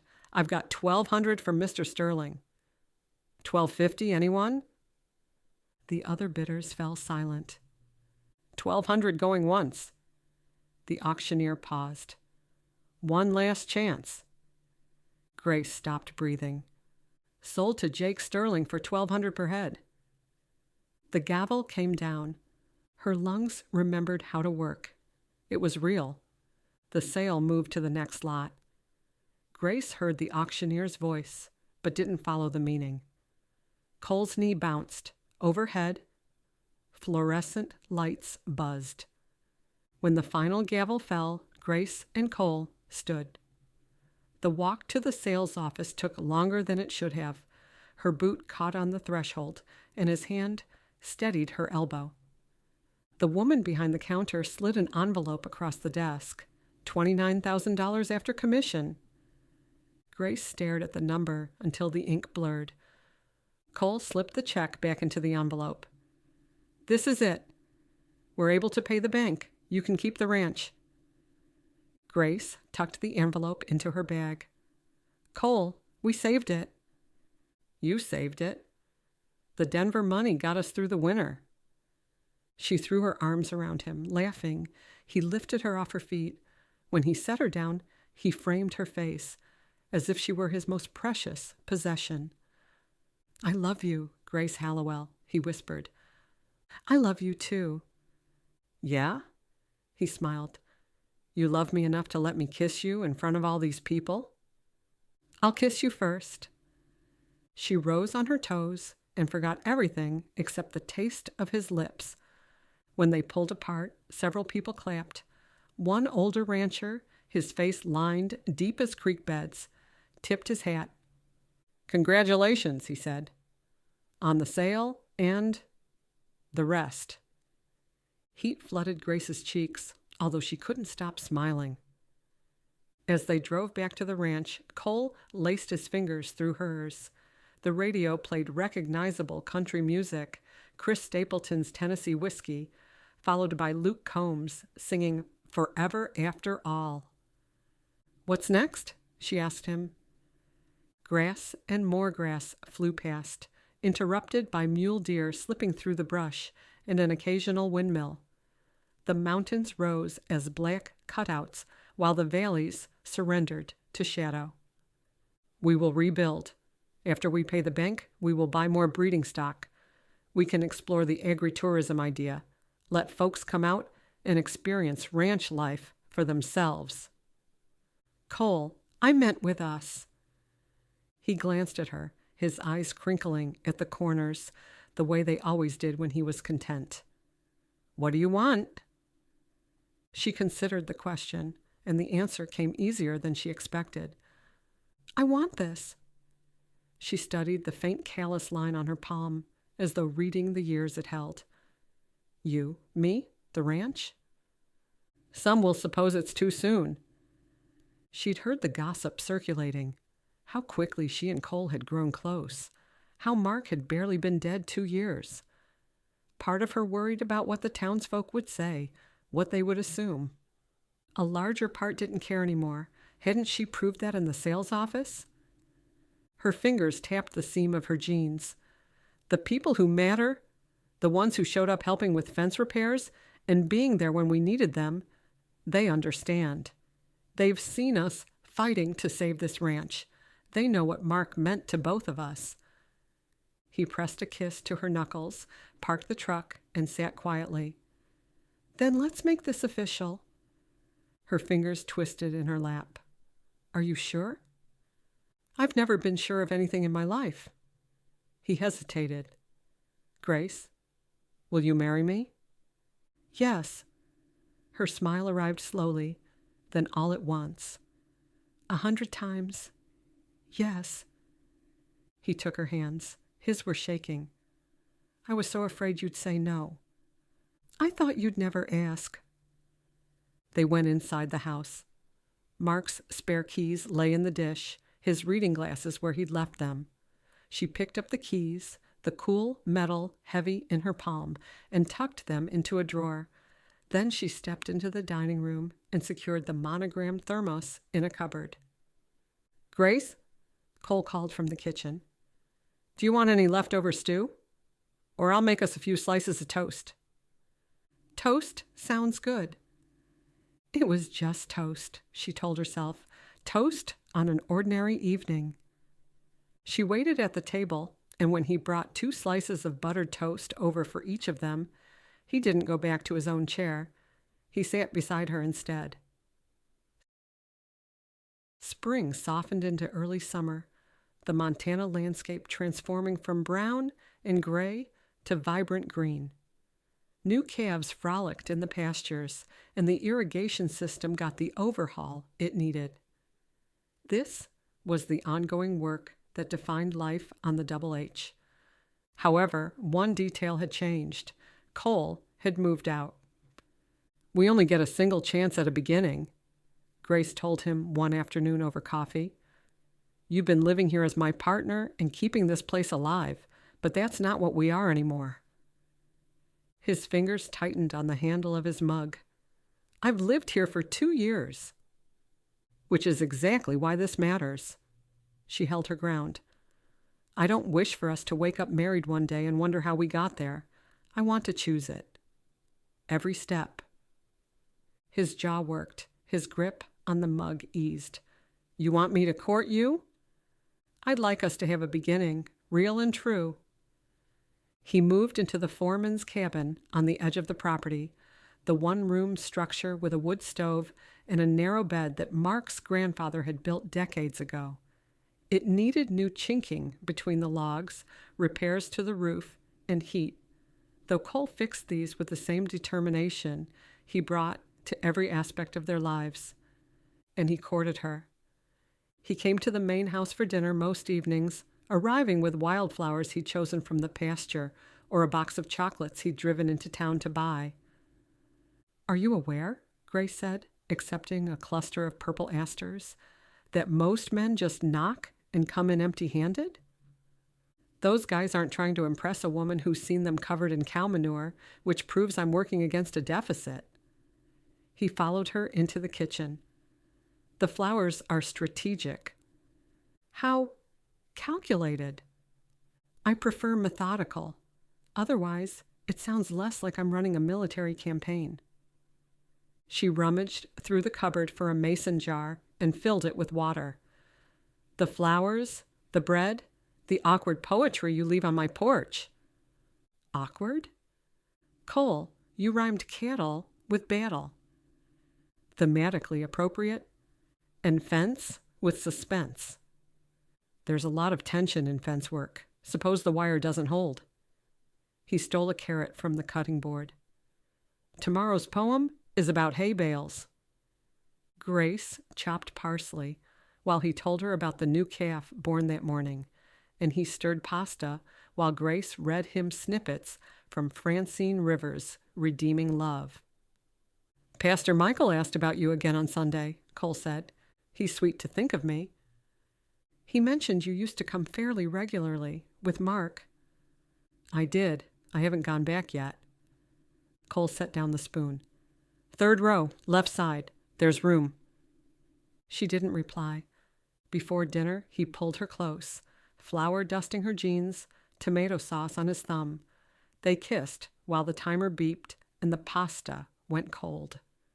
Later, he cupped her face and pressed his lips to hers one last time before he returned to his cabin. Overhead, the Milky Way arched as a dense band of stars without a trace of city haze to dim it. She stood at the glass until his silhouette disappeared, the porch light from his cabin flickering a few minutes later. It was old-fashioned, yet her decision rang true. In late June, Grace sat on the porch swing with a glass of lemonade sweating in her hand. The barn door scraped shut. Metal clinked, a bucket was set down, a tool hung on its hook. Cole's boots scuffed across the concrete, a rumble of a horse's hooves, and his voice came low and easy in response, the words lost to distance. The past months flickered through her mind. Frozen pipes, sleepless nights, a calf that almost didn't make it. Cole beside her for everything. He'd given her the freedom to fall apart and gather herself up again, never pushing, consistently present. He'd started leaving his coffee mug on the counter next to hers, in the morning, a minute claim of permanence. And Mark rose between her and the moment, the life they had, the dreams they shared, the love that had defined who she was. He lived in her heart forever. That truth never changed.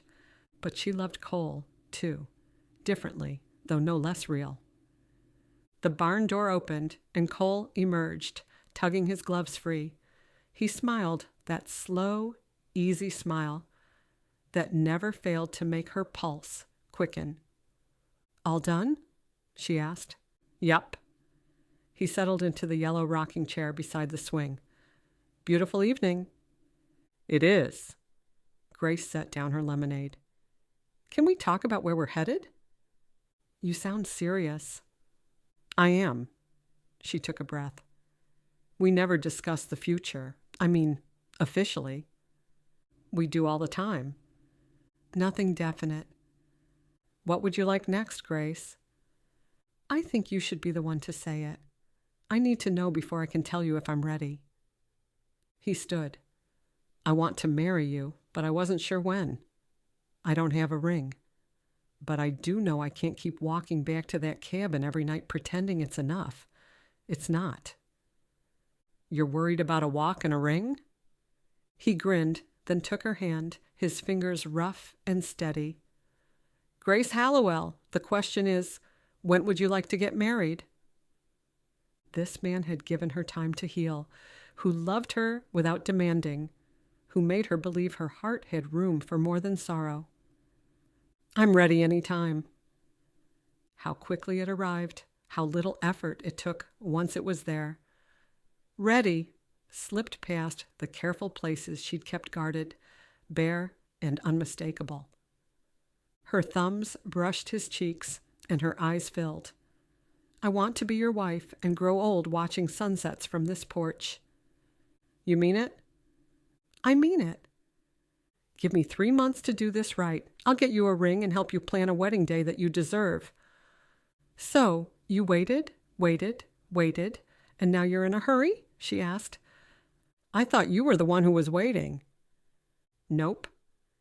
Then it settled. His eyes held hers. After we're married, there will be no more separate cabins and goodnight kisses at the door. Air stalled in her lungs. Is that a warning or a promise? He grinned. A promise. Chapter 11. A week later, Grace woke to find Cole standing at her bedroom door, holding 2 steaming mugs of coffee. She sat up, clutching the quilt to her chest. "What are you doing in here?" "Good morning." He set 1 mug on her nightstand. "I figured my fiancé deserved coffee in bed." Fiancé. The word sent a thrill through her. "We're not engaged yet," she pointed out. "Not officially. You haven't given me a ring." Cole settled into the chair by the window, cradling his own mug. "I could drive into Billings and pick out a ring from a jewelry store. One that's nice, expensive, and appropriate." "I hear a but." "But my gut tells me otherwise." The furnace clicked on. He waited until it settled. Family is the foundation of this ranch and our life together, and that connection is more valuable than any price tag. I want to ask your permission to do this in a way that feels true to us." "Go on." "My mother sold nearly all our possessions after my father left. Whatever she could turn into cash, she did." He gazed past her, somewhere far away. "There was one item she couldn't sell because it wasn't hers. My grandmother gave me a ring years before she died. She put it in a leather pouch and made me hide it. She said that when I found someone worth building a life with, I'd know what to do with it." "I remember her. Mark and I came by her place with you when we were teens." "Yeah, when things got bad at my house." "She always had fresh bread cooling on the counter." "She kept me fed and sane." His thumb traced the edge of the bed frame.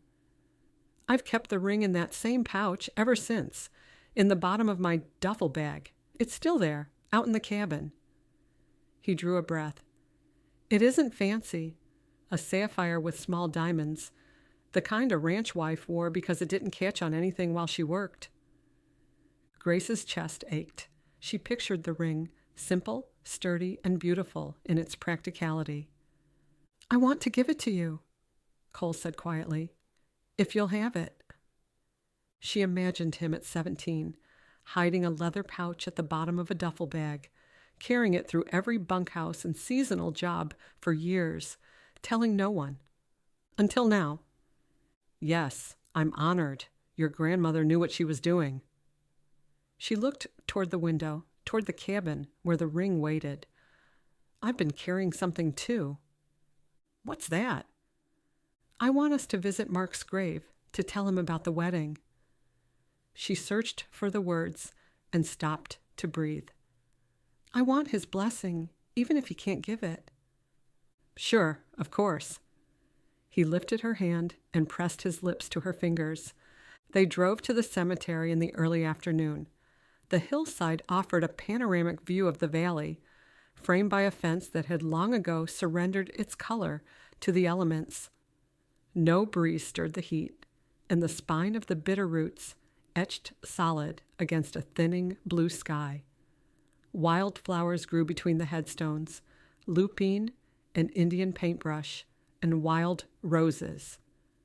Mark's plot lay in the newer acreage, where the granite stood sharp-edged and defiant, its polished surface yet to be bitten by the high country wind that had smoothed the surrounding stones to nubs.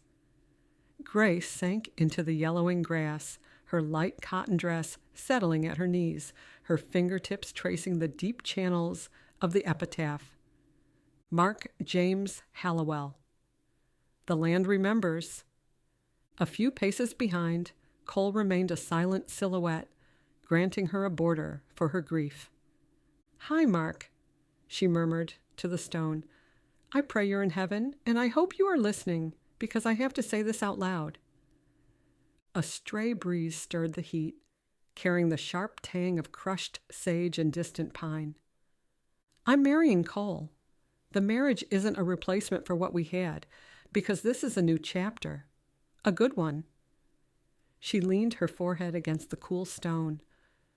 "You loved us both, and it's important that the ranch see another spring. You'd want us to look out for one another." When she faltered, Cole placed his hand on her shoulder, grounding her to the present. Grace continued, "We're going to use Cole's grandmother's ring, and we'll honor your memory by living, by really living, not surviving." She placed her palm flat against the stone, the sun pressing into her shoulders. Cole didn't speak. He stood close enough that she knew he was there. A few minutes later, she straightened up. Cole's arms encircled her, and she sagged into him, allowing him to hold her up. His voice was low against her hair. He'd be okay with this. Grace closed her eyes. She believed it too. As they turned to leave, forget-me-nots, a cluster of them at the base of Mark's headstone, that pale, stubborn blue that survives frost. She hadn't planted them. Neither had Cole, but there they were, exquisite and enduring, a sign, maybe, or just wildflowers doing what wildflowers do. Either way, Grace took it as a blessing. Once Cole returned to the ranch house, the day's heat had retreated, and the sun was a fading ember. He traded his dusty denim for a fresh button-down shirt, and the scent of soap lingered on him. His hair was wet from a quick scrub. Grace had spent the afternoon in the kitchen, pouring her focus into a meal closer to ceremony than supper, pot roast tender enough to pull apart, golden biscuits, and a berry cobbler that filled the house with the aroma of caramelized fruit. They moved their plates to the porch and prayed before they ate. Their conversation drifted naturally toward what they knew best, the health of the spring calves and the looming repairs for the north barn. These practical updates on timber and livestock acted as a placeholder, though beneath the surface was a restless energy. After they finished and brought their plates inside, Cole offered his hand. "Walk with me?" "Certainly." He guided her down the porch steps and into the open pasture. The knee-high grass brushed against them, cool and yielding. Off in the foothills, the herd ambled as slow, dark shapes as they settled for the evening. Cole stopped at the top of a small rise that overlooked the entire ranch, the house and barn, the pastures leading to the mountains, and the creek cutting silver through the valley. "This is where Mark proposed to you, isn't it?" he asked. "How did you know?" "He told me once. Said it was the most beautiful spot on the property." He shifted, squaring his shoulders as he faced her. "I considered taking you somewhere different. But Grace, this entire ranch holds Mark's memory, and I intend to build on it." He reached into his pocket and pulled out a leather pouch. "Grace Hallowell." His gray eyes flickered with a vulnerability he usually kept locked away. "You are the strongest woman I've ever known. You fought to save this ranch and honor Mark's legacy." He tipped the sapphire into his palm. The stone drew in the last of the day, a deep, concentrated blue. "I love you," his voice cracked.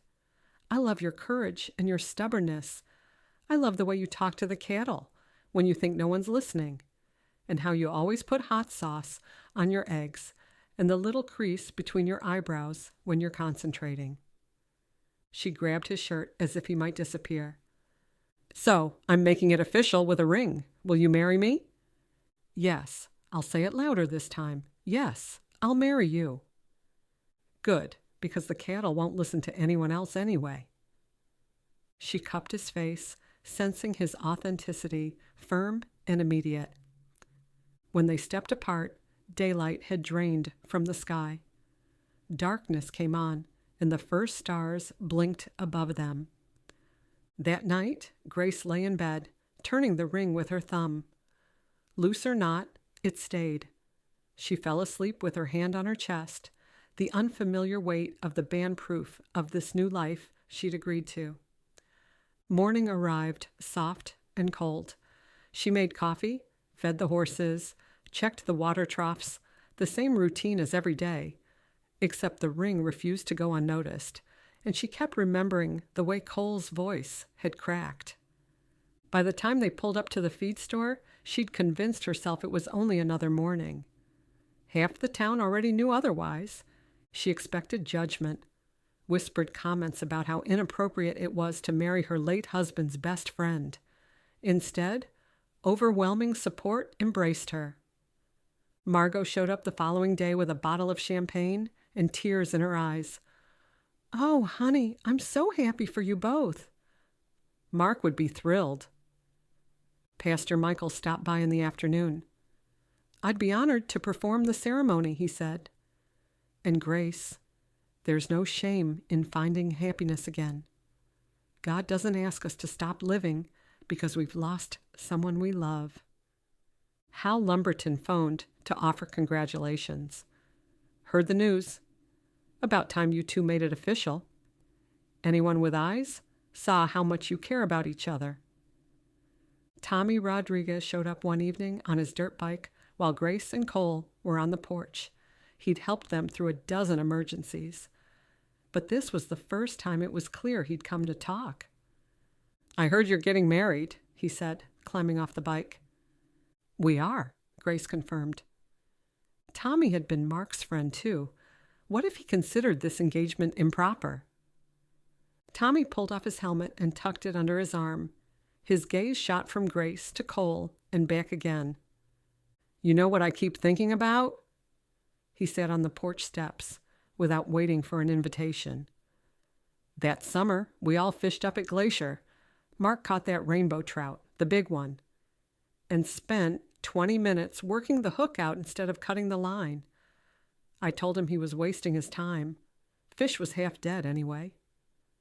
Grace remembered she'd been back at camp starting dinner. Mark said the fish deserved a chance. He said everything did. Tommy turned his helmet over in his hands.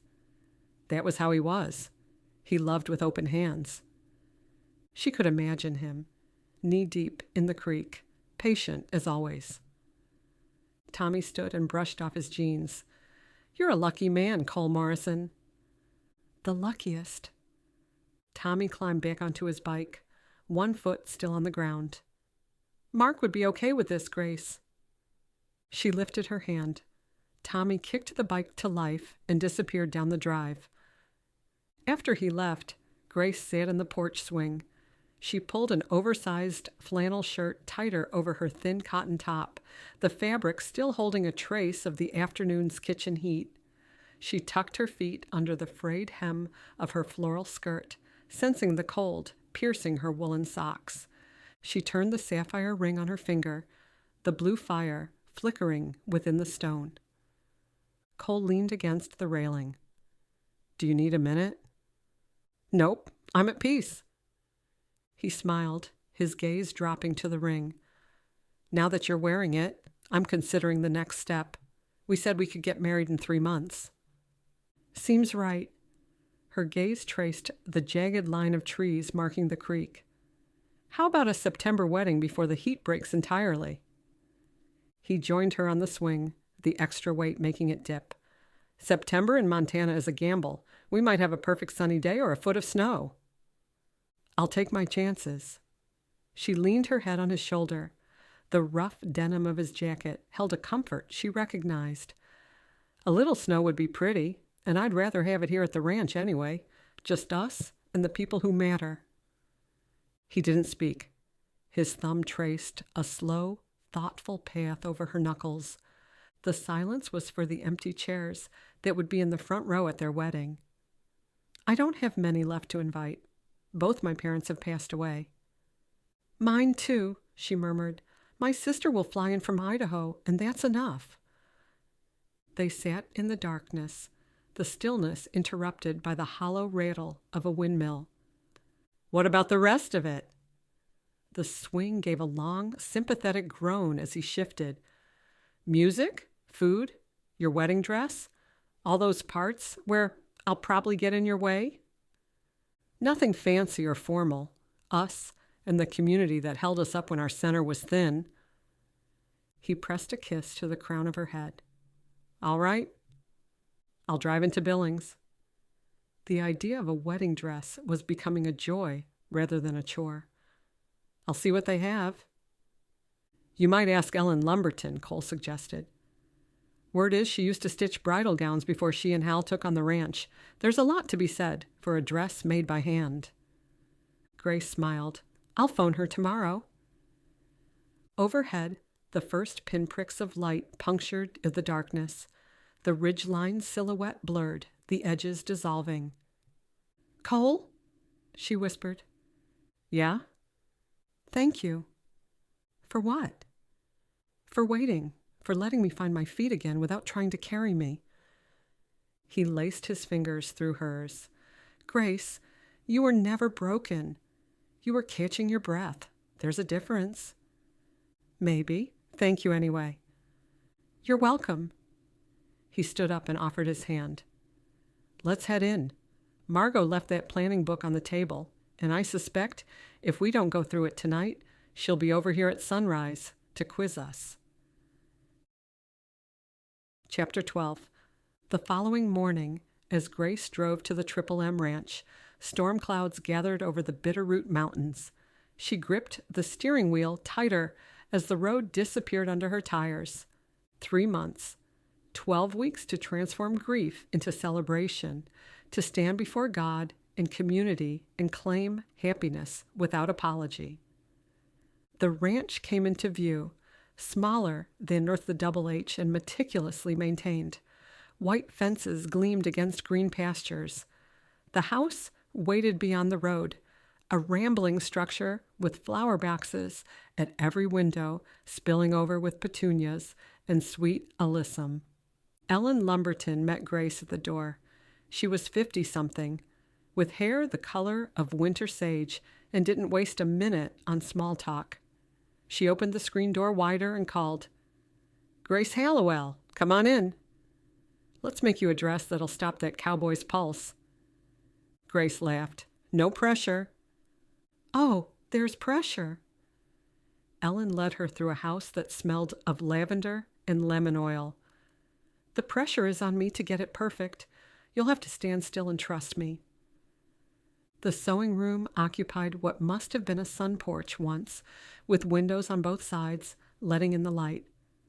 Fabric swatches covered every surface, silks that whispered against each other, lace so delicate it seemed spun from frost. A dress form stood in the corner, wearing someone else's dream, half finished. Ellen gestured to a platform in front of a 3-way mirror. Up you go. Let's see what we're working with. Grace climbed up, exposed in ways that had nothing to do with removing her shirt and jeans. Ellen circled her slowly, measuring tape in hand, eyes assessing with professional detachment. Hal used to try convincing me to expand. Ellen knelt to measure Grace's inseam. Open a shop in Bozeman, advertise in bridal magazines, chase the big money. She sat back on her heels.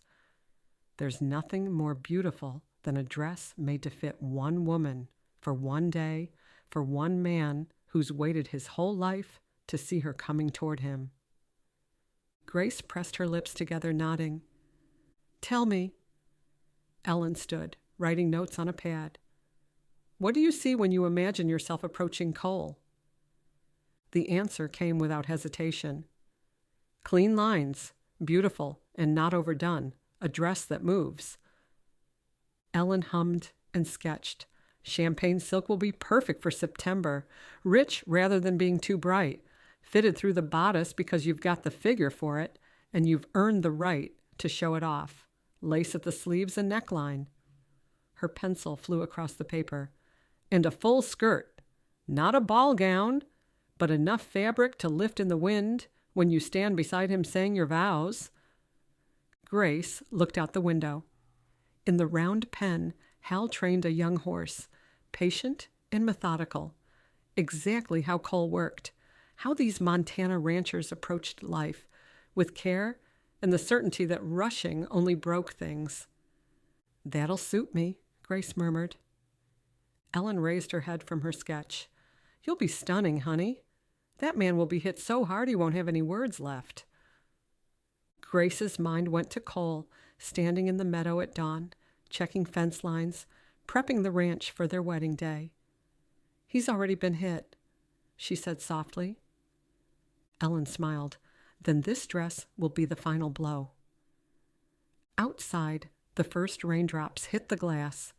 Ellen pulled out bolts of silk and lace, draping them over Grace's shoulders, studying how the colors played against her skin. She pinned and adjusted while thunder rolled over the mountains, and they focused on the dress seams. 2 hours later, when Grace climbed back into her truck, the sky stretched transparent and endless overhead.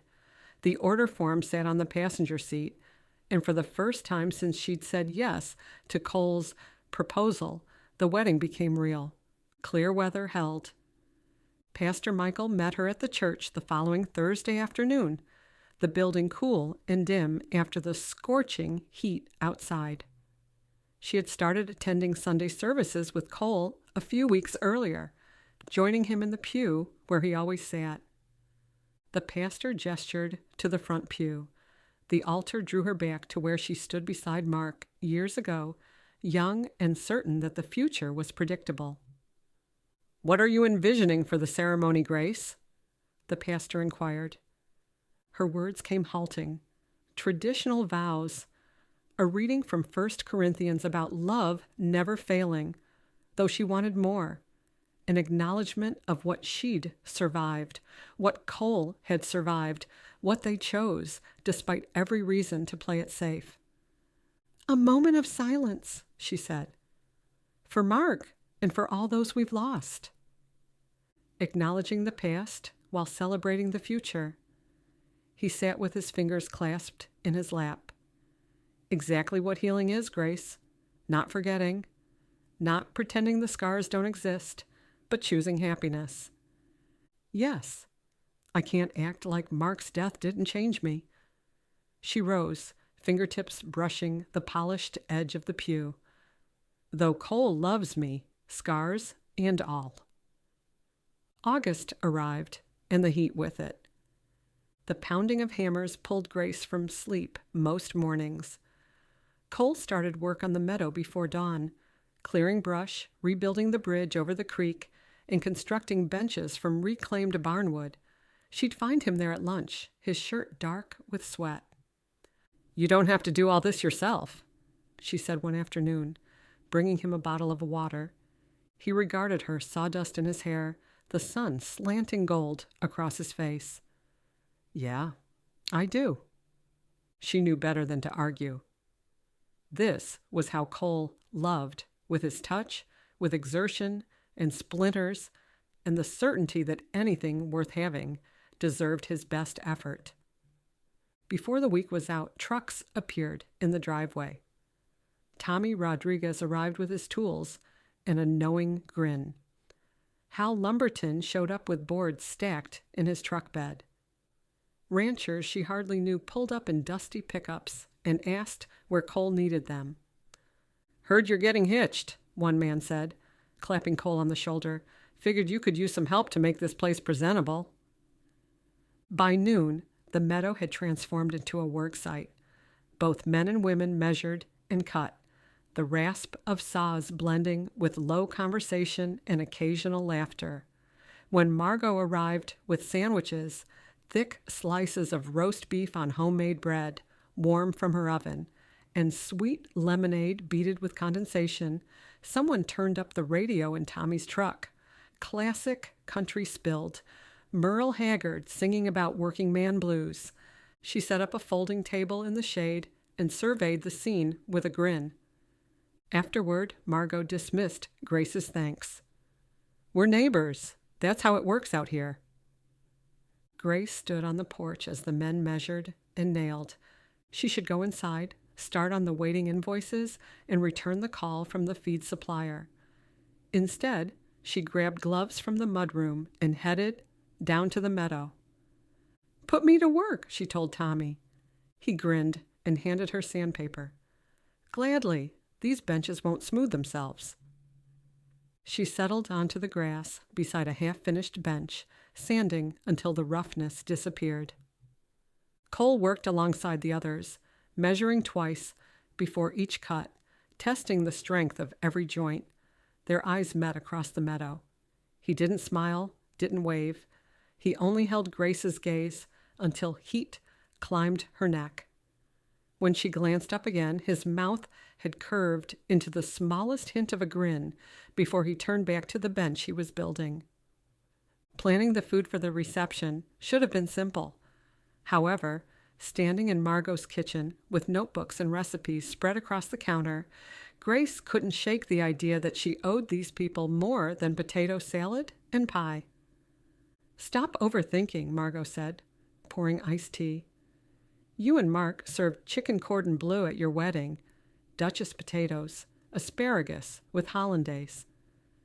Grace grimaced. "My mother insisted." "Did you enjoy it?" "I was too nervous to eat." "Then we do it differently, Montana style. Barbecued beef and fried chicken, coleslaw, and fresh corn, and apple pie that people will actually remember eating." She paused, meeting Grace's eyes. "No fancy caterers. Just good food, good people, and friendly conversation." Grace jotted a note. "Lily's driving up from Idaho the week before. She'll want to help with prep." "Your sister? I haven't seen her in years. We'll put her to work on pies." Margot glanced up. "Does she know how to make pies?" "She never baked one when I lived with her, though she's a fast learner." Margot grinned and pushed the notebook aside. "We're not trying to impress anyone. We're feeding our friends." Grace exhaled. "Our friends. Yes." Margot refilled their coffee mugs. "Where are you two going for your honeymoon?" "Nowhere." Grace smiled as Margot's brows shot up. "Cole and I discussed it, but September's really busy with the cattle. And honestly, we want to be at home, together. No airports, no hotels, only us and the ranch." "Makes sense," Margot replied, "though I bet Cole would take you anywhere you wanted." "He offered, but I don't need Paris or Hawaii. I just need him." The music came last. Grace met with a bluegrass band in their space above the hardware store. 3 men and a woman who'd played together for 20 years, who knew every wedding song ever written, sat with shoulders slouched against folding chairs until Grace mentioned Mark's name. "You want to include your late husband in your playlist?"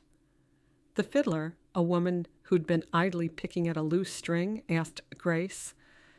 "He loved bluegrass." Grace hooked her thumb in her belt loop, the small tug pulling her posture straighter. "He played it every Saturday morning when he made breakfast. I want him there." "Not as a shadow, but as someone who brought me happiness." "Tell me his favorite songs." They went through the list together. Angel Band, Wagon Wheel, Will the Circle Be Unbroken? Tunes he'd hummed while checking cattle, driving into town, or teaching her to two-step in the kitchen. "And The Gambler by Kenny Rogers," Grace added. "Mark sang it constantly and knew every word." The fiddler made a note. "Not for dancing, but for listening." "Exactly." "We'll make it yours," the woman promised. As September approached, Grace grew increasingly nervous, not about marrying Cole. She was certain of her love for him, but about the wedding itself, standing up in front of everyone and making public declaration. A week before the ceremony, she confessed her anxiety to Cole. "What if I cry through the whole ceremony? What if I can't get through my vows?" He pulled her into his arms. "Then you cry." "Grace, there's no wrong way to do this. Everyone there loves and supports us. They'll understand." "What if people judge and think it's too soon?" "Then that's their problem, not ours.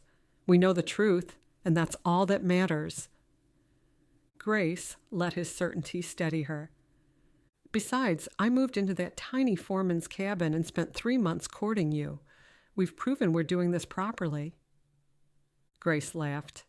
"True. I have to admit, the courtship part has been kind of romantic." "Kind of?" Cole raised a dark eyebrow. "I bring you wildflowers every day. I write you poetry that doesn't rhyme. I tipped my hat to you yesterday, like in a Western movie." She grinned. "Sometimes the poetry rhymes. Hey, I'm a rancher. You're lucky you get any words at all beyond I love you. That is enough. She leaned her forehead against his. More than enough. He kissed her gently and sweetly. One more week and you'll be my wife. Lily arrived on Tuesday afternoon, her SUV packed so full Grace could barely see through the back window. Grace was in the garden, pulling weeds when she heard the engine. She stood, brushing dirt off her jeans. Her sister climbed out, sunglasses pushed up on her head, red highlighted bob expertly styled despite the 8-hour drive. They met halfway across the yard. You're really doing this, Lily said. I'm really doing this. Marrying a cowboy in a meadow in Montana. Yes. A cowboy who writes you poetry about hay bales. To be fair, his poems are sometimes fairly good. Grace, you told me he rhymed alfalfa with I'll call ya. Phonetically creative. Or a crime against literature. Fortunately, I'm not marrying him for his poetry. What are you marrying him for? The mud or the early morning wake-up calls? It's how he sees me, Grace said, as if I truly matter. Lily's teasing faded. She wrapped Grace up tightly. There's happiness all over you. You're thrilled. I am. If he makes you cry, sad crying, not happy crying. I'm stealing his truck. Grace laughed. Noted. And his horse, Lily continued. Cole might have opinions about that. I'll wear him down. Lily grabbed a suitcase from the trunk. Give me time. That, I believe, Grace agreed. Cole emerged from the barn. Lily, he offered his hand. Great to see you. Hello, Cole. Lily shook his hand and didn't let go.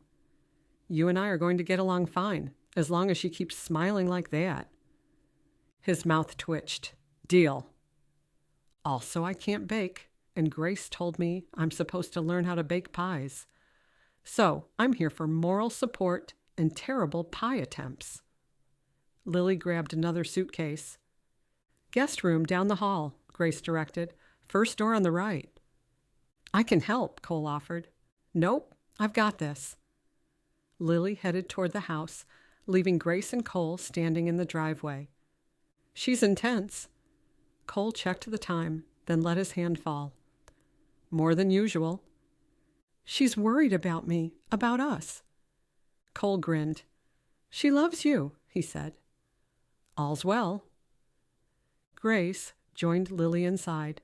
She unpacked with the efficiency of someone who'd moved too many times. Grace sat on the guest bed while Lily organized toiletries on the dresser. He gets better looking every time I see him, Lily began. That's annoying.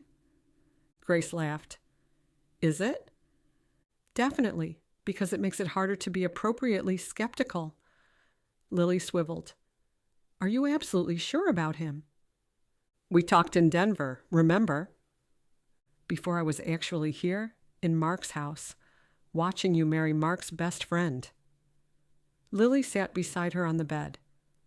I'm not saying it's wrong, though it's a lot. And fast. I'm aware, Lil. You're marrying Cole because you love him, not because the ranch needs saving, or because you're trying to recapture what you had with Mark, right? Grace swiveled the sapphire ring on her finger. I love him. And yes, it's real. Okay, I had to ask. Of course.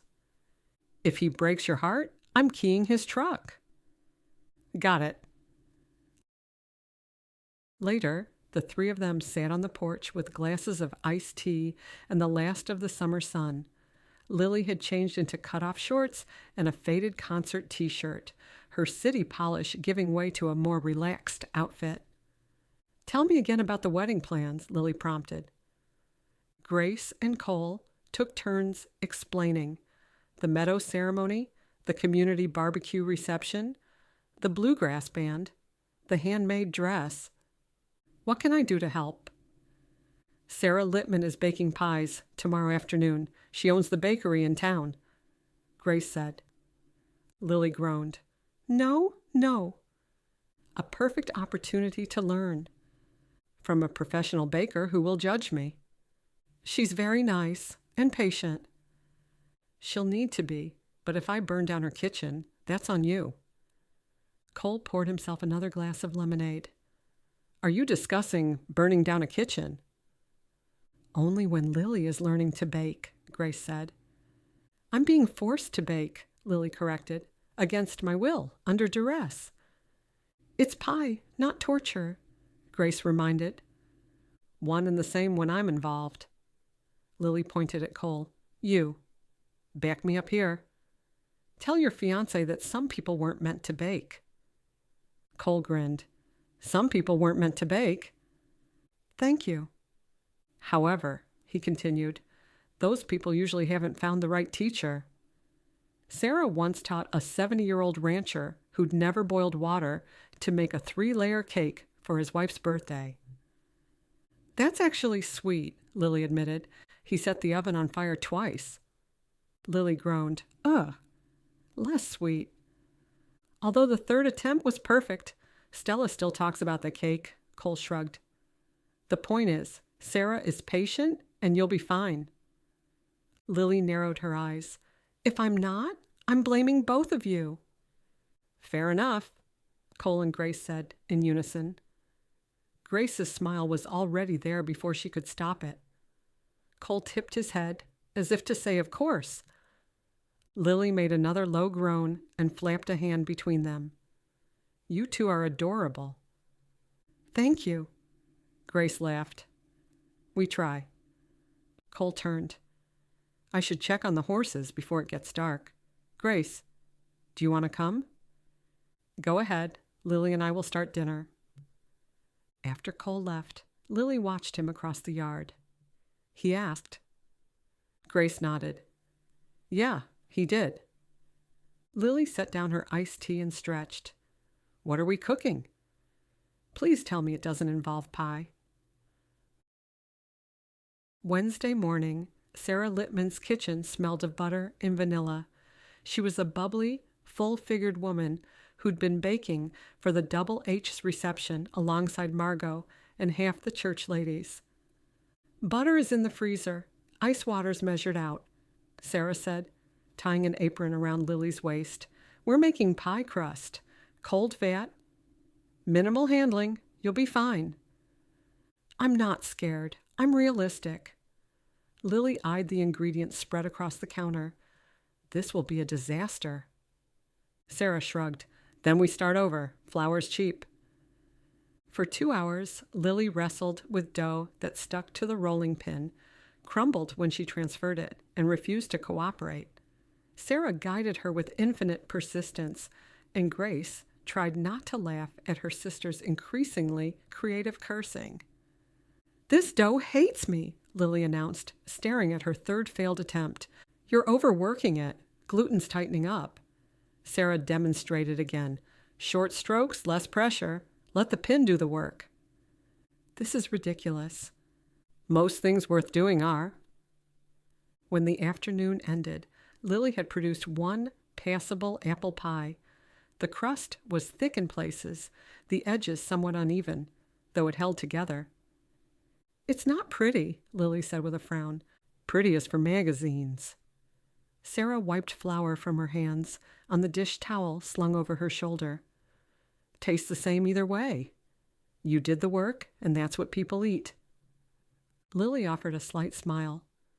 Okay, this time I'll believe you. Thursday evening, as the sun set over the mountains, Grace found Lily on the porch swing, a glass of wine in hand. Room for one more? Grace asked. Always. Lily patted the space beside her. Grace eased onto the swing. I'm glad you came. Where else would I be? You're getting married. Still, it must be hard for you. Being here. Grace gestured vaguely. Couple stuff, wedding planning, after Todd. Lily set the swing in motion with the toe of her shoe. Watching you try on your dress, talking about vows reminds me of what I assumed I had and what I lost. But mostly, I'm happy for you because you're alive again, and that's worth any amount of discomfort on my end. You'll find someone. Maybe, maybe not. I'm focusing on being okay with myself, though it's difficult. Lily shrugged. But you? You're running a ranch, marrying a decent man, and creating a future. Grace inched nearer until their shoulders met. Thank you for being here and caring enough to ask the hard questions. That's what sisters do. From inside came the clatter of a pan, a burner clicking to life, the familiar sounds of home. He's good for you, Lily said.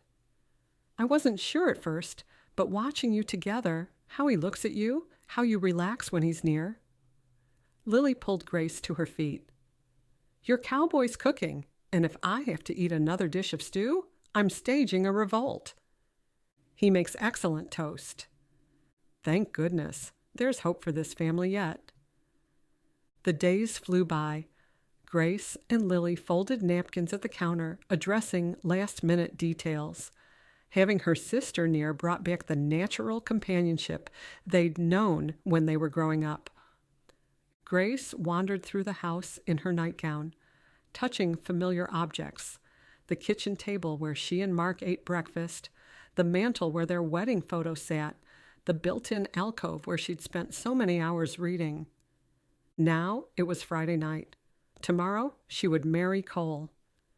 The hot tea cooled in her grasp. Over the meadow, the moon rose over where benches were set up.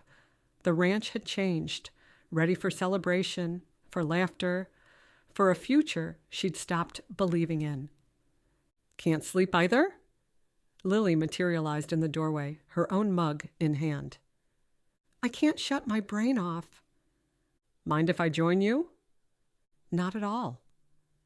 Outdoors, the grass swayed pale under the moon. The meadow turned out well, Lily said.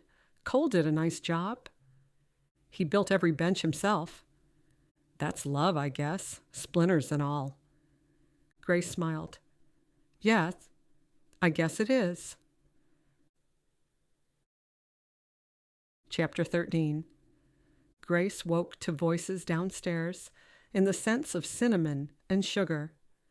She opened her eyes to September sun flooding her bedroom, warm on the white sheets, her wedding day. She lifted her left hand, studying the sapphire ring on her finger, the deep blue stone touched by a brief shimmer.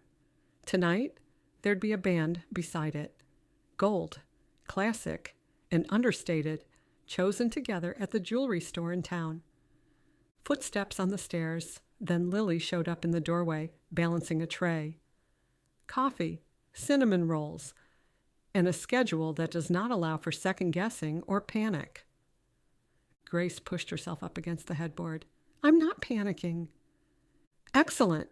Ellen Lumberton arrives at 10 with your dress, hair, and makeup at noon, wedding at 3. Lily set the tray on the bed. Which means you need to eat, shower, and stop acting as though you're about to bolt. I'm not. You are. Lily poured coffee into 2 mugs. Your shoulders are up past your ears. Classic tell? Grace accepted the mug. They are not. They are. Relax. He's already said yes. Lily rubbed at a smear of strawberry from her nightgown. We've got 6 hours to make you beautiful, and I refuse to let my sister walk through that meadow as anything less than gorgeous. Ellen arrived at 10 o'clock sharp, her arms full of ivory silk and delicate lace. She'd brought her daughter, Rebecca, a chirpy woman who took charge of steaming out every wrinkle. Let's see how it fits, Ellen said, carefully lifting the dress from its garment bag. The champagne material revealed its tone, rich and understated. Filigree traced the sleeves and neckline. Vines and flowers were so fine they seemed drawn with a single thread. Grace slipped out of her robe and stepped into the dress. The silk whispered against her skin, cool and smooth. Ellen worked the fabric up over Grace's hips, settling the bodice into place before attending to the dozens of tiny, covered buttons that ran down the back. "Oh," Ellen breathed. "Oh, Grace." Grace swiveled to the full-length mirror Lily had hauled from the hallway. The woman in the reflection was almost a stranger. Fabric hugged her figure. The neckline framed her collarbones, and the sleeves ended an inch below her elbows, with scalloped edges. The skirt flowed from her hips in soft folds, meant to follow her stride, but it was her face that gave her pause, calm, focused, and present, taking in the room, the dress, the moment. It's beautiful," she said quietly. "You are." Ellen adjusted the seam. "Cole's going to stop mid-step." Rebecca circled Grace. "The hem is right. The bodice sits where it should." She glanced at her mother. "You did exactly what you meant to." Ellen looked up. "I'm glad I was here for this." Footsteps pounded on the porch steps, followed by the screen door banging open. Women's voices rose from the kitchen. Sarah's laugh, Margot's deeper tone, someone else Grace didn't recognize. Lily investigated, returning moments later with an enormous grin. "Half the town's shown up. Hal is directing traffic as if he were a general. Tommy Rodriguez is arguing with the band about where to set up their equipment. And Cole?" She took her time with the rest. "Cole is down at the foreman's cabin getting ready. He asked me to tell you he loves you and he'll see you at the altar." Grace sat on the bed. "What time is it?" "Almost 11. We're right on schedule." Lily shooed Ellen and Rebecca. "You two go help downstairs. I've got the bride from here." She styled Grace's hair, setting up her supplies on the dresser, combs, brushes, and hairspray. She twisted each strand up section by section, securing it with pins. She left a few loose curls at her temples, framing her face. "Classic and elegant," she declared, stepping back to assess. "Nothing too fussy." For makeup, Lily took charge again, enhancing Grace's delicate features, her wide brown eyes and high cheekbones. "You're a Montana rancher getting married in a meadow." She dusted a rose blush across Grace's cheeks. "Not a New York socialite. Natural is what I'm after." At 2:00, Lily applied a last touch of lipstick to Grace's lips. She studied her in silence, and a pause settled. "What?" Grace asked. Lily let out a low whistle. "Cole is going to lose his footing." Margot arrived in the doorway, breathless. "Everyone's here. The benches are full. People are standing in the back.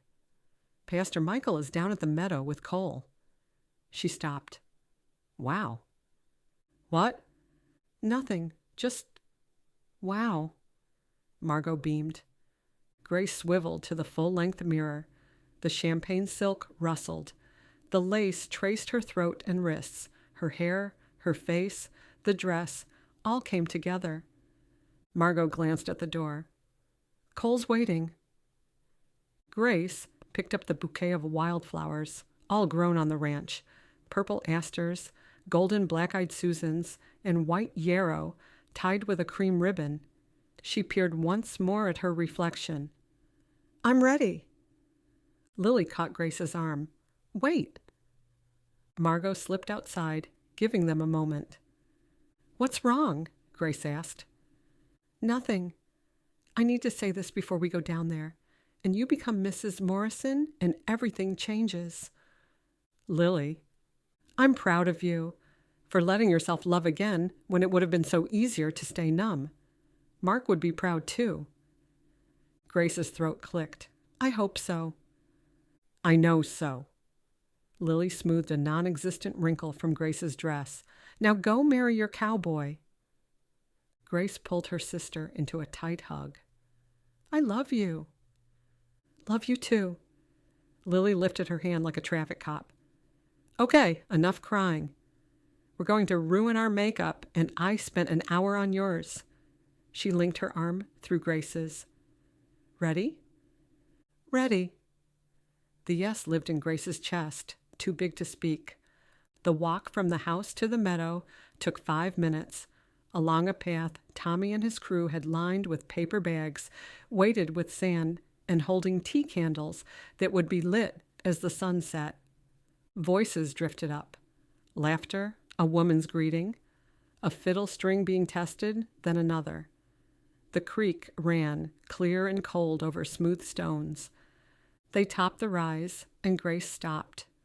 Friends and neighbors filled every seat of the rustic benches arranged in a semicircle. Wildflowers were everywhere, in mason jars tied to the benches, woven into garlands strung between the cottonwood trees, scattered in the grass. The barn doors stood propped open, their backup plan if the September weather had turned, though the sky stretched cloudless and blue. String lights hung from the cottonwoods, waiting for dusk. The band sat to one side, mandolin, fiddle, and guitar. Beside Pastor Michael's portable lectern stood Cole, with Tommy as best man.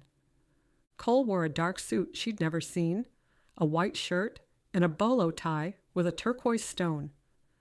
The jacket stretched over his muscular shoulders. His black Stetson rotated in his hands, the brim moving in slow circles. His dark hair, usually falling across his forehead, was slicked back. The moment he saw her, the Stetson stilled in his grasp. The band played simple gifts, fiddle, and guitar, finding each other in the memorable Shaker hymn. Lily squeezed Grace's hand, then started down the aisle, her pale blue dress swaying with each step. She took her place at the front and mouthed, "Your turn." Grace locked her eyes on Cole's face. She scarcely registered the guess, hardly heard the whispered compliments and well wishes. All she saw was Cole, the man she loved, the man she was marrying. She handed her bouquet to Lily, then spun to face him. Pastor Michael placed Grace's hand in Cole's. "Take care of her," he said quietly. "With my life." Cole pressed a kiss to her knuckles, brief and reverent. Pastor Michael addressed the guests. "Friends, today we gather to witness the joining of Grace Hallowell and Cole Morrison in holy matrimony. Before we continue, we'll observe a moment of silence to honor those we've lost." Everyone bowed his or her heads. The creek ran over stones. Wind stirred the cottonwoods. Grace kept her eyes open, fixed on Cole. He focused on her. After a long breath, Pastor Michael continued, "Amen. Friends, let us celebrate this new beginning by reading from 1 Corinthians chapter 13. Love is patient. Love is kind. It does not envy. It does not boast. It is not proud." A baby cooed somewhere behind Grace, then ceased. It does not dishonor others. It is not self-seeking. It is not easily angered and keeps no record of wrongs. Pastor Michael continued. Love does not delight in evil, but rejoices with the truth. It always protects, trusts, hopes, and perseveres. Love never fails. Almost imperceptibly, Cole's grip tightened on hers. Pastor Michael closed his Bible. Grace and Cole, the love described in 1 Corinthians isn't something we manufacture on our own. It's God working through us, patient when we're weak, kind when we're tested, persevering when every event urges us to give up. Margot's voice carried from the crowd. Amen. Paul reminds us that love never fails because God never fails. When we root our marriage in Him, we build a foundation that cannot be shaken. Grace's bouquet trembled in Lily's grasp. The pastor went on. Today, you're not only making promises to each other. You're inviting God into the center of your union to guide, sustain, and carry you through whatever comes. That's the gift of a Christ-centered marriage. You don't walk this road alone. He smiled and laid a hand on Cole's shoulder. Now, the vows. Cole drew a folded piece of paper from his pocket. The paper shook as he unfolded it. Grace, he said, raising his eyes, I promise to build this ranch with you, to make you laugh when I can, and to be quiet when you need that instead. He lowered his hand.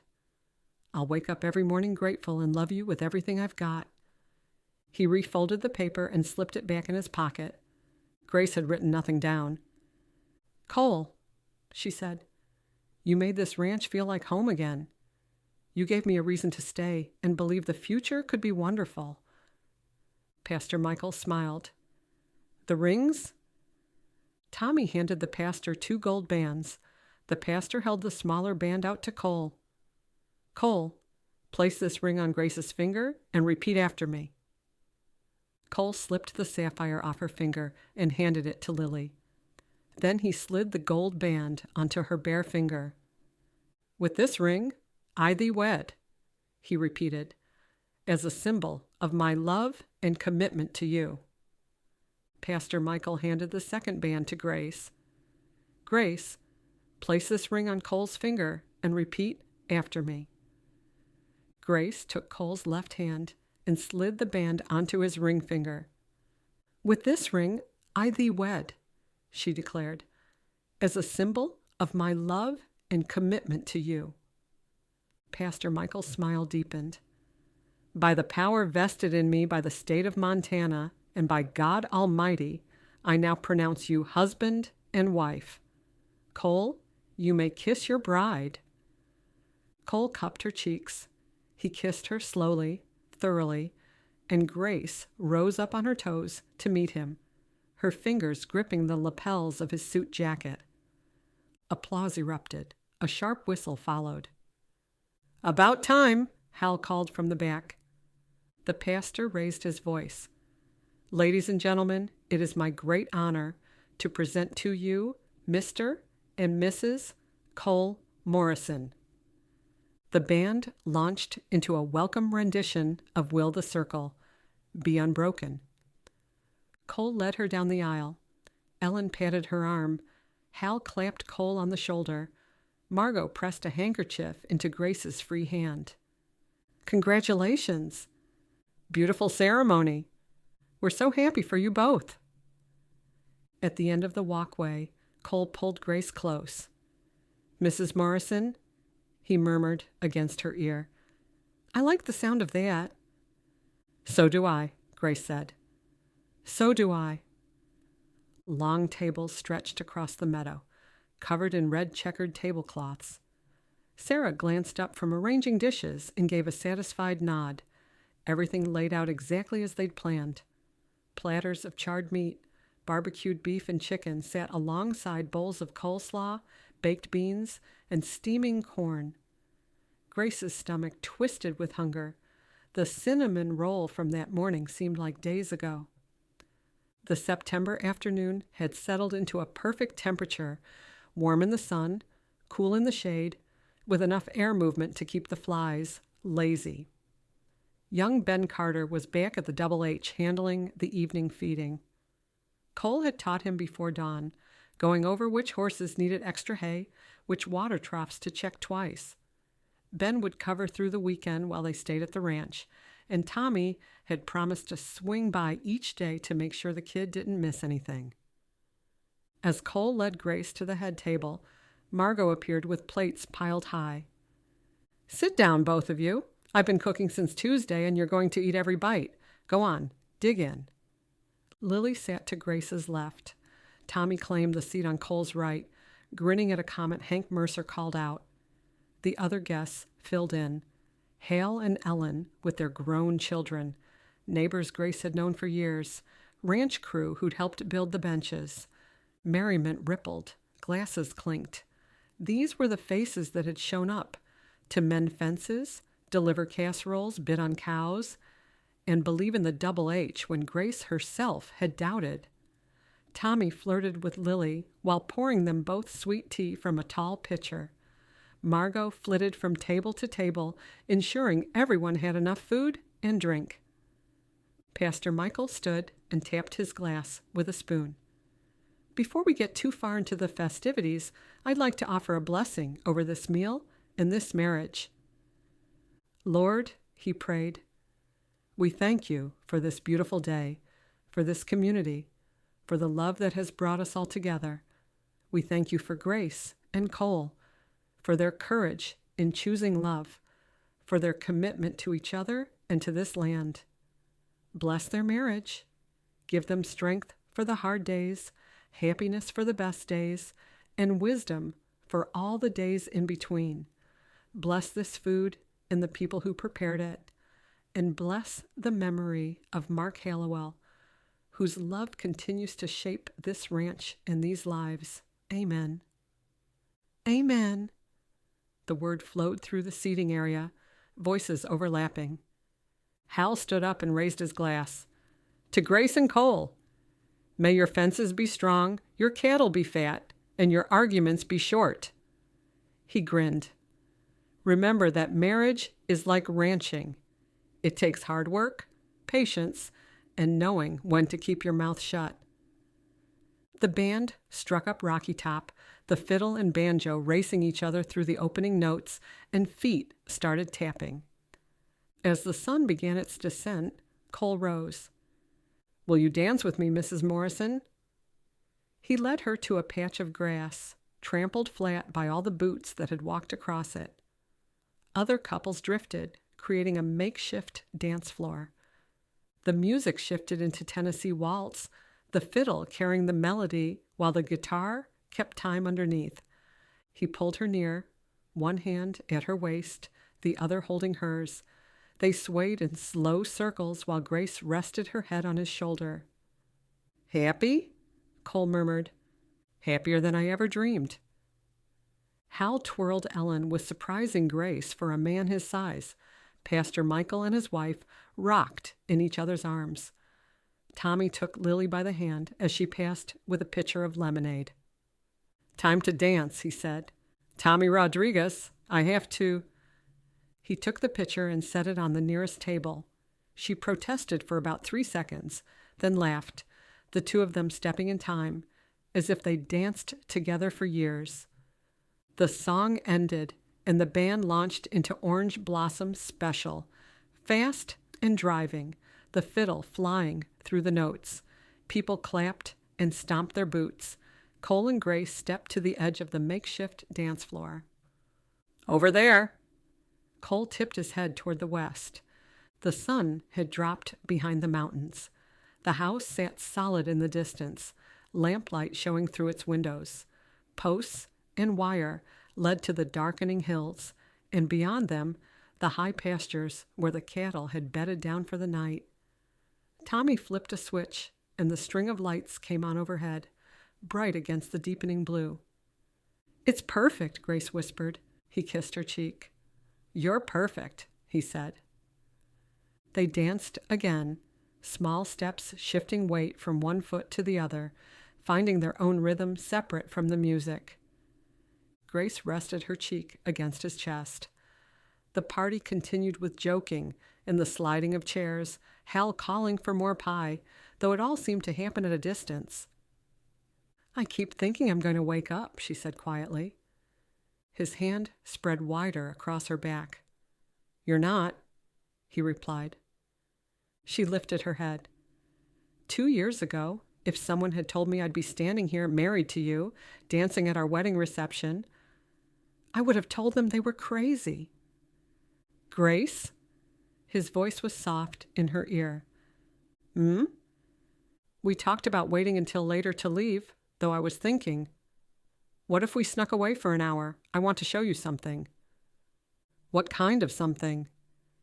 You'll see. Trust me? Always. They slipped from the reception while the band played a rousing rendition of The Devil Went Down to Georgia. Cole helped her gather her dress so it wouldn't drag in the dirt, then drove them in the opposite direction from the ranch. Where are we going? She asked quietly. You'll see. The road unreeled ahead of them, a 2-lane blacktop through pasture land. Fence posts ticked by. A hawk lifted off a telephone wire. Cole hardly spoke. His hands stayed fixed on the wheel, thumbs shifting against the leather, the truck's headlights cutting a narrow path through the gathering dark. He glanced at the clock once, then again. When she reached for him, her fingers brushing his sleeve, he gave a quick smile. "Almost there." His voice was tight and careful. After 15 minutes, he turned onto a dirt road she didn't recognize. He pulled to a stop at the edge of the bluff and cut the engine. The wind passed over the hood, carrying the brisk, clean scent of the valley. He came around to help her out of the truck. "Close your eyes," he instructed. She grinned. "Seriously?" she asked. He nodded. "Seriously." She allowed him to guide her forward. "Okay," he said. "You can open them." When Grace did, she forgot how to breathe. Below, the valley unfolded in shadow and shape. Pastures, low hills, the faint line of the creek. There, pressed into the land itself, burning constant in the dark, were the words, Grace and Cole. The sight struck deep and immediate, and her balance faltered. "How did you—" "Tommy and Hal." He gave a brief, crooked laugh. "Yesterday we arranged the solar lights. I kept worrying one would go out or that the spacing was wrong. I checked it 6 times. His eyes held steady on hers, the faint crease between his brows deeper than usual, his mouth set as if he was waiting for the verdict on a calf he'd pulled all night. "I didn't want this tied to the wedding. No guests, only us." He let out a breath. "This place mattered to me long before I ever knew you. It's where I came when I needed to think, or decide, or remember who I was trying to be."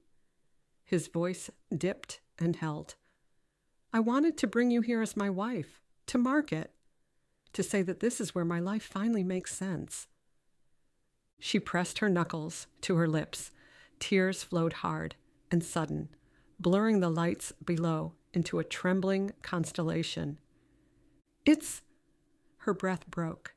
"It's beautiful." His hand settled on her shoulders, careful as though she might shatter. "You're the beautiful part. You always were. I love you, Grace Morrison, more than I realized a person could love." She reached for his face, holding him the way he so often held her, slow, deliberate, and full of care. He kissed her without hurry or doubt, a kiss that brought memory and promise together, that declared this wasn't passing or borrowed time. When they drew apart, the sky had deepened, stars appearing one by one until the valley lay wrapped in darkness, except for those glowing letters, bright and unmissable against the earth. "Best we get back," Cole said, "before Lily decides we've abandoned the reception and cuts the cake without us." Grace smiled. She'd do it too. Somewhere, a coyote made a call that was answered. The night cooled, raising goosebumps on her arms, and the scent of sage rose from the valley floor. Once more, her gaze returned to the lights, at their names written into the land. They drove back, the headlights cutting through the dark. Deer eyes flashed green from the roadside, then vanished. Grace slid across the bench seat until her shoulder pressed against his. The radio played low, Randy Travis promising forever and ever. Amen. Music drifted toward them as Cole turned into the meadow, the fiddle clear even from a distance. A bonfire burned at the far edge of the meadow, and Hal and Ellen sat on hay bales near the flames. Margot poked at the fire with a long stick, sending sparks spiraling up. Children circled the edges of the light, their shrieks ringing into the dark. The band transitioned to quieter music, acoustic guitar, and the fiddler. "There you are," Margot shouted. "We were about to send out a search party." "We needed a few moments alone," Cole replied. "Well, you returned just in time. We're about to cut the cake." The cake sat on a round table away from the bonfire, 3 layers of white frosting, purple asters, and black-eyed Susans tucked at the edges. Sarah must have made it. Grace recognized her neat piping work at the base. Cole picked up the knife, and Grace laid her hand over his. They pressed down, the blade sinking through the cake. "Don't you dare smash that in my face," Grace warned. Cole grinned. "Wouldn't dream of it, Mrs. Morrison." They each sampled a bite, and the sweetness of the vanilla and berry filling burst on Grace's tongue. "Speech!" Tommy shouted. Cole glanced at Grace, and she nudged him forward. "I'm not much for speeches," Cole began, "but I want to thank all of you for showing up, for helping save the Double H Ranch when it would have been easier to let it fail." He set his fork aside. "You've prayed for us and loved us through the hardest times. We wouldn't be standing here without you." Grace touched his arm. "When I left after Mark died, I assumed I'd never come home, but you all kept it alive. You supported Cole, you waited for me to find my way back, and you welcomed me when I finally did." Firelight picked out familiar profiles, Sarah holding a glass of lemonade, Lily leaning against Tommy's shoulder, children drowsing on their parents' laps. "You've taught me that community isn't only about living near each other. It's about showing up when the hard times ease." "Here, here," Hal called out, and soon forks clinked against plates. Lily appeared with 2 slices of apple pie. "Sarah says we have to try the one I helped make." "We just ate cake," Grace reminded. "Your point." Lily handed her a fork. "Besides, this is educational. You need to see what happens when someone can't cook." Grace had a taste. The filling was too sweet, and the crust had gone dark at the edges, not quite burned, but close. "Well, it's rustic." "It's a mess," Lily said flatly. "Only a little," Grace amended. Cole dropped onto a hay bale and reached for her fork. He took a bite, chewing thoughtfully. "Did you bake this, Lily?" "Unfortunately." "I'm impressed. First try?" "First successful try. The other 2 didn't venture from the pan." Cole grinned. "Then this is a triumph." Close to midnight, trucks started their engines and headlights swept across the meadow. Margot pulled Grace into a tight hug. "Be happy," she said. "I am. Thank you." "Now go be with your husband. We'll handle the rest." Before Grace protested, Sarah organized the remaining guests. Hal and Tommy collapsed tables. Ellen and Lily gathered linens. Pastor Michael's wife packed leftover food into containers. Within 30 minutes, the meadow settled back in its former order. Benches were stacked, trash bagged, string lights coiled and stored in the barn. Grace turned to Cole. "We should help." "They told us to leave." He grabbed her hand. "So we're leaving." They climbed into Cole's truck. The porch light was on, with moths circling it in lazy spirals. "Wait." He paused at the bottom of the steps. "There's one more thing I need to do." "What's that?" He swept her up into his arms. "Cole Morrison, put me down." "Not a chance. Some traditions are non-negotiable." He shouldered open the door and carried her inside, not setting her down until he stood in the living room. When he lowered her feet to the floor, he kept his hold around her. "Welcome home, Mrs. Morrison," he said. She smiled. "Thank you." Grace went to the window. The barn's metal roof glinted silver in the moonlight. Farther out, the meadow lay in shadow. The posts where they'd strung the lights were scarcely visible. Ben's truck was gone, feeding finished, and homeward bound. Cole came up, his reflection in the glass. "Long day." "Good day."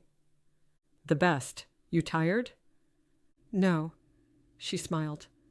"Not even a little." His hand slid to the back of her neck, fingers threading through her hair where the pins had come loose. Old wood creaked, wind rustled through the eaves. The same sounds she'd heard for years, though different. The past, present, and future woven together. "I am home," Grace whispered. "Finally, completely home." "I love you," he said. "I love you too." Grace Hallowell, Grace Morrison now, had come home to the life waiting for her, built on what came before, steadier and truer for having survived grief, and she was completely at peace. Epilogue. Grace stood on the porch of the Double H Ranch, one hand resting on the slight swell of her belly. Sunset turned the lofty peaks orange, leaving the valley floors dim. Behind her, the house overflowed with conversation. She and Cole had invited the entire community to a spring barbecue, a celebration of the ranch's resurgence, and a thank you to everyone who'd helped make it possible. Cole emerged from the house carrying 2 glasses, lemonade for them both.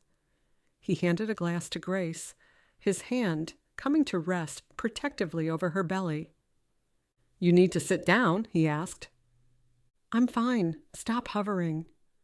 "I'm not hovering. I'm being attentive." "You've been attentive since the moment I told you about the baby.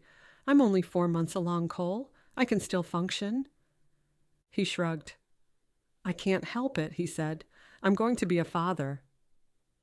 They discovered she was pregnant on February 14th, Valentine's Day, a few months after their first anniversary. When Grace showed Cole the pregnancy test, he'd gone completely still. Then he picked her up and spun her around the kitchen, laughing and wiping at his eyes with the back of his hand. By evening, he was sketching plans for converting the spare room into a nursery. The ranch had changed over the past year. Herefords dotted the east pasture, their coats gleaming copper in the fading light. Outstanding stock, well-fed, the kind that drew nods of approval from ranchers at the Billings auction.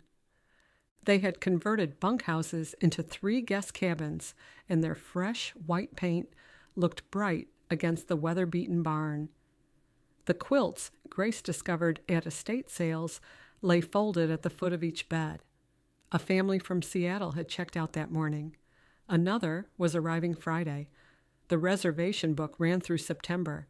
Grace still took on graphic design clients, though selectively, working from the kitchen table in the mornings and focusing on projects that interested her, while Cole handled the early feeding of the animals.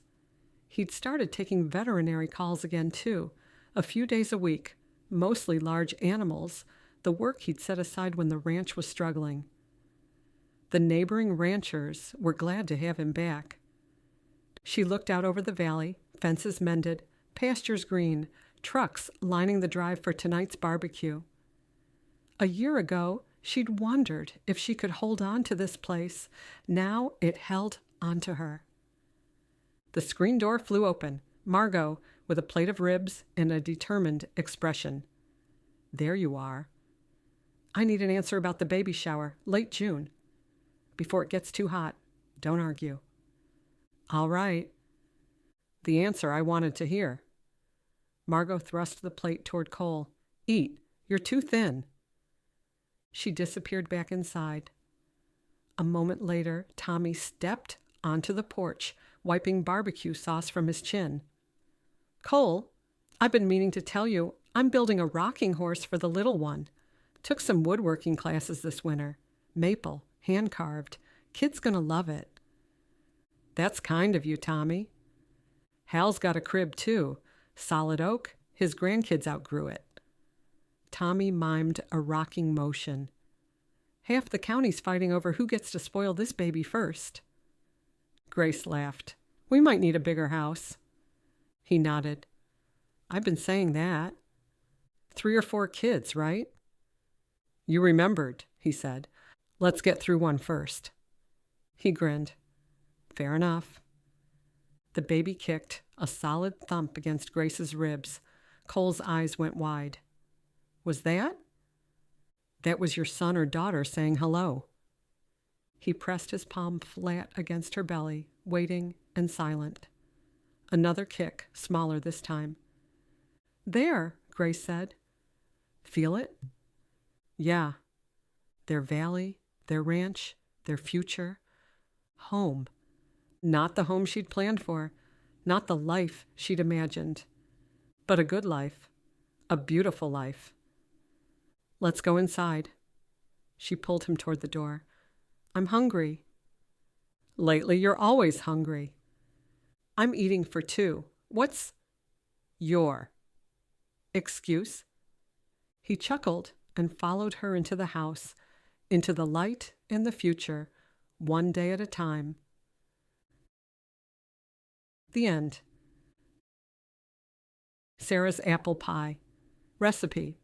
Pie crust isn't magic. It's just cold butter and a light touch. Don't overthink it. For the crust. 2½ cups all-purpose flour. 1 tablespoon sugar. 1 teaspoon salt. 1 cup, 2 sticks. Cold butter cut into small pieces. 6 to 8 tablespoons ice water. Mix flour, sugar, and salt in a big bowl. Cut cold butter with a pastry cutter or 2 forks until it becomes coarse crumbs. Add ice water, 1 tablespoon at a time, mixing with a fork until the dough holds together when you squeeze it. Don't overwork it or you'll have a tough crust. Divide the dough in half, flatten into discs, wrap in plastic, and refrigerate for at least an hour. This isn't optional. Cold dough is happy dough. For the filling. 6 to 7 large Granny Smith apples, peeled and sliced thin. 3/4 cup sugar. 2 tablespoons flour. 1 teaspoon cinnamon. 1/4 teaspoon nutmeg. 1 tablespoon lemon juice. 2 tablespoons butter, cut into small pieces. Preheat your oven to 425 degrees Fahrenheit. Roll out 1 disc of dough and fit it into a 9-inch pie pan. Mix your apples with sugar, flour, cinnamon, nutmeg, and lemon juice. Pile filling high in the crust. It'll cook down. Dot with butter. Roll out the second disc for the top crust. Lay it over the apples, trim the edges, and crimp them together. Cut a few slits in the top so steam can escape. Bake at 425 degrees Fahrenheit for 15 minutes, then reduce heat to 350 degrees Fahrenheit and bake for another 45 to 50 minutes until the crust is golden and the filling bubbles through the slits. Let it cool for at least an hour before slicing, or you'll have apple soup. Serve with vanilla ice cream if you're feeling fancy, or eat it warm with coffee. And remember, nobody's first pie is perfect. Keep trying. A note to my readers. This book is about second chances, at love, at home, at believing the future can still surprise you. Grace and Cole's story grew from a question. What happens when the person who helps you heal is the one you never expected? Writing their journey reminded me that grief and joy can exist side by side, and that choosing love again isn't a betrayal of what came before. It's an honoring of it. Thank you for trusting me with your reading hours. I never take that gift lightly. This has been Hearts and Horseshoes, a sweet second chance cowboy romance written and narrated by Josie Riviera. Copyright 2026 by Josie Riviera. All rights reserved. If this story stayed with you, I'd be so grateful if you left a review. It means more than you know, and I'd love to stay connected. You can find me at josieriviera.com.